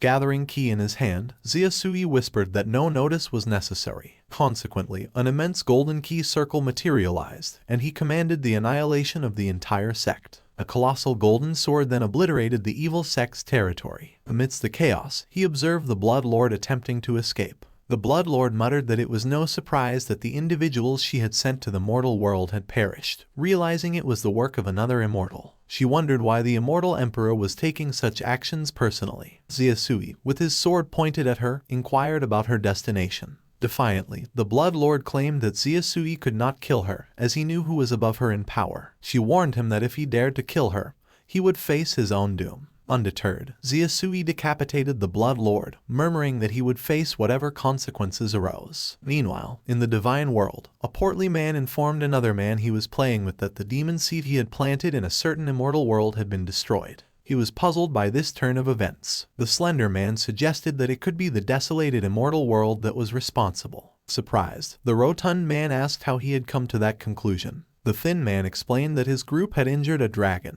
which he believed had crashed into the desolated realm of immortals. Although there was no concrete evidence, he had an intuition that something disastrous would occur if they continued on their path. The portly man conceded that there might be someone more powerful than them in the immortal world and agreed that it was time to send someone to investigate. After some time had passed, Ziyasui let out a sigh of relief and muttered that the issue had been resolved. Suddenly, a golden door materialized in the sky above, capturing Ziyasui's attention. He was taken aback as the door opened and suspected that the individual emerging was from the divine world. The mysterious figure inquired if Ziyasui was the son of the immortal emperor of that world. The stranger appeared, claiming that Ziyasui was the one who destroyed the place and inquiring about who was supporting him. Ziyasui defiantly told the stranger to dream on. The stranger murmured that Ziyasui was amazing for having the courage to fight her, and she was eager to see what he was capable of. Subsequently, she attacked Ziyasui, wondering whether his bones or his flesh would break first. Meanwhile, Boss Duan noticed what was going on with Ziyasui and promptly summoned Chopper. Kneeling before Boss Duan, Chopper received the order to go to the immortal world and assist Ziyasui, which he quickly obeyed. After some time, the stranger conceded that Ziyasui wasn't bad at resisting her power. Ziyasui, struggling, told the stranger to go to hell. The stranger's attention shifted when another person appeared. As Chopper approached Ziyasui, he grumbled, thinking that the newcomer was impressive. However, his expectations were dashed when he realized it was only a little minion. He told the stranger that he didn't have any time to play with her slowly. Astonishingly, Chopper released numerous seals, which shocked the stranger. He informed the stranger that there were over 3,000 seals, and he had just unblocked one that day, which would be sufficient to get the job done. Ziyasui, coughing blood, thought that Chopper was the kitchen knife from Chen Pingan's house. Terrified, the stranger asked who Chopper was, to which Chopper replied that she didn't deserve to know who he was. A ray of red light shone down on Chopper's hands, and, as a result, the stranger requested Chopper to wait. However, Chopper began attacking her without listening, causing the stranger to vanish in an instant. Moments later, Chopper felt irritated that even with that much power, he still missed the feeling of destroying an immortal world with a single blow. Puzzled, Ziasui could not believe that the kitchen knife which Chen Pingan used possessed such strength. Consequently, he began to wonder about Chen Pingan's real abilities. After some time, Chopper returned to Chen Pingan's house and told himself that it felt good. Annoyed, Boss Duan inquired about what was so good about what happened. She scolded Chopper, insisting that next time he should be clean and precise. Stuttering, Chopper agreed and told her that he would go inside first. As Boss Duan set down her teacup, she noticed Ziasui and mumbled that they would meet. Ziasui was so certain that Chen Pingan had returned that he ordered a kitchen knife to save him. He knocked on Chen Pingan's door and mumbled that he still had something to tell Chen Pingan about the immortal world and a secret attack from someone. To his surprise, Boss Duan opened the door and asked Ziasui what was wrong. Realizing it was his master, Ziasui's eyes widened and he kneeled. Boss Duan responded that she was not his master and asked if he had forgotten what she told him. Ziasui recalled that she told him to treat her as a stranger at all times, but 10,000 years ago, she had given him the heavenly law and made him the immortal emperor. Boss Duan took Ziasui's hands in hers and explained that she understood she had only given him the law, and that she couldn't afford to be called master. She asked Ziasui to pretend he didn't know her. She then informed Ziasui that Chen Pingan wouldn't return until later, and invited him inside to see Xiao Linger, who gave him a menacing look. Upset, Ziasui declined and told Boss Duan that he would visit another time. Frowning, Boss Duan reassured Ziasui that his disagreements with Xiao Linger should be resolved eventually. Discouraged, Ziasui muttered that the reason Xiao Linger didn't want to see him might be related to her mother. Boss Duan interrupted Ziasui's explanation, telling him that she already knew the ins and outs and wasn't interested in hearing it again. Flustered, Ziasui conceded that it was only natural for her to know. Relieved, Ziasui learned that Chen Pingan and Boss Duan were living together, as he had assumed that Chen Pingan's adversary was Boss Duan. He then realized that the two of them were living together. Meanwhile, in the divine world, the fat man couldn't believe that the person they had just sent to the immortal world had been killed instantly and her soul destroyed, which surprised the thin man. The thin man, spooked, mentioned that the person they had just sent was one of the best in the upper mid-range of the divine world, and she was killed in an instant, with the cause and effect being blocked. The fat man asserted that there was only one person with such strength. The thin man wondered if it was the eternal God Emperor who was in seclusion and proceeded to ask about his connection with the immortal world. Becoming agitated, the fat man admitted that he didn't know because the God Emperor was one of the most important figures in the divine world, and he wondered what the God Emperor's intentions were by doing that. He then suggested that they should go meet the God Emperor and ask for an explanation. The God Emperor, at the pinnacle of the God realm, asked the two men why they had come to his place. Upon informing them that he had just emerged from seclusion and was still gaining strength, the fat man, visibly angry, responded that the God Emperor was supposed to maintain the neutrality of the three domains and allow them to develop freely. He then questioned the God Emperor about his intention in attacking his demon domain. In agreement, the thin man chimed in, informing the God Emperor that they had come to seek an explanation. However, the God Emperor firmly rejected the accusation of him attacking their demon domain. The fat man, raising his voice, yelled at the God Emperor, telling him that the soul of the person he sent to the immortal world had been destroyed and blocked. Consequently, he demanded an explanation. The God Emperor, standing up, inquired the fat man as to why the cause and effect were blocked. Caught by surprise, the fat man admitted that he was right. The God Emperor, realizing that there was no one else who could block the cause and effect except for two people, smiled and laughed. Amused that he had learned something about the two unknown individuals, he asked them to tell him everything they knew. Meanwhile, at Beast Mountain, Lu Shuai asked Chen Pingan if he was sure about making the bears their training partners. Chen Pingan assured them that he had used a secret treasure to make the bears listen to his dispatch for a brief period of time, and they could practice with confidence. Pan Hang, intrigued, pondered the type of secret treasure Chen Pingan had used to control the demonic beasts. As he did so, he realized that Chen Pingan was the one who had beaten him up the other day.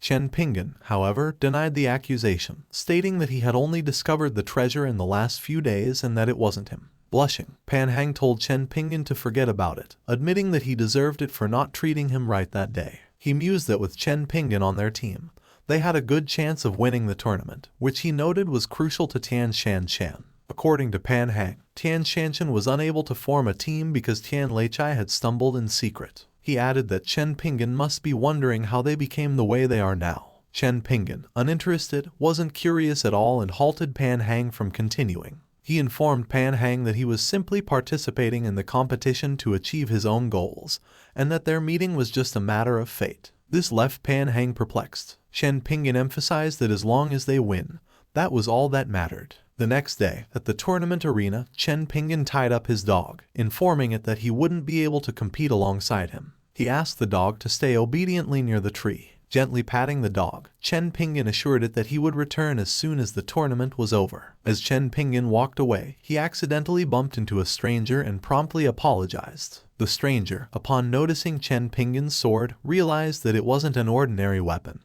and that she had seen it somewhere before but couldn't quite recall where. Reminding herself not to be distracted any longer, she knew she needed to bring the firebird back or face severe scolding upon her return. Suddenly, the strange girl had an idea. If Chen Pingan's sword was truly a treasure, bringing it back could compensate for the loss of the firebird. Determined, she planned to enter the tournament. Meanwhile, in the resting area by the arena, Guo Xian called out to Moyi. Tian Leichai inquired if Moyi was the one being summoned. Moyi replied that she had never seen Guo Xian before and asked one of their teammates if he knew who the stranger was, to which he answered that he did not. Slyly, Guo Xian cast a deceiving spell on them, chiding them for not recognizing her as the most important member of the team. With a smile, she knew her spell had worked. Noticing Guo Xian, the saintess of the Yunji sect's immortal realm, Bronze Sword, thought to himself that there had been a lot of familiar faces in the mortal world recently. Tian Shanshan informed her teammates that the tournament was divided into 2 rounds, the first round being the arena,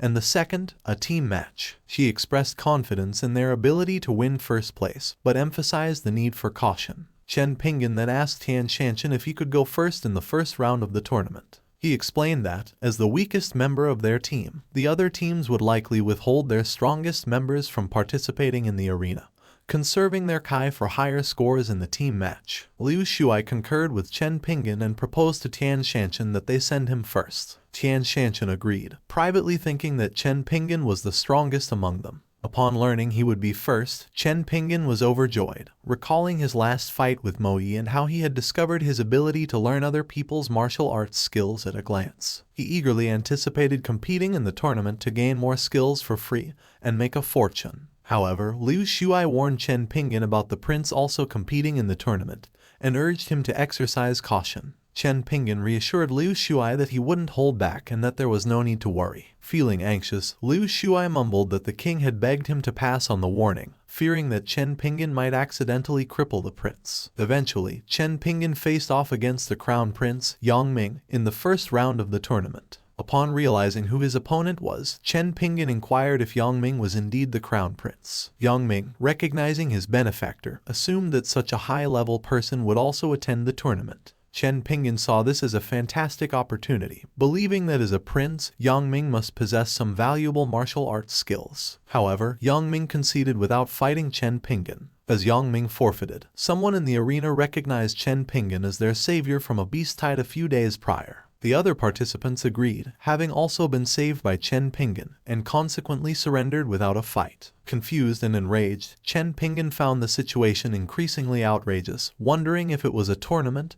or a Thanksgiving gathering. Had he known, he wouldn't have gone first, as he hadn't learned a single move. At this point, Moyi stepped forward, telling Chen Pingan that he didn't know what kind of trick he'd used, but he wouldn't let him off the hook. Chen Pingan responded, relieved that someone was finally willing to fight. Moyi enveloped his sword with ki, vowing to make Chen Pingan suffer. However, Chen Pingan was disappointed to see Moyi again, wishing for a different opponent. Seeing Chen Pingan's disappointed expression, Moyi became furious. Chen Pingan then insulted Moyi's sword, claiming it was inferior to his own. Moyi retorted that no one had asked about his sword, and declared that he wouldn't use it to avoid accusations of bullying. As Chen Pingan prepared to attack, Moyi recalled that his sword had been discovered in a secret realm and was highly coveted by top powerhouses on the mainland, as it was a spiritual weapon. Chen Pingan then shattered Moyi's sword with a swift slash, leaving him shocked. He told Moyi that his weapon was terrible, and it infuriated him. Moyi, stunned, couldn't believe that Chen Pingan's seemingly inferior magic weapon could break his spiritual weapon. Chen Pingan admitted it was his mistake for mistaking Moi's identity that day, but he'd attacked him because Moi had called him trash. Moi argued that if Chen Pingan were to use a weapon, it would be shameless. Chen Pingan responded that he had already been shameless twice in public, and that he didn't care. He then remarked that cutting Moi with a single sword wouldn't look good. Moi felt a sense of relief, thinking that as long as Chen Pingan didn't use a sword, everything would be fine. However, Chen Pingan surprised Moi by taking out another sword, declaring that slashing him with 2 swords would be more stylish. Stunned, Moi admitted defeat. Subsequently, Chen Pingan told Moi that he liked the sound of surrender and that he would let him go for good. One of Yongming's men was taken aback when Moi admitted defeat and that his best sword had been slashed by someone in a single strike. Dejected, Moi stepped down, reflecting on what had happened. Yongming was so taken with Chen Pingan's sense of humor that he assumed Moi and Chen Pingan were fighting and felt compelled to inform his father, the king. Meanwhile, round 10 began with Chen Pingan taking on Guo Xian in the arena. Guo Xian muttered something about Chen Pingan's sword. Chen Pingan's eyes grew wide as he saw Guo Xian as a lost child, to which Guo Xian responded that Chen Pingan's family is a whole child. Consequently, Guo Xian proceeded to humiliate Chen Pingan. Chen Pingan doubted if Guo Xian was really a contestant and that she was noisy. Guo Xian informed Chen Pingan that she was interested in his sword and asked him if he wanted to wager it on their match. Chen Pingan questioned Guo Xian how she wanted to bet. Guo Xian grinned as she replied that if Chen Pingan loses, she will take his sword, and if she loses, she will give herself. Unimpressed, Chen Pingan declined as he was not interested in her bet. Guo Xian was stunned after hearing what Chen Pingan said and thought how it was possible that the control skill didn't work on Chen Pingan. She clenched her fist and told Chen Pingan that because he was ignorant, she would take his sword for herself. Determined, Guo Xian summoned a blue hawk and was about to attack Chen Pingan. Chen Pingan's eyes grew bright as he saw a new technique. She slashed at Chen Pingan, whom Chen Pingan had avoided, leaving Guo Xian speechless. Chen Pingan appeared on Guo Xian's back, surprised that he had learned her skill with just one look. Guo Xian turned around and attacked Chen Pingan, and she wondered why he was using the same body technique she was. She inquired as to where Chen Pingan learned his body technique. Annoyed, she informed Chen Pingan that it was a secret technique that had been passed down in their sect. Chen Pingan responded that he had just learned it. Guo Xian doubted Chen Pingan and told him that he was a liar. Chen Pingan retorted that he did not lie about his technique and suggested that they compare their martial arts skills rather than their body technique. Guo Xian agreed, thinking that now that the secret law had been revealed, the truth didn't matter because she couldn't let Chen Pingan lie while unleashing her sword. A huge amount of ki covered the arena. One of the audience members murmured that Guo Xian was wielding a supreme spiritual weapon, and that there weren't many weapons of that caliber on the entire continent. Guo Xian cast Supreme Master Gu Shifeng, hiding the shape and will of the sword. Thousands of key swords appeared around Guo Xian. Chen Pingan wondered why cultivators enjoyed reading mantras. Intrigued, he attempted to imitate Guo Xian's technique. Meanwhile, Guo Xian explained to Chen Pingan that each sword she summoned represented a realm and that it was the most powerful martial art in their sect. Her eyes widened as she noticed Chen Pingan using the same technique as her. Perplexed, Chen Pingan wondered what Guo Xian was saying. Guo Xian, having no idea who Chen Pingan was, mumbled that she had never heard of a genius of that level in the immortal world, so she assumed he was not mortal. She held her sword and muttered that she thought she would defeat Chen Pingan that day. However, Guo Xian detected the aura of the fire bird, and told Chen Pingan not to run away and wait for her to come back to resume their fight. Chen Pingan, equally perplexed, told Guo Xian to wait before leaving, asking her how to undo the technique. Chen Pingan grew concerned when he noticed the crowd's anxious expressions. The crowd fled as they recognized Chen Pingan as a murderer. It was then that Chen Pingan noticed a system message popped up stating that his new mission was to let everyone in the kingdom know that he exists. The system congratulated him, but Chen Pingan was enraged at the message, stating that he didn't want them to know about him in a bad way. He asked the system for help to think of a solution. After a while, everything returned to normal. Yongming took the stage and informed the people that since no one was participating in the next fight, he declared that the team of Tian Shan Shan had won the first place in the competition. Tian Shan Shan whispered to Liu Shuai that the outcome was unexpected and that they didn't appear to have done anything. Liu Shuai responded, saying that as long as Chen Pingan was having fun, that was all that mattered. Tian Shan Shan mumbled that Chen Pingan didn't look happy. Chen Pingan was indeed embarrassed because he expected to look good and not like a devil since it was the first time he was able to make a name for himself in the world of cultivation. Yongming smiled and comforted Chen Pingan, telling him not to worry and that he'd arrange a door-to-door explanation for the people later to clear up the misunderstanding. Chen Pingan thanked Yongming. Yang Ming informed Chen Pingan that a banquet would be held in the palace later that night to commemorate his birthday, and he invited Chen Pingan to attend. A system message appeared, leading Chen Pingan to believe that he would be unable to attend the banquet. He declined Yang Ming's invitation, saying that he would have someone bring him a gift instead. Chen Pingan informed his teammates that he couldn't stay for long due to other reasons, and he hoped for their forgiveness. Tian Shanshan remarked that they couldn't force Chen Pingan to stay since he had said so, and she told him to look after himself. Chen Pingan promised to see them again. Meanwhile, at Chen Pingan's home, Chopper noticed the fire bird. He asked the phoenix if it had called the bird, and the phoenix nodded. The phoenix then told Chopper that they had taken disciples, and it was time for him to do the same. Frightened, the fire bird asked if the phoenix had called him. The phoenix nodded and explained that the reason for calling him was to offer an opportunity. He assured the fire bird that he would become a phoenix in exchange for listening to every word he said.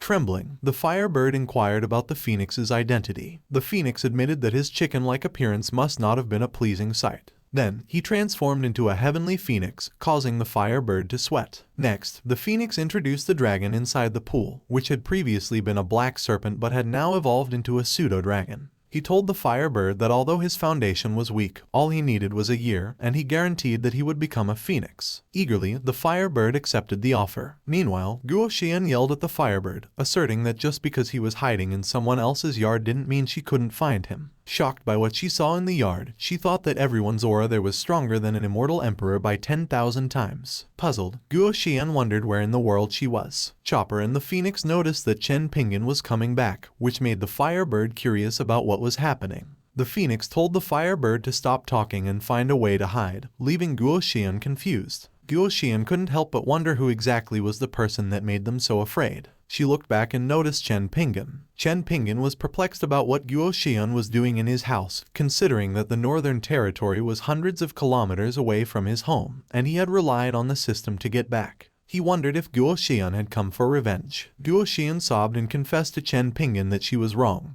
and it was her fault for trespassing in his courtyard and insulting him. Confused, Chen Pingan assured Guo Xian that he was not blaming her. Suddenly, Boss Duan called Chen Pingan and asked him what he was playing at. Chen Pingan, intrigued, asked if Boss Duan and Xiao Linger had gone to the market. He then urged Guo Xian to get up quickly. Disappointed, Boss Duan told Chen Pingan that if Guo Xian was the person he liked, it was no wonder he was so indifferent towards her love and affection. Concerned, Chen Pingan asked Boss Duan to let him explain. Xiao Linger interjected, accusing Chen Pingan of being a pervert. Frightened, Guo Xian concluded that there were unexpectedly many terrifying people known as masters, and Chen Pingan's cultivation must have been fake. She believed that Boss Duan's strength was equally unfathomable, as if she could make her vanish into thin air with a single thought. Guo Xian noticed Xiao Linger and assumed she was the daughter of Chen Pingan and Boss Duan, as she didn't appear to be older than 12 years old and was already in the immortal realm. Finally, Boss Duan extended a hand to Guo Xian and asked if she was okay. She told her that she hadn't seen her in that town before and kindly invited her inside for a cup of tea. Meanwhile, from Guo Xian's perspective, Boss Duan appeared to be threatening her, which scared her to death. Consequently, she turned down Boss Duan's offer and began to walk away, ultimately fleeing the scene. Afterward, Boss Duan mumbled to herself, noting that Guo Xian didn't even let her bother sending her out. At this point, Chen Pingan intervened, telling Boss Duan that the situation wasn't what she thought it was. Amused, Boss Duan grinned and teased Chen Pingan, calling him adorable and asserting that he didn't need to explain such things to her. Feeling embarrassed, Chen Pingan blushed and wondered if Boss Duan was correct, questioning why he was bothering to explain the situation at all. Subsequently, Boss Duan informed Chen Pingan that they had known each other for almost 5 years and suggested that they change the way they addressed each other. She could call him Pingan, and he could call her Xin Xin.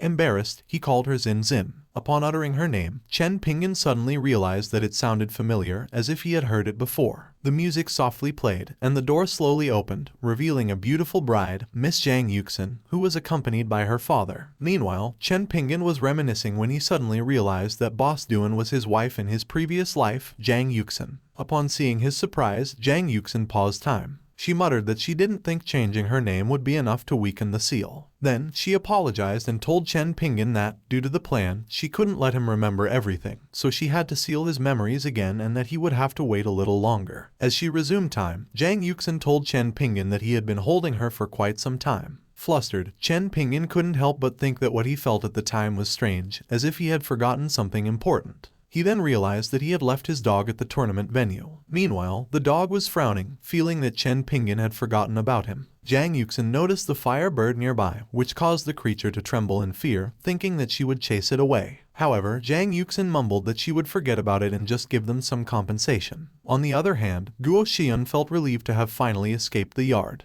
A system message appeared, which surprised her greatly. In the immortal realm, Yu Donglai, the Yunji sect elder, was enraged after learning that the fire bird had gone missing and that it was important. Zhang Linyi tried to calm him down, telling him not to be angry because he had just emerged from a closed-door cultivation, and she had already dispatched Guo Xian to retrieve the fire bird. She couldn't help but wonder why not only did Guo Xian lose the fire bird, but she also had to face the elder alone. Enraged, Yu Donglai asked Zhang Linyi why she was still there if Guo Xian hadn't caught the fire bird yet. Zhang Linyi explained that she had been the only one managing the sect while he was in closed-door cultivation, and that she was unable to leave the sect, which is why she sent Guo Xian to retrieve the fire bird. Yu Donglai, holding a bat, told Zhang Linyi not to give him excuses. He proceeded to scold her, saying that as Guo Xian's master, her disciple's mistake was also hers. Anxious, Zhang Linyi acknowledged that she knew how Yu Donglai treated Guo Xian as if she were his granddaughter, but she had also been taught by Yu Donglai that he could not be biased. At that moment, Guo Xian informed them of her return. Annoyed, Zhang Linyi thought that Guo Xian had returned just in time and that due to her playfulness, she had lost the firebird.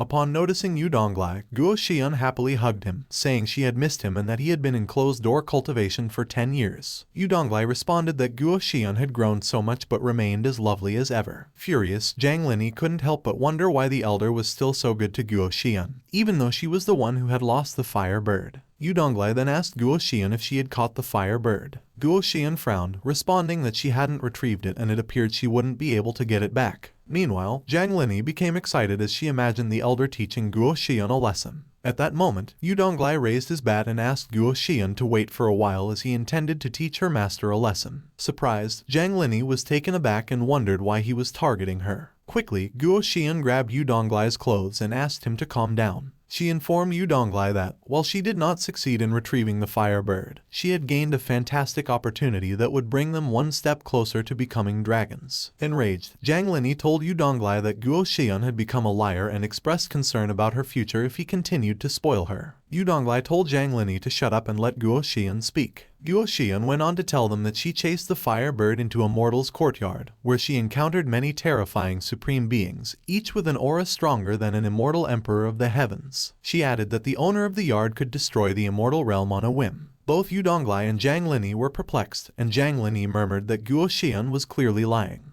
Yu Donglai warned Guo Xian that lying was bad and that no one would believe her in the future. However, he directed his rage at Zhang Linyi, which left her wondering why. Zhang Linyi became enraged and told Guo Xian to go confess her wrongdoing and ask for forgiveness, insisting that whatever she said wasn't true. However, Guo Xian pouted as she denied lying, claiming that Chen Pingan had given her the law of heavenly technique as compensation. Perplexed, Yu Donglai inquired if the heavenly technique was the one used by the immortal emperor, to which Guo Xian proudly agreed. Consequently, Yu Donglai grabbed Guo Xian and warned her not to lie or else he would have no reason to beat up her master, prompting Zhang Linyi to comment on her ingratitude. Fuming, Zhang Linyi assumed that Guo Xian was using the heavenly overlord tactics as an excuse, believing the immortal emperor kneeling in Chen Pingan's courtyard was more likely than what Guo Xian claimed. In response, Guo Xian took out a book and asked Yu Donglai to look. Surprised, Zhang Linyi mumbled that Guo Xian really had it. Skeptical, she thought it must be a fake, vowing to ram herself into the wall if proven wrong. Astonished, Yu Donglai confirmed it was the heavenly overlord technique. Upon learning the truth, Zhang Linyi rammed herself against the wall. Guo Xian inquired as to what Zhang Linyi was up to which Zhang Linyi replied that she was fine, but her worldview had collapsed. Yu Donglai's eyes sparkled as he wondered if Guo Xian was telling the truth. Proudly, Guo Xian confirmed that her words were indeed true. Yu Donglai believed that it was all fate and that the person Guo Xian met in the tournament may not be simple. Guo Xian told Yu Donglai that she had the same thought but was politely driven away in the end, adding that Chen Pingan didn't seem to want to be bothered. Yu Donglai muttered that the situation was truly troublesome. Guo Xian cheerfully informed them that Chen Pingan had a good relationship with several young members of the team, and that the tournament was being held in honor of the prince's birthday. She believed they could indirectly please Chen Pingan through the prince and his team. Yu Donglai praised Guo Xian, telling her she had grown up. He then turned to Zhang Linyi, advising her to learn from her apprentice. Yu Donglai reassured Guo Xian that, even though the fire bird was lost, she had done a good job. Jiang Linyi clenched her fist, resenting that Guo Xian received all the credit while she was the one who got beaten. She calmed herself down, reminding herself that Guo Xian was her disciple. Confused, Guo Xian asked if Jiang Linyi was okay. Enraged, Jiang Linyi said nothing, reflecting on how she had been taught for years, coaxed by crying, and beaten when she did something wrong. Meanwhile, in the courtyard of the warrior kingdom, Tian Shanshan asked Liu Shuai if that was what Chen Pingan had asked him to buy for the prince. Liu Shuai enthusiastically agreed, stating that it was indeed unique. However, they thought that Liu Shuai had been scammed. Subsequently, Liu Shuai informed them that when Chen Pingan left,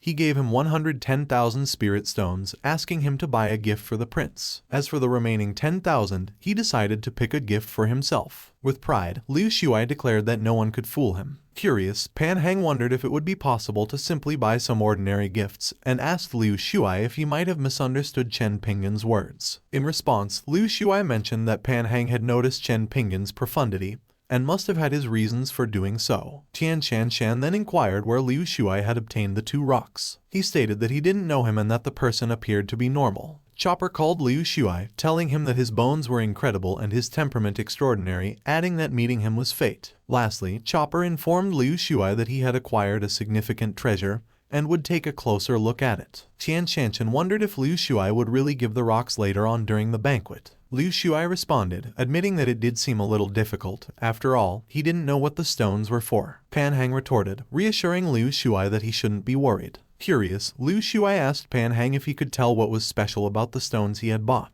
Pan Hang answered that he didn't know. However, since Liu Shuai's family had prospered, nobody would mind what he gave to the prince. Worried, Liu Shuai mumbled that the only way to find out what it was would be during the banquet. After some time, people congratulated the prince on his birthday. Yang Ming told everyone to forget the formalities and do as they pleased. One of the palace servants took out a treasure sword and informed the prince that it was a gift from the prime minister's son. Additionally, the treasured spirit grass came from the alchemist union. Another gift from the state advisor's son was high-quality body armor. Liu Shuai began to sweat, panicking, and thought he was done. He wondered if he should just give his gift to the prince in private later. He noticed Yang Ming's gaze and decided to look away. Despite his worries, Liu Shuai decided to trust Chen Pingan. As they turned around, they noticed that a group of people emerged from the portal. Yang Ming was taken aback, thinking the key levels of those 3 people were frightening. Liu Shuai, still sweating, recognized one of the immortals as the one who fought Chen Pingan. He wondered if they had come for vengeance. Yang Ming greeted the 3 seniors, introduced himself, and asked why they had come. Yu Donglai assured Yang Ming that there was no need for concern, as they were only visiting to attend the banquet and present him with a gift. Yang Ming was surprised and believed that Chen Pingan had sent them to attend his birthday. Duo Xian inquired of Liu Shuai whether Chen Pingan would be present. Liu Shuai informed them that Chen Pingan would not be arriving, and that he had been asked to present the prince with a gift in his stead. Disappointed, Yu Donglai mumbled that it was a pity, however, they hadn't come just to see Chen Pingan. Yu Donglai then took out a present from his hand, a talent token that was extremely rare in the immortal world, and presented it as a gift to Yang Ming. Yu Donglai informed Yang Ming that, after a certain time, he would be able to reach an immortal body and future breakthroughs would happen smoothly. Grateful, Yang Ming expressed his thanks to the senior. Yang Ming was taken aback when Liu Shuai presented Chen Pingan's gift. Liu Shuai informed Yang Ming that he had no idea what the stone was for and that the purchasing process had been strange. He told Yu Donglai that he believes the function of the stone can only be discovered when he offers the gift. Moreover, because he appeared just as he was about to give it, he reasoned that Yu Donglai might know the function of the stone. Yu Donglai murmured that Chen Pingan had predicted that he would go to the kingdom, that no one would recognize the rock, and that it would be useless. Subsequently, he informed them that it was a conversion stone and a material used to make the talent token he had just given them. Furthermore, based on its size, it should be able to make 3 pieces. Yu Donglai wondered what Chen Pingan's intentions were. Upon reflection, Yang Ming realized he already had a token stone, which he assumed Chen Pingan wanted him to give to his team. Consequently, he gave Tian Shanshan, Pan Hang, and Wang Dagui the 3 pieces of talent token. Tian Shanshan was hesitant to accept the gifts and informed Yang Ming that they were Chen Pingan's gift to him. Reassuringly, Yang Ming responded not to be worried as it was also what Chen Pingan wanted. Liu Shuai presented a small stone to Yu Donglai and inquired as to its purpose. Surprised, he asked Liu Shuai to be his disciple. Yu Donglai realized that not only had Liu Shuai correctly predicted Chen Pingan's intention, but he had also been bestowed with an extremely rare and superior conversion stone. He believed that perhaps the hegemony technique wasn't given to them solely because of the fire bird. Subsequently, Liu Shuai kneeled and greeted Yu Donglai as his master. Meanwhile, Chen Pingan awoke with the impression that he was not in Boss Duan's room. He was fuming, mumbling that he felt a sense of loss. Upon seeing Chen Pingan, Zhang Yuxin grinned. Chen Pingan received a system message stating that breakout mission rewards had been settled, and the awarding of rewards would begin while the next breakout point had opened. The system rewarded Chen Pingan with 1.5 major realms, allowing him to reach the 5th level of the nascent soul. Amazed, Chen Pingan mumbled that he had only completed one stage and immediately jumped to the 5th level of the nascent soul. He mused that if he completed 100, he would become more invincible and that he had unlocked new functions. The system then showed Du Yuzi, which made Chen Pingan surprised. Annoyed, Chen Pingan threw the system and mumbled that it was broken. Following the system's instructions, Chen Pingan scrolled down, and a variety of rifle weapons appeared, along with a small bike. He imagined himself riding on his small motor, claiming that it would never get stuck in traffic. Cringing, he thought it was so weird. A system message popped up, stating that Chen Pingan had completed the first task, and was given the choice to choose the method of acquiring the exchange points himself. Chen Pingan mumbled that he needed to think about it carefully. He considered that there were 3 intensities based on the level, and that the first 2 operations were the same, both of which were passive acquisition. And the third option required him to ask in person,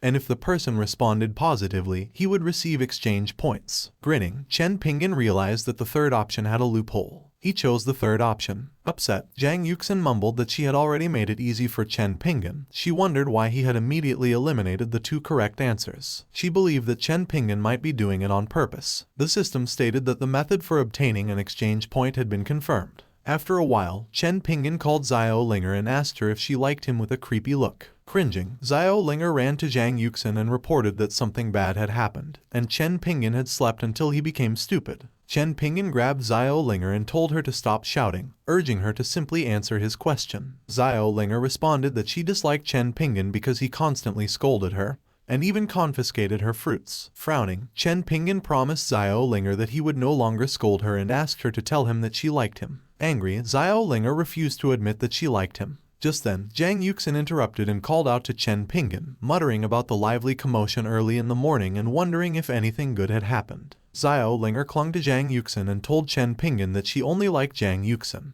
Irritated, Chen Pingan realized that it had only been a few days since Xiao Linger quickly switched sides. Zhang Yuxin reassured Xiao Linger, saying that this was considered quite good because someone had asked her whether she liked him or not, and she wasn't that lucky. Blushing, Chen Pingan stuttered, informing them that he was going to leave. Meanwhile, in Qingyuan town at Canbao Pharmacy, a stranger told a boy that he was working hard that day and asked what he was reading. The boy answered that he recently found a medical book to read, but the content was strange. He informed his master that the man in the book was a wandering doctor who could cure any disease. However, the only thing he couldn't cure was a man who liked another man, and the male protagonist was competitive, refusing to give up until he was cured. He informed his master that, at the end of the story, the protagonist was also infected. Distressed, the master wondered if the boy was sure it was a medical book. The boy informed his master that the title of the book was Dragon Yong's Goodness, and he asked if such a disease existed in reality. The master responded that there were records about the disease and it could be around them,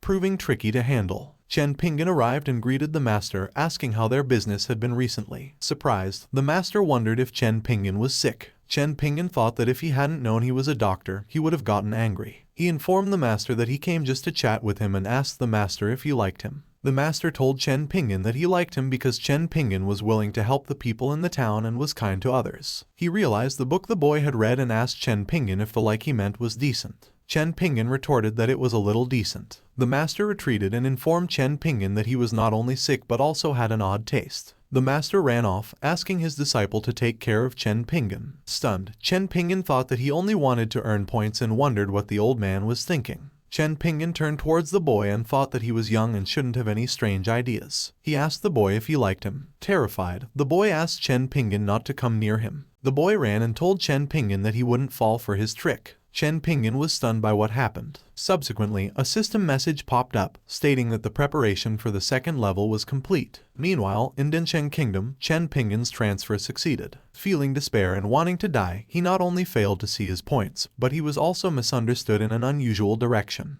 He wondered how he could return to town. He started to believe that the system might have cheated. However, the system informed Chen Pingan that the acquisition method was his choice and had nothing to do with the system. Another message appeared, stating that it served him right. Chen Pingan retorted that he didn't know people would think that way. Mumbling to himself, he realized that if he asked around again, the genre of the Manhwa would have to change. Chen Pingan opened the system to look at his task. According to the system, Chen Pingan's name in that kingdom was Zhen Denteng. With that name, he would join the Danyuan sect, and most people in the sect would admire him for his alchemical skills. If the task was completed, Chen Pingan would be rewarded with a major realm and a special gift. Sighing, Chen Pingan acknowledged that the task was alchemy-focused. He mumbled that he should first find someone who understood the local situation. Suddenly, he heard someone yell, "Stop!" A group of girls was chasing a young man, telling him he wouldn't be able to escape and asking him to stop. The stranger halted, realizing he had run the wrong way and that there was a dead end in front of him. Chen Pingan asked the stranger if he needed help.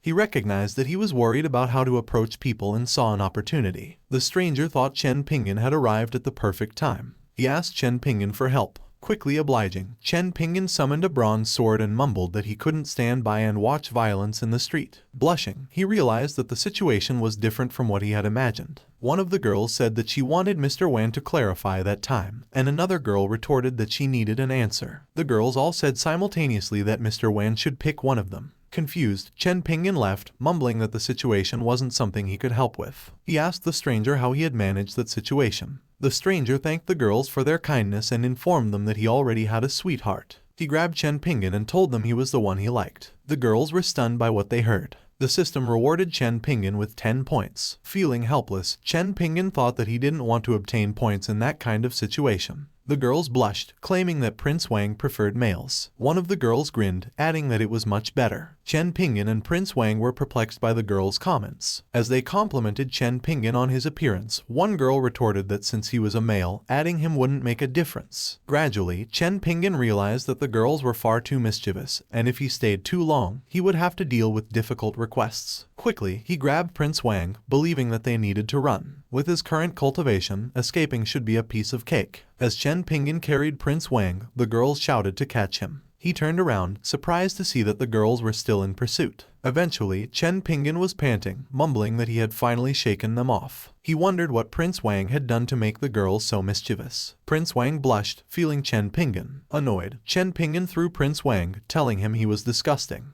Prince Wang apologized, explaining that since he was young, he had never been carried before, and he just got carried away. Cringing, Chen Pingan told Prince Wang not to say anything strange, and asked why he ran away if he wanted to be carried. Prince Wang informed Chen Pingan that the majority of the girls were his junior sisters, whom he occasionally taught alchemy during the week. Consequently, he did not expect that a few touches would result in the situation they had just experienced. Chen Pingan inquired about Prince Wang's membership in the Alchemist Guild. Prince Wang confirmed his membership, exciting Chen Pingan, who shared that he had come to the kingdom to join the Alchemist Guild and wondered if there was any way he could do so. Prince Wang responded that Chen Pingan arrived at the perfect time and informed him that in 3 days, the Alchemist Guild would hold a competition open only to those under the age of 30. Embarrassed, Chen Pingan admitted that he had never refined a pill before. Prince Wang acknowledged that it would be difficult for Chen Pingan. Nonetheless, Chen Pingan felt relieved, knowing this information saved him the effort of poking around the city. He thanked Prince Wang, causing him to blush. Chen Pingan told Prince Wang that he would leave and needed some time to prepare. Prince Wang asked Chen Pingan to wait, revealing that he had a way for him to join the guild directly, but he needed Chen Pingan's help with something.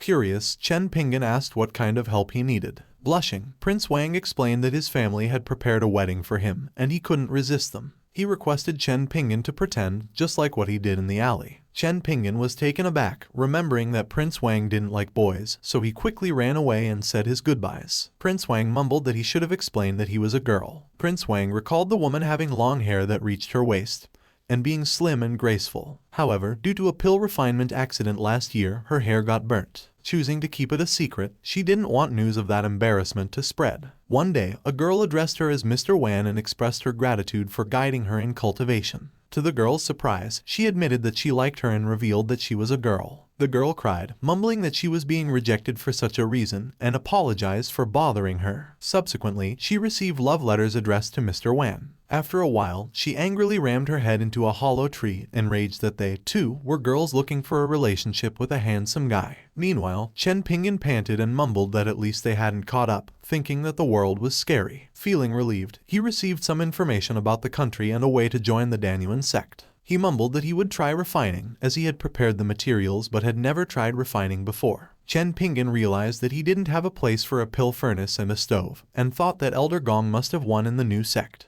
He asked the system to send him back. After some time, Chen Pingan arrived at the new sect and wondered if he had come to the wrong place. To his surprise, he saw many people gathered around the gate of the Peace sect. A young man was enraged, mumbling that he had been waiting all day for Murong-su to come out and declare that he was an imperial prince, adding that the sect was too aggravating. One of the strangers reprimanded him, saying that the imperial prince must be embarrassed, and that he could leave if he didn't want to wait. The imperial prince noticed the prince and princess of the most powerful empire approaching. Chen Lengxiu thought that, whether in terms of status or strength, they couldn't reach half of his level, and wondered how they could pursue Murong-su. Chen Pingan greeted Chen Lengxiu. Chen Lengxiu grinned creepily, thinking that a villager dared to come to him, and that they were just a bunch of small fry. Zhen Zhao warned Chen Lengxiu to keep his smile in check because it was crude. Fuming, Zhen Zhao told Chen Lengxiu that contacting Murong-su hadn't been easy and reminded him that he needed to restrain himself a little. Zheng Lengxiu nodded in agreement. Chen Pingan asked Zhen Lengxiu if they were Murong-su's friends and wondered if they would also enter the sect. Zhen Lengxiu yelled at Chen Pingan, asserting that it was none of his business. Furious, Zhen Zhao punched Zhen Lengxiu and told him to speak properly. Subsequently, she apologized to Chen Pingan, explaining that her brother hadn't taken his medicine that day and mentioning that she was Murong-su's friend.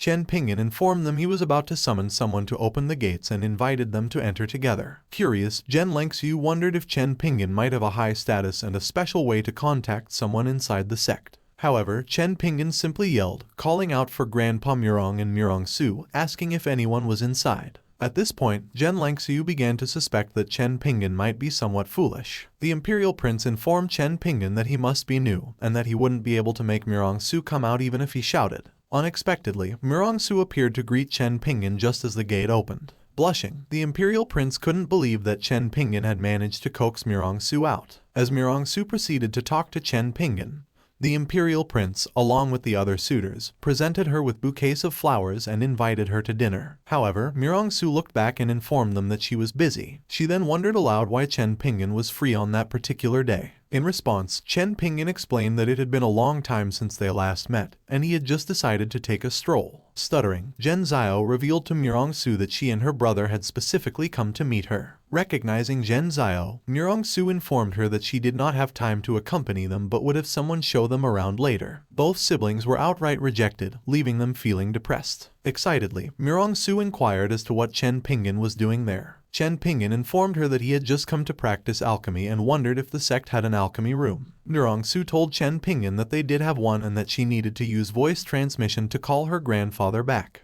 However, Chen Pingan retorted that there was no need to disturb Grandpa Murong and asked her to bring him to the alchemy room so he could start practicing alchemy. Murong-su, who had rejected numerous imperial princes, surprised Zhen Lengxiu with her enthusiasm for Chen Pingan. Zhen Lengxiu speculated that Murong-su loved alchemy, and that Chen Pingan happened to be extremely talented in the field. Even though Chen Pingan was in the nascent soul realm cultivation, Zheng Lengxiu wondered if he could refine a 5th grade elixir. He then asked Murong-su if he could accompany them to the alchemy room, explaining that he, too, enjoyed alchemy and was a 4th grade alchemist. Chen Pingan remarked that Zheng Lengxiu didn't appear to be old yet, despite having a high level of alchemy, and invited him to accompany him. Relieved, he reasoned that he could seek advice from a 4th grade alchemist. Expressing his gratitude, Zhen Lengxiu thought that Chen Pingan's level was high and that Chen Pingan wanted to take advantage of the opportunity to suppress him in alchemy. After some time, at the alchemy hall, Murong-su informed Chen Pingan that the alchemy furnace and herbs were all prepared. Chen Pingan thanked Murong-su for her hard work. Zhen Lengxiu observed that those were all 1st grade herbs and the highest pill that could be made was a 2nd grade pill, which left him wondering what Chen Pingan was thinking.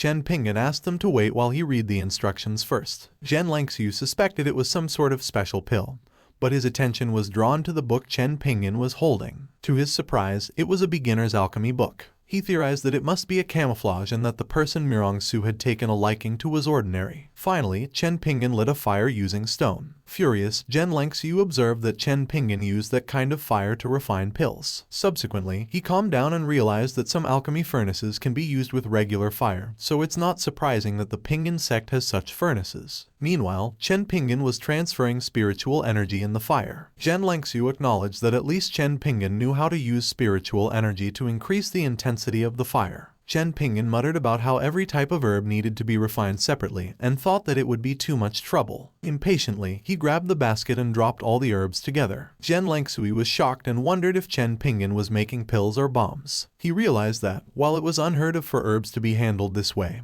he thought that Chen Pingan might be some kind of master. Next, Chen Pingan grabbed the mushroom and mumbled that it needed to be more cooked. Zhen Lengsui became enraged and was about to say something when Zhen Zhao covered his mouth, causing him to mumble words. Concerned, Chen Pingan wondered if he may have done something wrong. Later, Chen Pingan smelled a scent and mumbled that it was almost done. Incredulously, Zhen Lengsui thought how it could be possible that the scent was a pill fragrance. Finally, he wondered how there could be two pills and that they must be the pinnacle of elixir. Mirong Su was surprised to find two pills and couldn't help but praise Chen Pingan. Likewise, Chen Pingan was also astonished that there were two pills, causing him to wonder if he had made a mistake or if he was a once-in-a-million-year alchemy genius. In a hushed tone, Zhen Zhao mentioned that she had observed her brother practicing alchemy for a long time, yet she had never seen him achieve such a feat. Stunned, Zhen Lengsui found it hard to believe. Worried, Zhen Zhao speculated that her brother's brain might have been overloaded. Feeling dejected, Zhen Lengsui considered the possibility that Chen Pingan had used some trick to produce two pills, as his alchemy approach was unprecedented.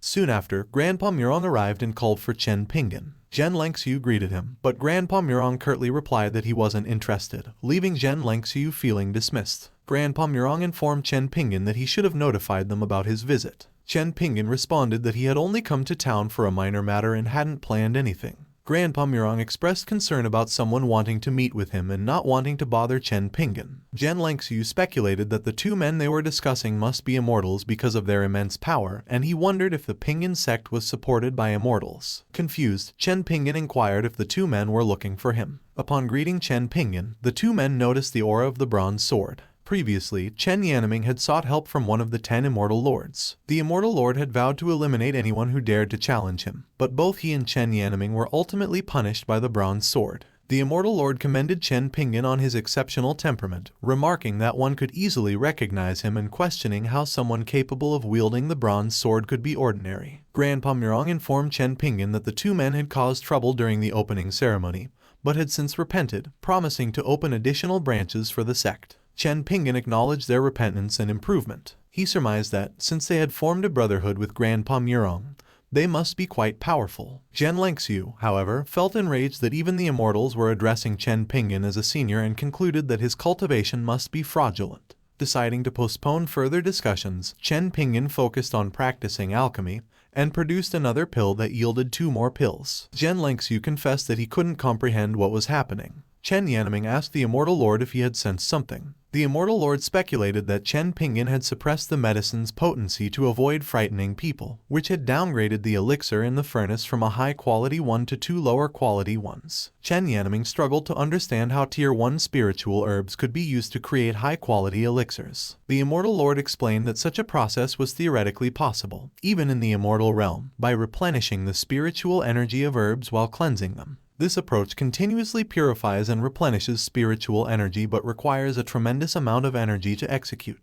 Thus, the Immortal Lord marveled at the miracle they had just witnessed. Even after shaking the world, Chen Pingan remained calm, as if nothing had happened, according to the Immortal Lord. It seemed that Chen Pingan had discreetly taken note of them, and the 2 pills served as a warning that he would have died a horrible death had he not taken the hint. Meanwhile, Chen Pingan was sweating, wondering why there were 2 pills, since the manual didn't mention anything about it. Curious, he asked if they had noticed any problems. Zhen Lengsui, flustered, bowed and told Chen Pingan that he had benefited greatly. Chen Pingan, perplexed, wanted to know how Zhen Lengsui had benefited and asked him to teach him. He then reasoned that, based on their reactions, there should be no problem with the alchemy evaluation in a few days. At this point, Grandpa Murong asked Zhen Lengsui and Zhen Zhao what they were doing there. Zhen Lengsui replied that he had come to visit, and Grandpa Murong promptly ordered them to leave. Zhen Zhao, fuming, accused Zhen Lengsui of being too cowardly. However, Zhen Lengsui retorted that Chen Pingan was too frightening, and their empire couldn't afford to offend any mountain sect, especially with the presence of 2 immortals. Furious, he questioned why Zhen Zhao claimed to have a good relationship with Murong Su when it didn't appear to be the case. Zhen Zhao explained that she had met Murong Su with other sect members but hadn't seen her since. Zhen Lengsui then informed his sister that their father had intended for him to get close to Murong Su in order to win the mountain sect, but there seemed to be no hope now. Zhen Zhao asked her brother if the emperor had planned it, and she began to think that it might be up to her.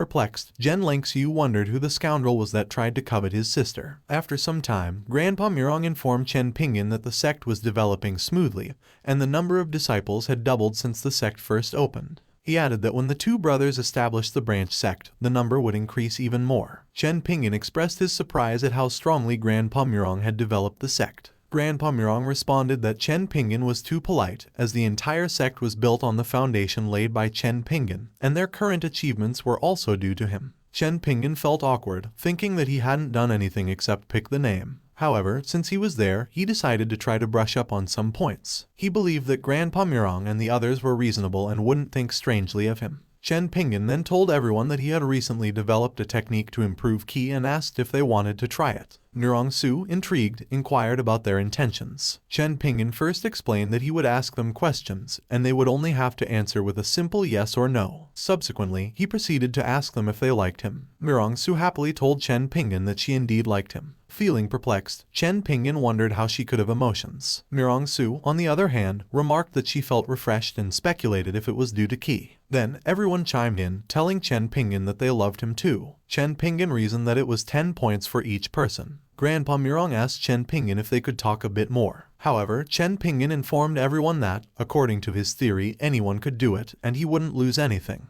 Hearing this, everyone told Chen Pingan that they liked him, which left him shocked by the points popping up. The system informed Chen Pingan that he had 1,000 remaining points. Exhausted, Chen Pingan felt relieved that it was all over and that he almost couldn't pronounce the word yes anymore without making it sound strange. He then mumbled that the points were enough and asked the system if he could redeem the pistol. Chen Pingan firmly believed that the pistol would be much more useful than any old cultivation method. Chen Pingan remarked that, despite having shot at the range before, the pistol was much lighter than expected. He then claimed the gun was a fake because the magazine was sealed. However, Chen Pingan decided to test it first, pointing the gun and pulling the trigger. To his surprise, a beam emerged from the pistol. Taken aback, he mumbled that it was stronger than his attack and didn't seem like a bullet, especially since the gun didn't have a magazine. After pointing the gun at a flock of birds, which promptly fled, Chen Pingan smiled and mused that it was a gun with infinite bullets. Suddenly, a stranger approached and inquired who was there. Despite Chen Pingan's attempts to hide his presence, the stranger found him. Confused, Chen Pingan asked who the stranger was, but the enigmatic figure retorted that it didn't matter and that he would be troubling him. The stranger proceeded to inform Chen Pingan that Mirong Su was the goddess of the peace sect, and her beauty drew countless imperial princes to her. Frustrated, the stranger mocked Chen Pingan for believing that a mere 5th-level nascent soul could follow Mirong Su obediently, thinking that Chen Pingan had discovered her weakness. Chen Pingan then assumed the stranger was a sycophant, referring to the same Mirong Su based on his description. Next, the stranger emitted a key and mumbled that he would deliver justice that day. He revealed to Chen Pingan his cultivation, which was nourished with the resources of the whole country. As the stranger prepared to attack, Chen Pingan shot him with the gun,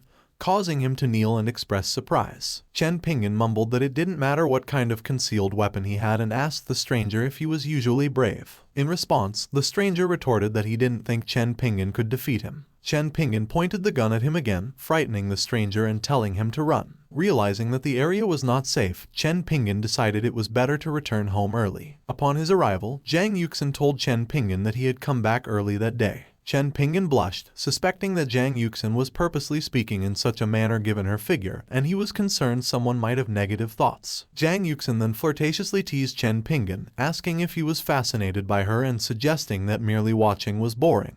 Before inviting him to sit with her, Chen Pingan warned Zhang Yuxin to be mindful of her surroundings because Xiao Linger was still present. Zhang Yuxin turned to Xiao Linger, who responded that she couldn't see or hear anything. Puzzled as to how Zhang Yuxin could persuade Xiao Linger to go with her, Chen Pingan handed the gun to Zhang Yuxin, telling her it was a hidden weapon. He was concerned that her daily excursions out of the mountain were unsafe. Zhang Yuxin felt flattered, assuming Chen Pingan would keep the gun for himself and wondering if he was concerned about her. She admitted she didn't know how to use the gun but thought it was the sentiment that counted. Chen Pingan then grabbed Zhang Yuxin's hand, telling her he would teach her. Chen Pingan led Zhang Yuxin into the forest and instructed her to go in front of a specific tree. Zhang Yuxin agreed and telepathically told Xiao Linger to follow the plan. Xiao Linger nodded in agreement. Meanwhile, at the Yunjai Sect's Immortal Mountain, Yu Donglai believed that the Heavenly Overlord technique was powerful, and he wouldn't have to wait long to advance to the next realm. Subsequently, Zia Sui told Yu Donglai that it appeared he would catch up to him soon. Upon hearing this, Yu Donglai greeted Xia Sui, thinking that after understanding the technique, Xia Sui appeared, and if he had a breakthrough,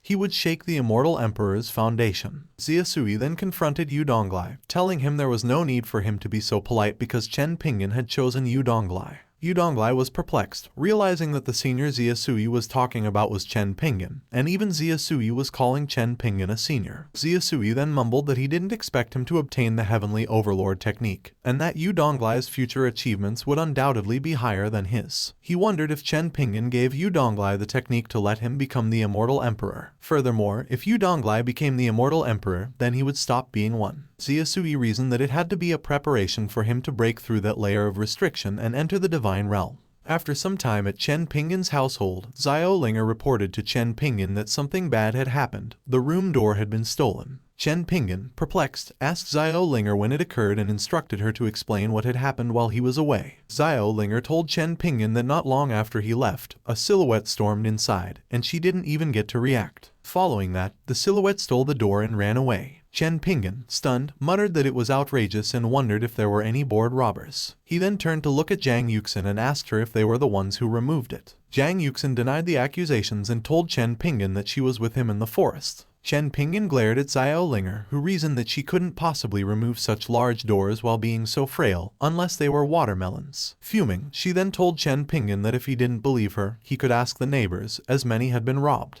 Irritated, Chen Pingan said he would go ask because he didn't believe there were such bored robbers. After some time, Chen Pingan asked an old man if he had heard a rumor about robbers stealing doors. The old man was fired up, telling Chen Pingan that there were robbers who stole people's doors. Chen Pingan was surprised to hear that it was true. The old man continued to tell Chen Pingan that as he was about to leave, a silhouette passed him and locked onto the door. Using incredible strength, the silhouette pulled down the door with a single hand, and after stealing it, ran away carrying the door with him. The old man muttered that many people had been robbed, but the robber had left them with a large sum of money. Consequently, Chen Pingan realized that the story was becoming increasingly absurd and wondered if there were truly bored people in the world. Upset, he then told Xiao Linger that he believed her and that dozens of families in the mountain had been robbed of their doors. Zhang Yuxin patted the angry Xiao Linger and told Chen Pingan that the door being stolen was a small matter as long as Xiao Linger was not hurt. She then asked Chen Pingan if he had any problem with sleepwalking.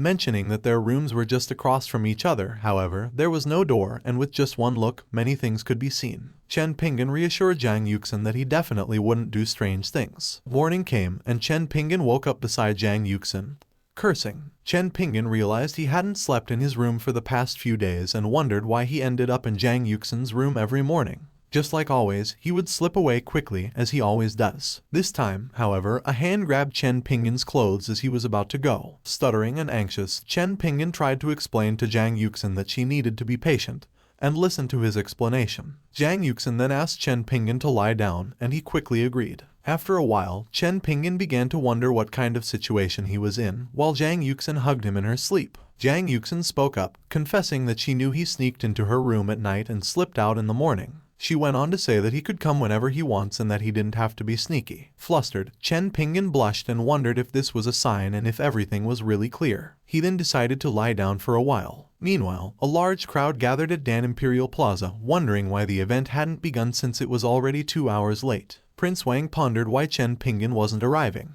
A man informed Prince Wang that the person she had been expecting would not be coming, and the competition couldn't be postponed any longer. She then smiled as she noticed Chen Pingan came running. Chen Pingan thought that he was late and was lucky that the event hadn't started yet. The master of the Danyuan sect realized it was indeed Chen Pingan. Simon Chen had convened an alchemy master meeting some time before the event and informed them that they had only one agenda: all members of the Alchemist Guild must obey Chen Pingan unconditionally. He also notified them that Chen Pingan liked to pretend to be low level and mingle in the crowd. He warned them not to act hastily and to understand and act on his hidden meanings. The sect master was surprised that Xiaojun and Chen Pingan knew each other. He assumed it was a coincidence and planned to ask Xiaojun after the competition. Chen Pingan whimpered his way up, mumbling that he was lucky to have caught up and that the mission was about to fail. One of the contestants questioned why Chen Pingan arrived late and accused him of cheating. The sect master reassured the crowd that everything was fine and that the test would begin now that everyone had arrived. The contestants were irritated that they had to wait for someone, and they wondered who Chen Pingan was. Anxious, the sect master considered what he would do if he offended Chen Pingan as a result of his error. He then realized that Simon Chen had told them that everything Chen Pingan does has meaning, and that because he arrived so late, it must have a deeper significance, and that his negligence had turned everyone against Chen Pingan. The sect master believed that this must be the purpose of Chen Pingan's late arrival, to attract the hatred of the audience. He asked the audience to remain silent before informing them that the sect had recruited 100 people and that the level of speed and quality of alchemy was their reference standard. With that, the sect leader started the exam. One of the contestants was upset and thought that if it hadn't been for Chen Pingan, who delayed the exam, he would have had to face only half of the present candidates, giving him a better chance of winning and entering the sect. The grandson of the Danwu Empire's third emperor reasoned that since Chen Pingan had reduced his chances of joining, he asked Chen Pingan not to blame him for using such methods. And no one would dare to try as long as he is present, and the fire bead he purchased for a high price can control all the flames within a 10-foot radius. The man decided that he would like to see what the person, who had been treated well by Lord Wan, was capable of. Subsequently, Chen Pingan dropped all the ingredients into the pot. Enraged, the man cursed and asked Chen Pingan if he really knew alchemy. In response, Chen Pingan turned around and inquired if the man was referring to him. He then wondered why the man was staring at him, and if the men of Danwu Kingdom had any strange fetishes. Furious, the man thought that if Chen Pingan could refine a pill by casually throwing in herbs, he'd lose it. He decided to forget about Chen Pingan, believing that his own furnace would blow him up. Determined, the man decided to eliminate those who posed a threat to him. He then grinned as he found his first target. Next, the man used a bead, which caused an explosion in his target's furnace. The announcer then announced that contestant number 15 had withdrawn from the exam due to his furnace exploding. The man grumbled that no matter how talented they were, as long as someone was in his way, they would pay for it. Following that, another set of explosions caused a few of the contestants to fail. Xiaojun was surprised that she hadn't noticed any mistakes in the other contestants' performances. She then inquired of the sect master as to why the other contestants' furnace had suddenly blown up. The sect master responded that someone was using unorthodox tactics. Soon after, he realized that it was Sun Zhigang, the playboy prince, who was ruining his father's image. Master Wan then mumbled that Chen Pingan was something else. His refinement technique was strange, but the furnace remained stable even when the herbs had conflicting properties. He then deduced that Chen Pingan had allowed Sun Zhigang to stand around without fear of being affected, implying that what Chen Pingan was doing had a deeper meaning. Sun Zhigang then reasoned that all of the contestants who were significantly better than him had been eliminated, and because of his pill form, first place was guaranteed to be his. His eyes widened as the crowd yelled that Chen Pingan had refined a pill, and the fragrance was rich. They then speculated that it could be a 4th or 5th grade pill. Enraged, Sun Zhigang cursed as he couldn't believe Chen Pingan had outdone him. He then held the fire bead and grumbled that he wouldn't allow Chen Pingan to form his pill. The spread of the fire surprised Chen Pingan, who thought he had it under control. He then manipulated the fire and muttered that he couldn't let the furnace explode, or he'd fail the mission. Chen Pingan believed that it was all over as the fire couldn't be controlled and, if it continued, the medical herb would be burned. However, he then had an idea to try using the fire to quickly form the pill. As Chen Pingan was manipulating the fire, the pot opened. Sun Zhigang smiled, thinking his plan had succeeded. The audience was saddened and expressed regret. Despite this, Chen Pingan grinned and announced that the pill was ready. Finally, 2 pills emerged from the pot. Chen Pingan asked Master Wan to check the pills. Master Wan informed Chen Pingan that both pills were 5th grade pills of the highest quality. Enraged, Sun Zhigang clenched his fist, wondering how it could be possible to make 2 pills. One member of the audience believed Chen Pingan had obviously blown up his furnace, while another pointed out that the competition only allowed the use of first-rate herbs. Suddenly, Master Wan realized that he had been refining pills his entire life and had never heard of anyone achieving such a feat. Chen Pingan then wondered if he had passed the exam. Master Wan happily informed Chen Pingan that the 2 pills were enough for him to pass. However, Sun Zhigang interrupted, accusing Chen Pingan of cheating and stating that no one had ever seen a person form a pill after blowing their furnace, let alone 2 of them. He claimed that Chen Pingan hid the pills in the furnace in advance. Master Wan retorted that Sun Zhigang should watch his mouth, adding that the furnace had been prepared by his Danuan sect. He then asked Sun Zhigang if he was accusing his sect. Sun Zhigang rebutted the Danuan sect's lack of fairness and even used the entry contest to make a point. Addressing the audience, he said that Chen Pingan had delayed today's competition, and that the Danuan sect had never been fair from the beginning. To which the audience agreed. One person yelled angrily that if it hadn't been for the sudden explosion, no one would have guessed the furnace was haunted by a ghost. At this point, Master Wan realized that the situation was precisely what Chen Pingan wanted. He deduced that Chen Pingan was warning him not to meddle too much, and that if he exposed Sun Ziging prematurely, it would jeopardize Chen Pingan's plan. Confused, Chen Pingan wondered why Master Wan was nodding his head at him. He then surmised that Master Wan knew the Danyuan sect was not biased and that Master knew the pills were made by him, which is why the Master let him handle the situation to evaluate his abilities. Chen Pingan's eyes gleamed as he believed Master Wan wanted to train him. They both nodded and acknowledged that they completely understood each other. Chen Pingan confronted Sun Ziging and told him that he could refine a pill in front of him if he wanted, as he was accusing him of cheating. Sun Ziging agreed and told Chen Pingan that he would choose the furnace he would use and would supply the recipe, to which Chen Pingan agreed. Sun Ziging grinned, thinking that Chen Pingan was hooked and that this time he would be merciless. Subsequently, he gave Chen Pingan the royal family's secret recipe for realm breakthrough, telling him that if he could make the pill, he would believe him. Sun Ziging smiled deviously, contemplating his plan, which Chen Pingan would never see the end of. Upon examining the recipe, Chen Pingan felt that something was amiss. Despite his lack of knowledge about medicinal herbs, he believed the recipe was inconsistent. Similarly, Master Wan thought that although he didn't know Chen Pingan, the recipe was obviously flawed. He then wondered why Chen Pingan wasn't saying anything. Consequently, they both misunderstood each other and believed they were being tested. Chen Pingan suspected that the recipe was a forgery and that Master Wan was testing his judgment with it. On the other hand, Master Wan believed that Chen Pingan must have noticed the fake recipe and wanted to take the opportunity to teach Sun Ziging a lesson. Simultaneously, Chen Pingan and Master Wan declared that the recipe had no problem. At this moment, Chen Pingan realized that Master Wan had the same thought, and that he had made the correct choice. Master Wan understood Chen Pingan. Sun Ziging smirked and informed Chen Pingan that the furnace he would use was the same one he had used before, assuring him there would be no problem with it. Chen Pingan agreed. After some time, Chen Pingan began pouring all the ingredients into the furnace. He pondered that he would simply let the ingredients fuse together and become a pill. However, Chen Pingan was taken aback as the fire unexpectedly grew. Chen Pingan believed that he had done nothing wrong to cause the furnace to explode. Sun Ziging laughed and said that Chen Pingan would not survive this time. Subsequently, he warned Master Wan to be careful, as if he were up there, his alchemy wouldn't be suspected of cheating.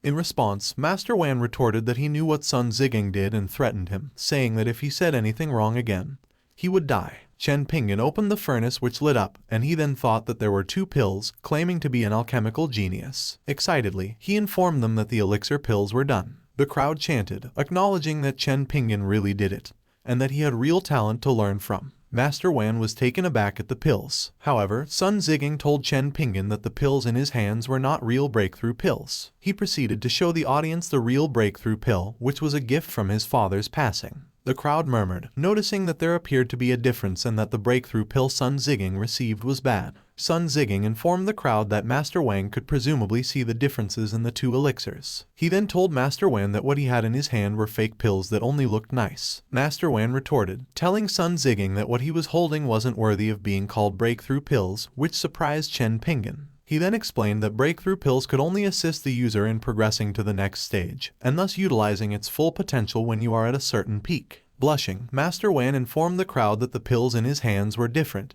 containing 10 times more of the breakthrough effectiveness, and able to make the user reach the next realm. He added that if they took the pills at the 5th stage of the nascent soul, they would jump to the 5th stage of the outer body realm, and calling the pills a breakthrough pill would be an insult. Sun Ziging's jaw dropped as he heard the information. After some time, they announced that the recruitment was complete, and that if they were interested in the Danyuan sect, they could apply again next time. Enraged, Sun Ziging clenched his fist and swore that Chen Pingan's luck wouldn't be good forever. Chen Pingan informed Master Wan that he couldn't stay in the Zong sect forever. Master Wan sighed and responded to Chen Pingan, saying it couldn't be helped, and he wouldn't dare go against Chen Pingan's wishes. He then asked Chen Pingan if he wouldn't mind calling him Brother Wan. Chen Pingan accepted Master Wan's wish to call him Brother Wan. They both thought that being able to call each other brother was a win. Brother Wan took out the breakthrough pill Chen Pingan made and was about to give it back. However, Chen Pingan declined, telling Brother Wan that he had no use for it and asked him to keep it instead, because he thought he might find someone to give it to. He then reasoned that eating the pills would be pointless as his cultivation base was from the system, and it would be far better to give it to Brother Wan in exchange for favors. Chen Pingan then bid farewell as it was about to get late. While walking, he realized that Zhang Yuxin and Xiao Linger were the family's weak links, and that with a thief on the loose, he needed to find a deserted area to retreat to. Brother Wan believed he knew to whom he should give the pills and that Chen Pingan must have had a plan in mind because he assigned it to him.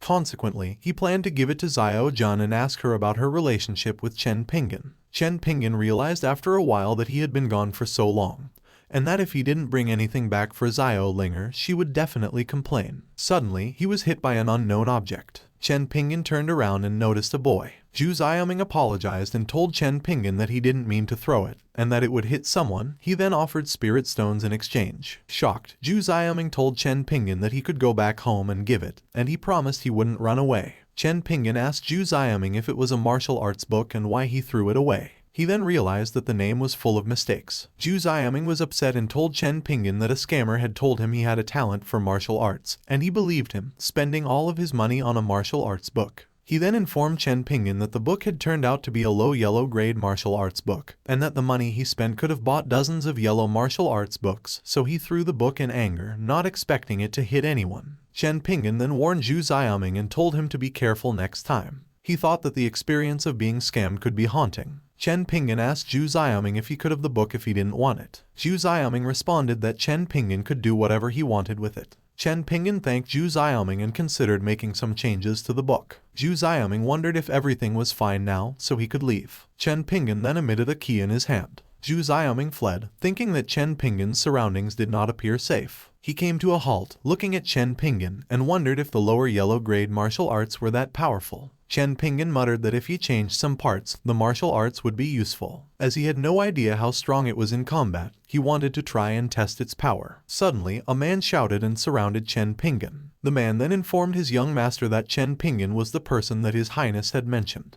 The stranger then asked Chen Pingan to kneel. Chen Pingan took a step back, wondering if he had done something wrong. Inadvertently, he bumped into a huge man. The stranger questioned Chen Pingan, asking if he was trying to run away. Subsequently, he mumbled that it seemed they needed to give Chen Pingan a beating so severe that even his parents wouldn't recognize him. Feeling nervous, Chen Pingan contemplated his next move. Just then, he noticed a passerby and desperately asked for help. However, upon realizing who the aggressors were, the passerby turned the other way. The stranger grinned, informing Chen Pingan that no one was brave enough to confront him. He then ordered his subordinates to get it over with. In the midst of seeking help, Chen Pingan unexpectedly activated the Buddhist palm technique and pushed his attacker. Puzzled, he wondered how he had managed to do it. He reminded himself not to attempt killing anyone, as he might have to use teleportation to escape. One by one, Chen Pingan punched each of them, knocking them out. Afterward, he questioned when he had become so strong. The stranger stood up, admitting that he was wrong to hit Chen Pingan and revealing that his father was the general of Dan Guo's army. He threatened Chen Pingan, claiming that he wouldn't be able to leave Dan Wu. Enraged, Chen Pingan's eyes turned red as he glared at the strange man. The stranger warned Chen Pingan not to do anything weird and asked him to stay away. Exhausted, Chen Pingan mused that the 3,000 points had made his hands feel useless. Later on, he thought about finding a place to teleport back. When he was told to wait, he turned around, expecting the army to have arrived quickly. Instead, he discovered it was only Zhu Xiaoming and asked what was wrong. Zhu Xiaoming inquired if the technique Chen Pingan used was the Buddhist palm and whether he could have the book or even just a copy of it.